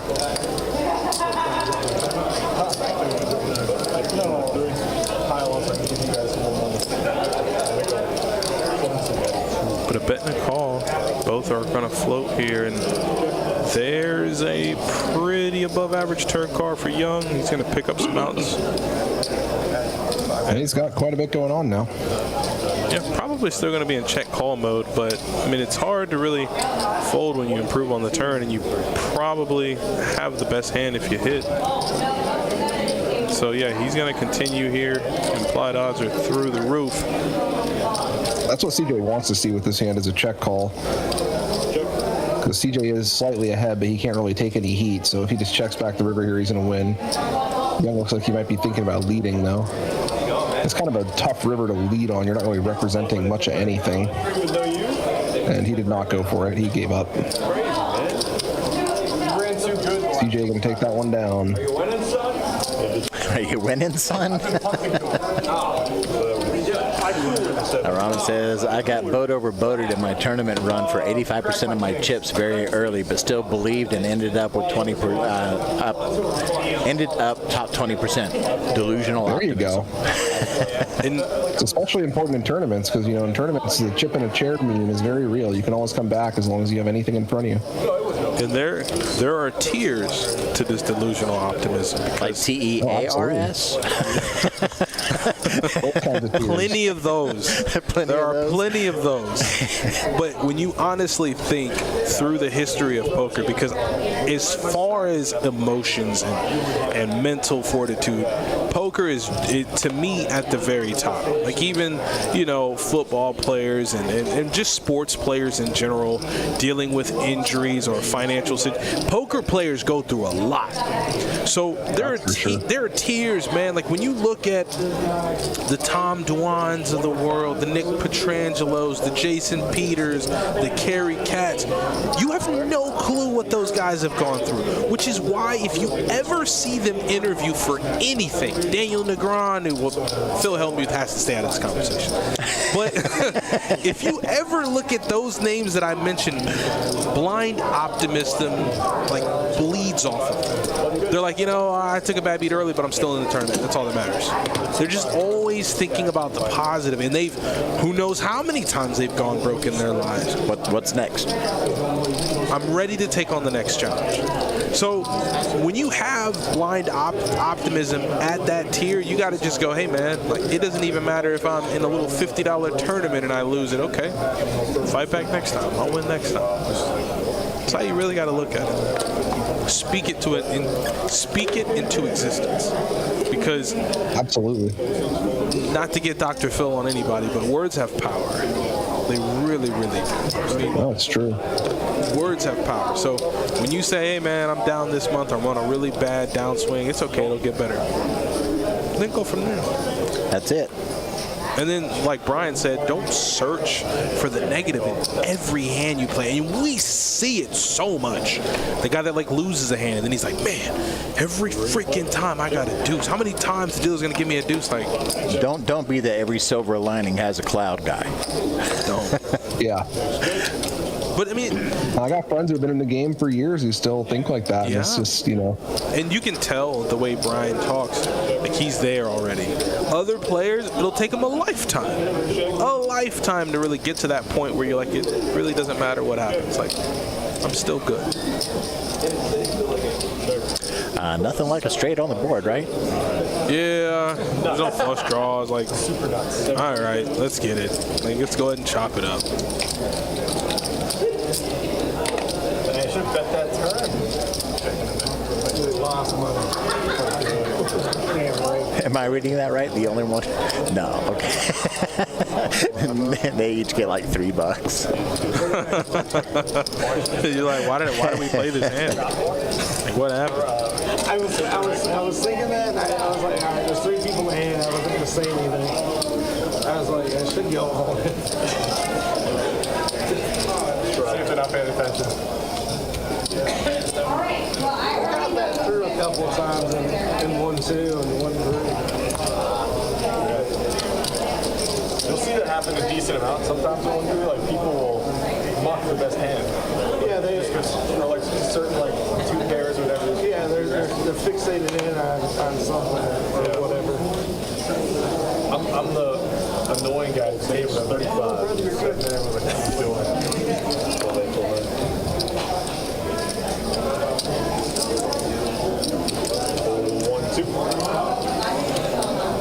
Now I need to, you know, now it's one of them things where I really had to think to myself, now I need to practice what I preach. Because I'm like, man, I'll get on them tables, I'm like, what the hell is this? One of those, it's a lot easier said than done. Yeah, but it's effort. It's all about effort. True. You put a little effort into it, you can go, a little effort goes a long way. Tossing out a couple more koozies there, still at the top of the V pips. Tied, actually, at this point. It goes well with the cold. Nothing in them. Yeah, sure do. Can I get one if I Now, they don't know it yet, but here in about 5 minutes or so, I'm going to go out and toss everybody a koozie, just so everybody has one, just a little bit of Koozies for fun everyone. there. Yeah. The value you get being on this stream, man. Through the roof. I just figured it'd be a little something fun to do.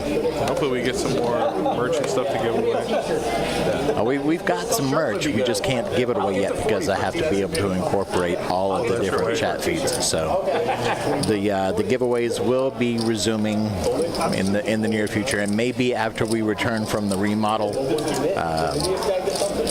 But yeah, they will be returning, and we'll be doing T-shirts and hoodies because we will be getting into the cooler weather at that point, mid-September. And yeah, we've got some other things like mugs and bags and hats and all kinds of good stuff.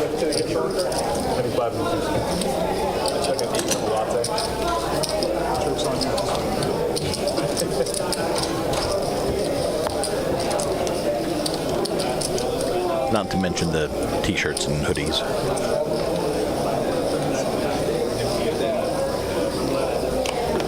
Steve says, well, Gino didn't lose.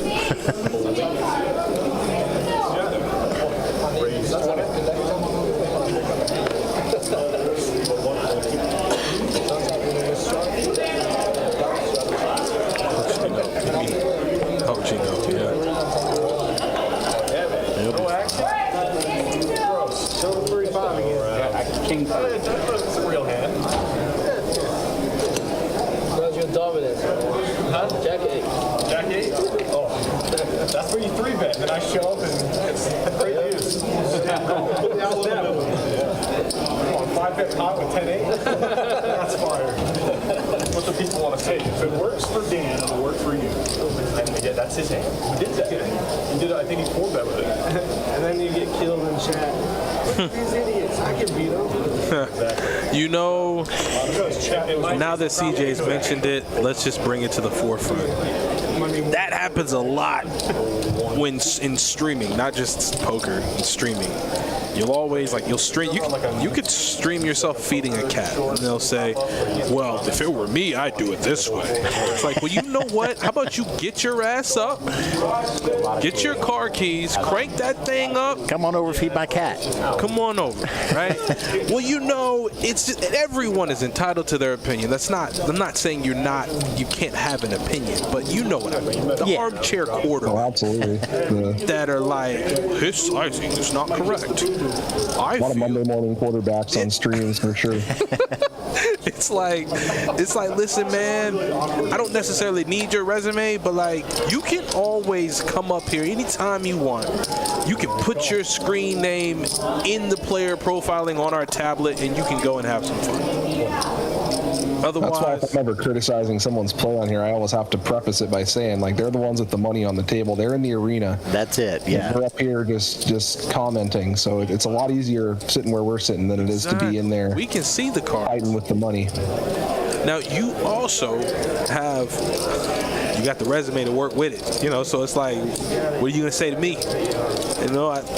I can give you a link so you can find me. I don't got to say nothing, right? That's Brian's got that working for him too. If you ever have an opinion on Brian's play, it's like, all right, you know what? You just follow that link right there. Tell me what's in there. Now go open it up. I make mistakes all the time, but you got to learn from them. And you got to have a good thought process. That's the key. You've accomplished more things than the regular poker player will ever in their illustrious careers. It just won't happen.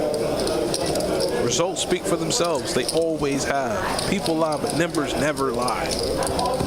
I don't know. I had a number lie on me once. I'm ready. I'm ready. I'm lying. You go up to these guys like Daniel Negreanu, and for what it's worth, he could be at the center of controversy until the end of time. But for Maurice Hawkins to have 24 circuit rings, that's impressive. Doesn't matter what he's caught up in as far as legal proceedings or who he owes money to. When he gets on that felt, he's undeniably very, very good. 24 rings or whatever it is, it's a lot. I'm not here to examine his character. His skill level is off the charts. Yep. It's where resume does all the talking. All right, Hogan, can't say much here, though. No queen, no 10 out there. His resume is unbelievable. It's insane. It's truly unbelievable. I haven't actually played with him yet, but he must be very, very good at live poker specifically, because he is, the number of rings that man has, it's just, I don't know how you do that, man. That's he's got respect for me, for sure. Yeah. People are quick to, turn the conversation into but what about this and this and this? I understand that. That's cool, but that's not really what I'm trying to do. I'm not trying to examine what. That's up to him, his lawyers, and whatever. That's fine. But as far as being on the phone, and I've dealt to him before. I dealt to him in the 5K main 2-3 years ago. He was on the table with Ben Wang. Ben Wang was up for Player of the Year. Good player, great player. Him and Ben Wang battled it out on the table the entire time I was there. Great players, man. He bought me a brownie and ice cream when I was dealing one day. He bought brownies and ice cream for the entire table. He is he speaks very outward of himself, right? So he's gonna be the guy that's like, hey, I'm good, but you can't really stop him because he is. Got a lot of hardware, it ain't bragging if it's true. Rings or something. It's incredible. I don't want to make it seem like I'm making the comparison, but if Tom Brady is sitting amongst a bunch of NFL players and tells them, yeah, all of y'all were trash, say? Huh? There it is. I'm going to show you every single finger. I'm going to show you 7 of my fingers, and you tell me what's the difference between me and you. Right. Maurice doesn't even have enough fingers, man. He's got to use his toes. Yeah, it's to be able to be in multi-table tournaments, no card readers, no vantage point where you can see each other's hands, and to constantly win, it's impressive. It's impressive. All right, I think we're up to, in flight D, I think we're up to 170 players. It's kind of crazy. Between 2 flights, we have almost 600 players.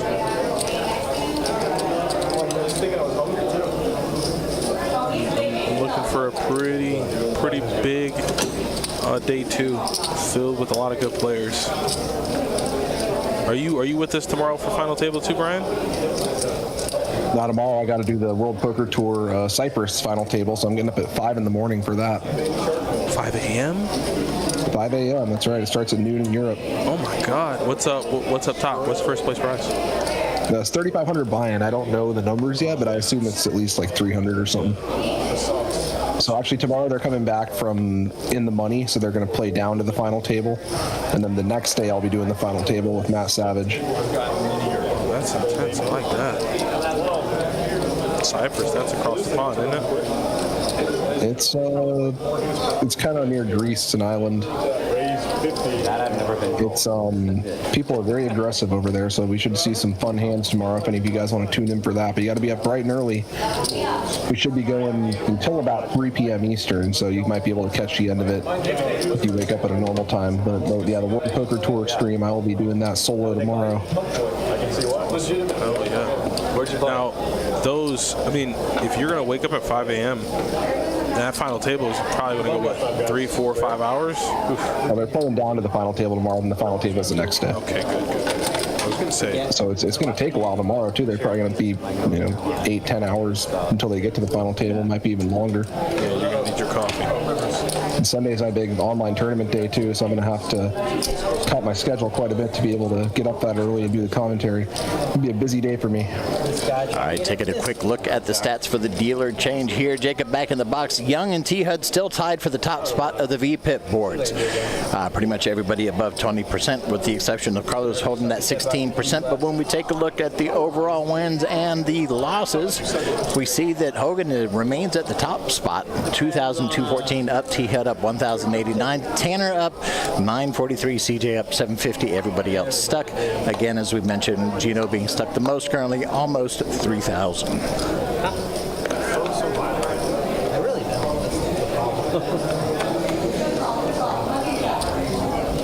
Yeah, check. 125. I've been watching the GUKPT Glasgow main event, and that's been great. That's a UK one, right? Yeah. Grosvenor or whatever it is called. I never played that one, but I know all the UK guys like it. What does the G stand for? I would imagine the UKPT stands for United Casino. Kingdom. It's like Grosvenor or something like that. Okay. I might be saying it wrong. I've only ever seen it written. It says, good luck, Brian. Not that it sounds like you need it, but as good as you are. I always need it, man. I'll take all the good luck I can get.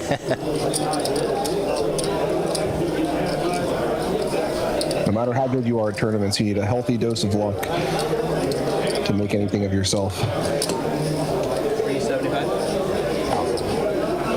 Definitely need a little luck. All right, T-Hud with a set of deuces. I'm sorry, full house on the top. And Nathan 2-pair on the bottom. Young is stuck in the middle with nothing. He's out of there. Oh, wow. Okay, never mind. It's hard to call with only 2-pair on one board, not playing anything on the other board. It's, calling a big bet on the river with the upside of winning half is just not a good proposition. So that's why you're seeing a lot of people folding what looks like pretty good hands on the river in these bomb pots. It's just, the numbers just don't add up. Push me out. Make it all back.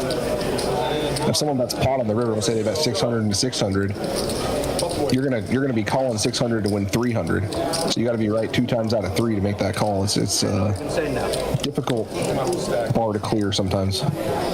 See, I'd have a hard time keeping track of that in math to make sure that I was doing it right.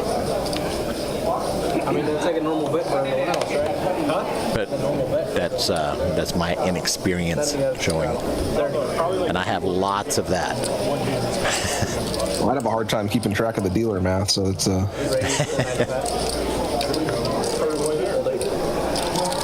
different but somewhat related skill set. Looks like Nathan 3-bets it up to $95. Geno Smith's gonna fold 6s. I wonder what Tanner's gonna do when he gets back to him. He's out of position. And yeah, he's just gonna go ahead and fold, give it up.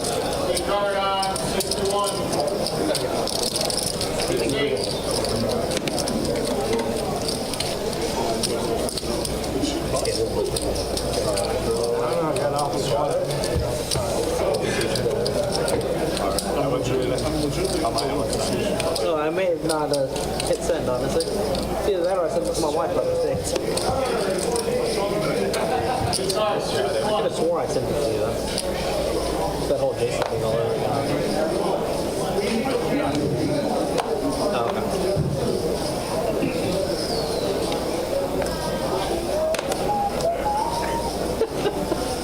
Straddle, 7, 8, 9. It's in Scotland. Go Scotland Yard. 35 and 2, full 3. That's got to be an experience, man. That's why some of them young poker players, I get it. Can you imagine? I mean, look at the kid that won the main. What was he, 27? 26? 22, man. Like, $10 million, you get to travel all over the world and enjoy poker tournaments? Do whatever the hell you want. 10 million, put them in treasury bonds off the That's pretty much a free pass to anything, isn't it? WPT Brazil? Like, I think what? he actually had most of it too. A lot of guys will sell big chunks in the main, but I think he actually had the vast majority of it. Really? That's amazing. That's fantastic. Yeah. Invest. Put as much as you can in a Roth IRA. Be smart. Just keep them in order for my wife and I. I had to order like 6 rolls. And they have some of these, like the WPT voids. They go to some of these extravagant places, and I'm just seeing people walking around and like, whoa. And they were all like different. This seems fun. Play poker and enjoy yourself. I'd like to think that if I had that much money behind me that I would be responsible with it, but I can't guarantee that I would be. It's hard in the moment, man. I've made and lost several fortunes already, and I think this time, if I make another one, I'm going to be very responsible. All right, fellas, got to close. Easier said than done, you know. All right, I'll see you later, Ramen. Take care, Ramen. All right, King, Queen suited, King 9 suited. King comes out on the turn. Yeah, absolute chokehold for Nathan. I mean, he's in a really good spot right now.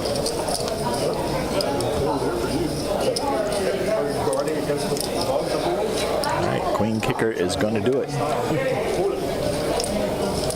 Where's all the money? Thank you for this.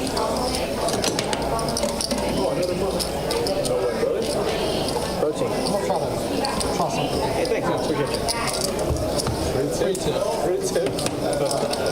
Power move right there.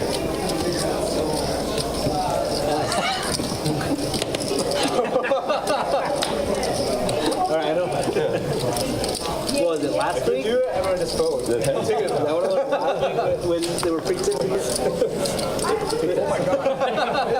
It was 1 week. You were there, right? Yeah, it was like 3 away. We kept like raising each other. Yeah, it was like 3 guys, and Theo ended up getting like $40. That's a lot of Did not work. Did not work. $30 in the night. Oh, 1, 2. 1 and 2. And then tomorrow, I think we have another tournament after the day 2 restart. We have to call it. You guys We got a lot going on. We appreciate it. on Mike's luck now. folks, for anybody who's interested in the WPT tournament schedule, head on over to our website, bestbetjax.com. Click on the tournament area, and you'll see it'll pop up with a little graphic for the WPT, and it'll say WPT details, and you can see all of the events that are scheduled. 2 pair for Tanner here. Tanner's got a bad case of 3 pair, and not the good kind, right? Because any king that he's up against, he's probably going to be losing. T-Hud with a flush jaw, straight jaw for Gino.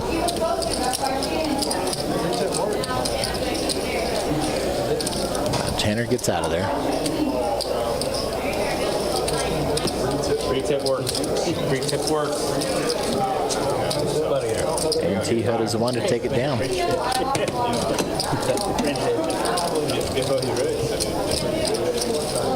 See, it only works for whoever tips last. That's all. You win first, then just match.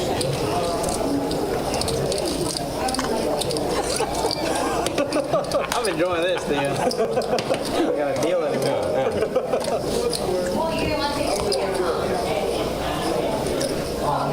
You win? Sorry. And you have to roll it.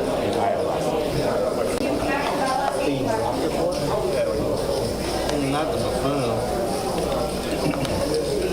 Better a buffoon than a buffoon. What about a baboon? Yeah. What about full in 1,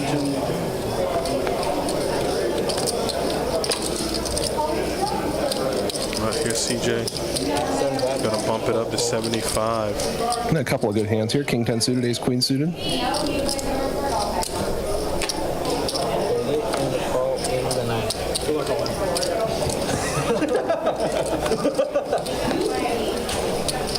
Gino will take a flop. Both players have flopped a backdoor flush draw with overcards. Ace queen is still in the lead for the moment. Oh, there's the club Gino wants. I mean, what better than a king or a 10 than a club? He's gonna pick up some more outs and miss. Completely whiffed.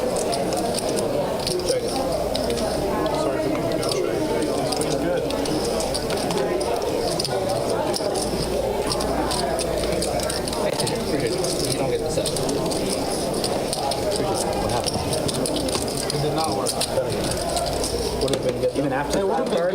Yeah, I was going to say, so you didn't have, would have been good on the river. you didn't have confidence. Yeah. Lack of confidence here. I had a lack of confidence. That was, don't let him in another hand at all. Give him second best hand. Don't give him bad cards. Yeah, second best hand. No more hitting them on the river and then making me bet exactly where I knew he was. Yeah, I dealt around it. No, it's just right here. That was good. Wait. It's all good. Carlos waking up with the queens this time. 20 to go. He looks so uninterested in the game, but I know that's just his face. Like, I mean, you know what I mean. Chilling, yeah. Yeah, he's just exactly. It's just his face. I didn't do that right. I didn't do that right. It's like me the other night when I was like, and of course, so-and-so's, wait, it's not the way you tell somebody they're at the bottom of the wins-losses board. So we got queens, jacks, and queen jack. CJ wisely going to get out of the way here. And Tanner only has 1 out he can hit to win this hand. And it's not there yet. Carlos even has a higher club.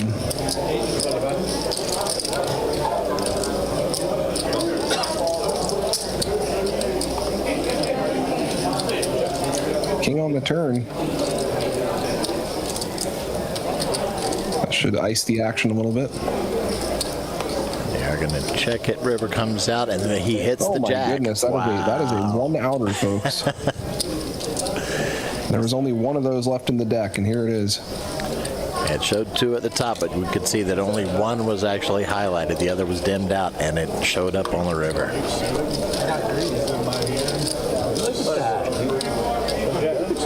That is a thing that can happen, but it's pretty unlucky for Carlos. Well, He does fold the river. So I guess he's not going to know how unlucky he just got there until he watches the stream. Right. yeah, hold your cards over here. That works. Yeah, can you hold on? One touch, that's fine. All right, please. Aces. It was so close. Aces, and aces. You're as close as I was, huh? 7 to go. Hold on a check. Alright, we are heads up.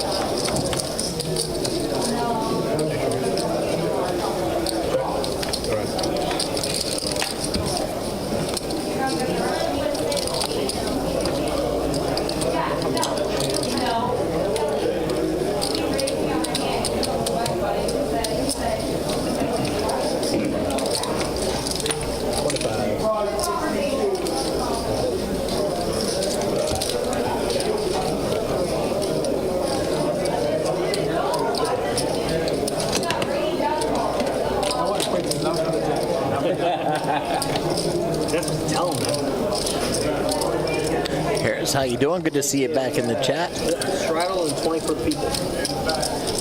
He's back. Something different this time. For the koozie. Thank you. Just like, and we can't let y'all leave empty-handed. Everybody I don't know how Mike did that, but he hit the card out of the air. Where's my Starbucks gift card? 78 cents. Yeah, I had to give everybody a little bit of something. Nobody's going to leave empty-handed tonight. It was all just for fun anyway. Straddle to what? How intense? Well, I think so. What about? Evidently, without noticing it, I managed to knock one of the, as Jacob was dealing, I knocked one of the cards out of the air. I don't think they give a shit. He did it for the cup. That's really what he did it for the cup. Those skills. That's right. I meant to do it. It was, who's that Marvel Super Bullseye? What do you got left? Display of mastery. What you got left? I got around 9 cents too much. Is that a jam? Oh, that would have been iconic. No, that would have been iconic. I don't think y'all see me move chips unless I have a relatively high percentage chance of objective. All right, Jack 8 versus Jack 9. King 5-4 on the flop. Like someone folded something better pre, but I forget what it was already. And yeah, whoever bets there is going to win. Gino is going to take it down on the flop.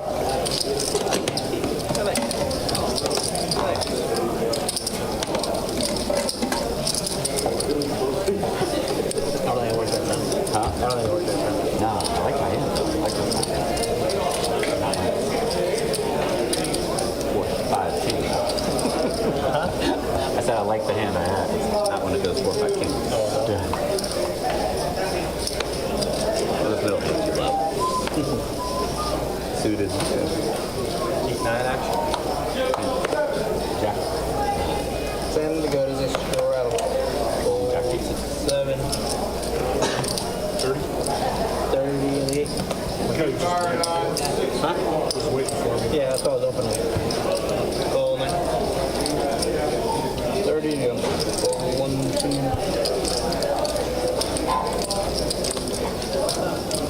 3. And all right. 3.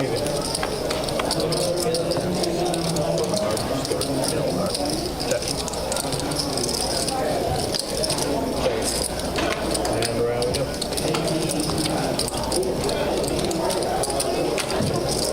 So T-Hud is in front here with a pair of queens.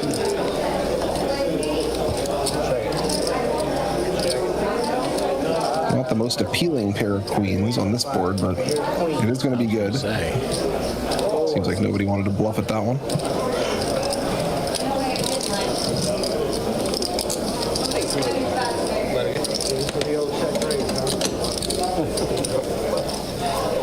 Well, I was playing shit. It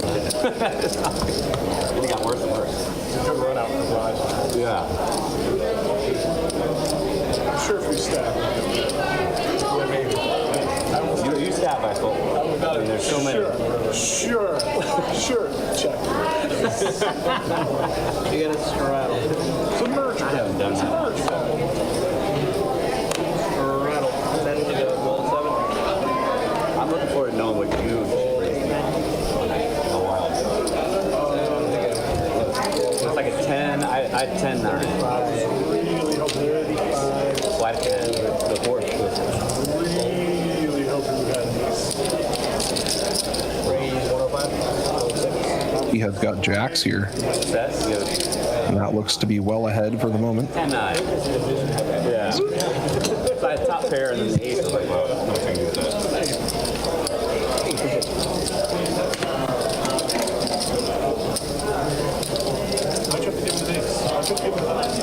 Yeah, that would have been. Yeah. It wasn't me, it was Theo.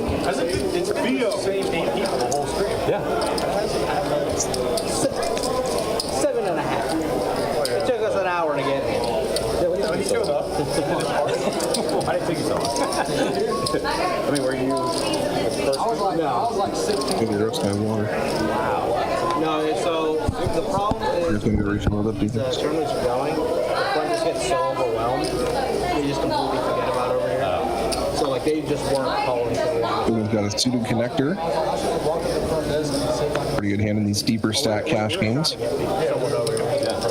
Straddle, 35 and 8, 49. I think this category of hand is a bit overrated, but when the stacks are this deep, you do want to be able to hit some of those medium straights and things.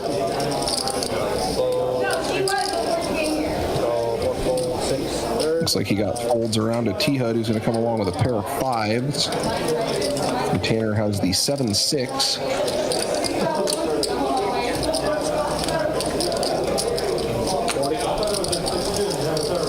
Heads up to the flop, and it's a doozy. Hogan's got overs with the gut shot, and we're not. Yeah, we are heads up. Okay, yeah, Hogan has overs with the gut shot. T-Hud has a pair with a gut shot. 5 would be the action card. We did not get a 5.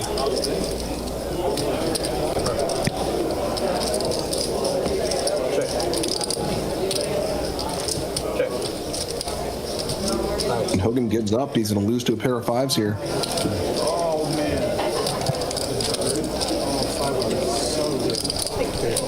Okay, would have liked to see a bluff there. He raised from early position. He's going to have a lot more ace-X. Of course, his opponent can have plenty of ace-X as well, so you can go either way on that one. And likes Florida. So good to see you. How you doing?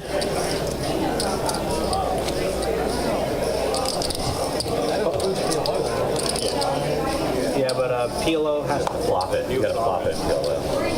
Gotta flop it and blow. Stud, I don't know if we have a stud table going on right now, but stud, they have to have two of their down cards have to be part of it. Straddle 10 to go. Makes more sense with the field. You know, the extra cards.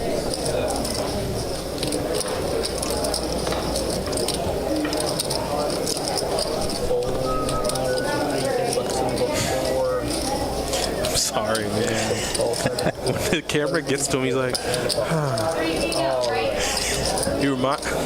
I'm not gonna say that. I'm not gonna say that. Then it definitely seems like I'm hating on the guy, and I like the guy. I do.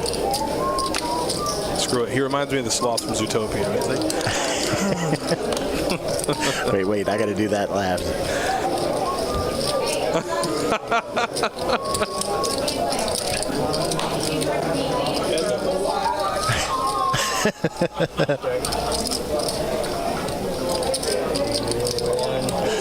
I need to watch it again.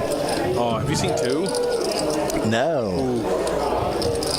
He's in a sports car. You know what I haven't seen at all? And I I want to think see 800, Harish. What's that?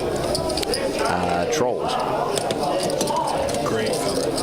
All of them are. No songs. Of the ones I've seen so far, though, Over the Hedge is probably my favorite because of the squirrel. I like Chicken Little. Did you? Yeah. It was all right. For some reason, that movie spoke to me. Start racking up so that final hand is fully done. All right, so I think we're going to move into the final 3 hands of the night. Sounds like it. And then after those Final hands three. conclude, we will... Gino has run out of time to dig out of the hole here. Yeah, you know. Unless he can convince both Hogan and Tanner, or Hogan and T-Hud to get it all in and win the hand. It's not going to be good for him. He's still got a shot. But you got to think of cash games as one long session. You can't be too worried about whether you're up or down on any given night, as long as Very you're true. hitting over the medium term and especially the long term. 125.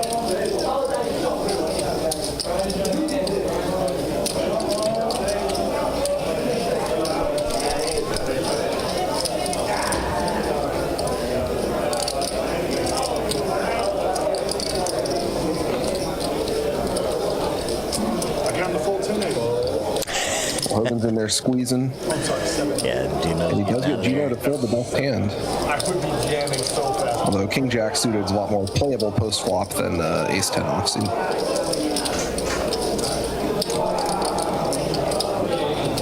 All right, so it looks like Young made it 125. Or Hogan made it 125. And they both called. All right, Kiwi, be good. Thank you, Young Kiwi. flops open-ended. Hogan's got a gutter ball. His plans and dreams of making a flush have long been diminished. And Gino folded top 2.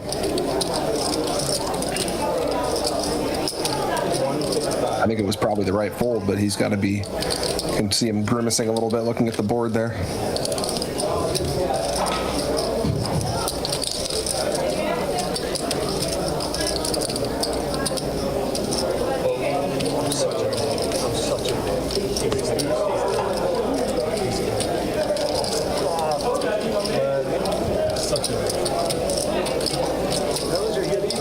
I know it was.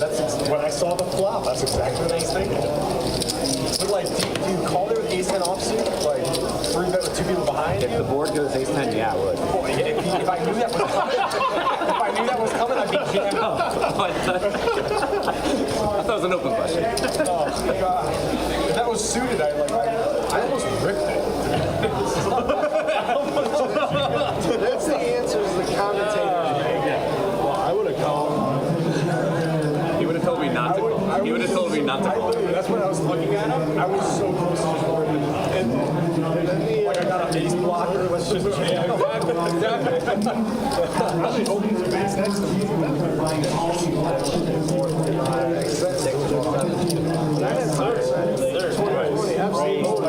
All right, here's the tournament director over there. I believe it's the one and only Mr. Johnny Pham announcing what's going on in the tournament over there. He's got his hands full this next couple of weeks. For sure. And it's always cool when he shows up back in the building being one of the original live streamers. Like one of the guys that put it all together. I get out of the fire right now. 245 on the board. Tanner with a gut shot. Super OG. Super OG. In fact, his face, along with a couple of the other original dealers, are on the tablet that we use to track. It was him, and Anthony Giordano, and then it was him and Jordan. And then it was him, Jordan, and me. And then it was him, Jordan, me, and Dustin. Here, we'll do this. The You don't original want it, crew. We'll do one regular hand, then we'll do a bump. I love that too. When does the button move? Not the button will move. Wow. That's how the dealer takes control there. No fun zone over here.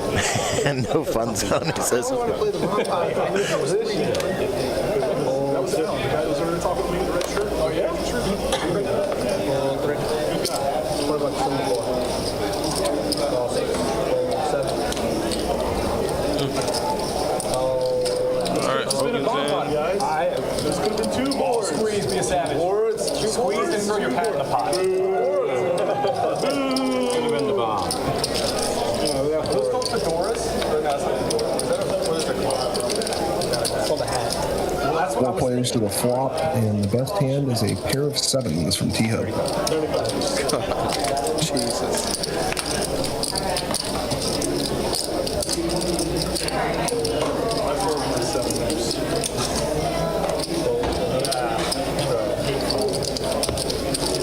All right, now we can bomb.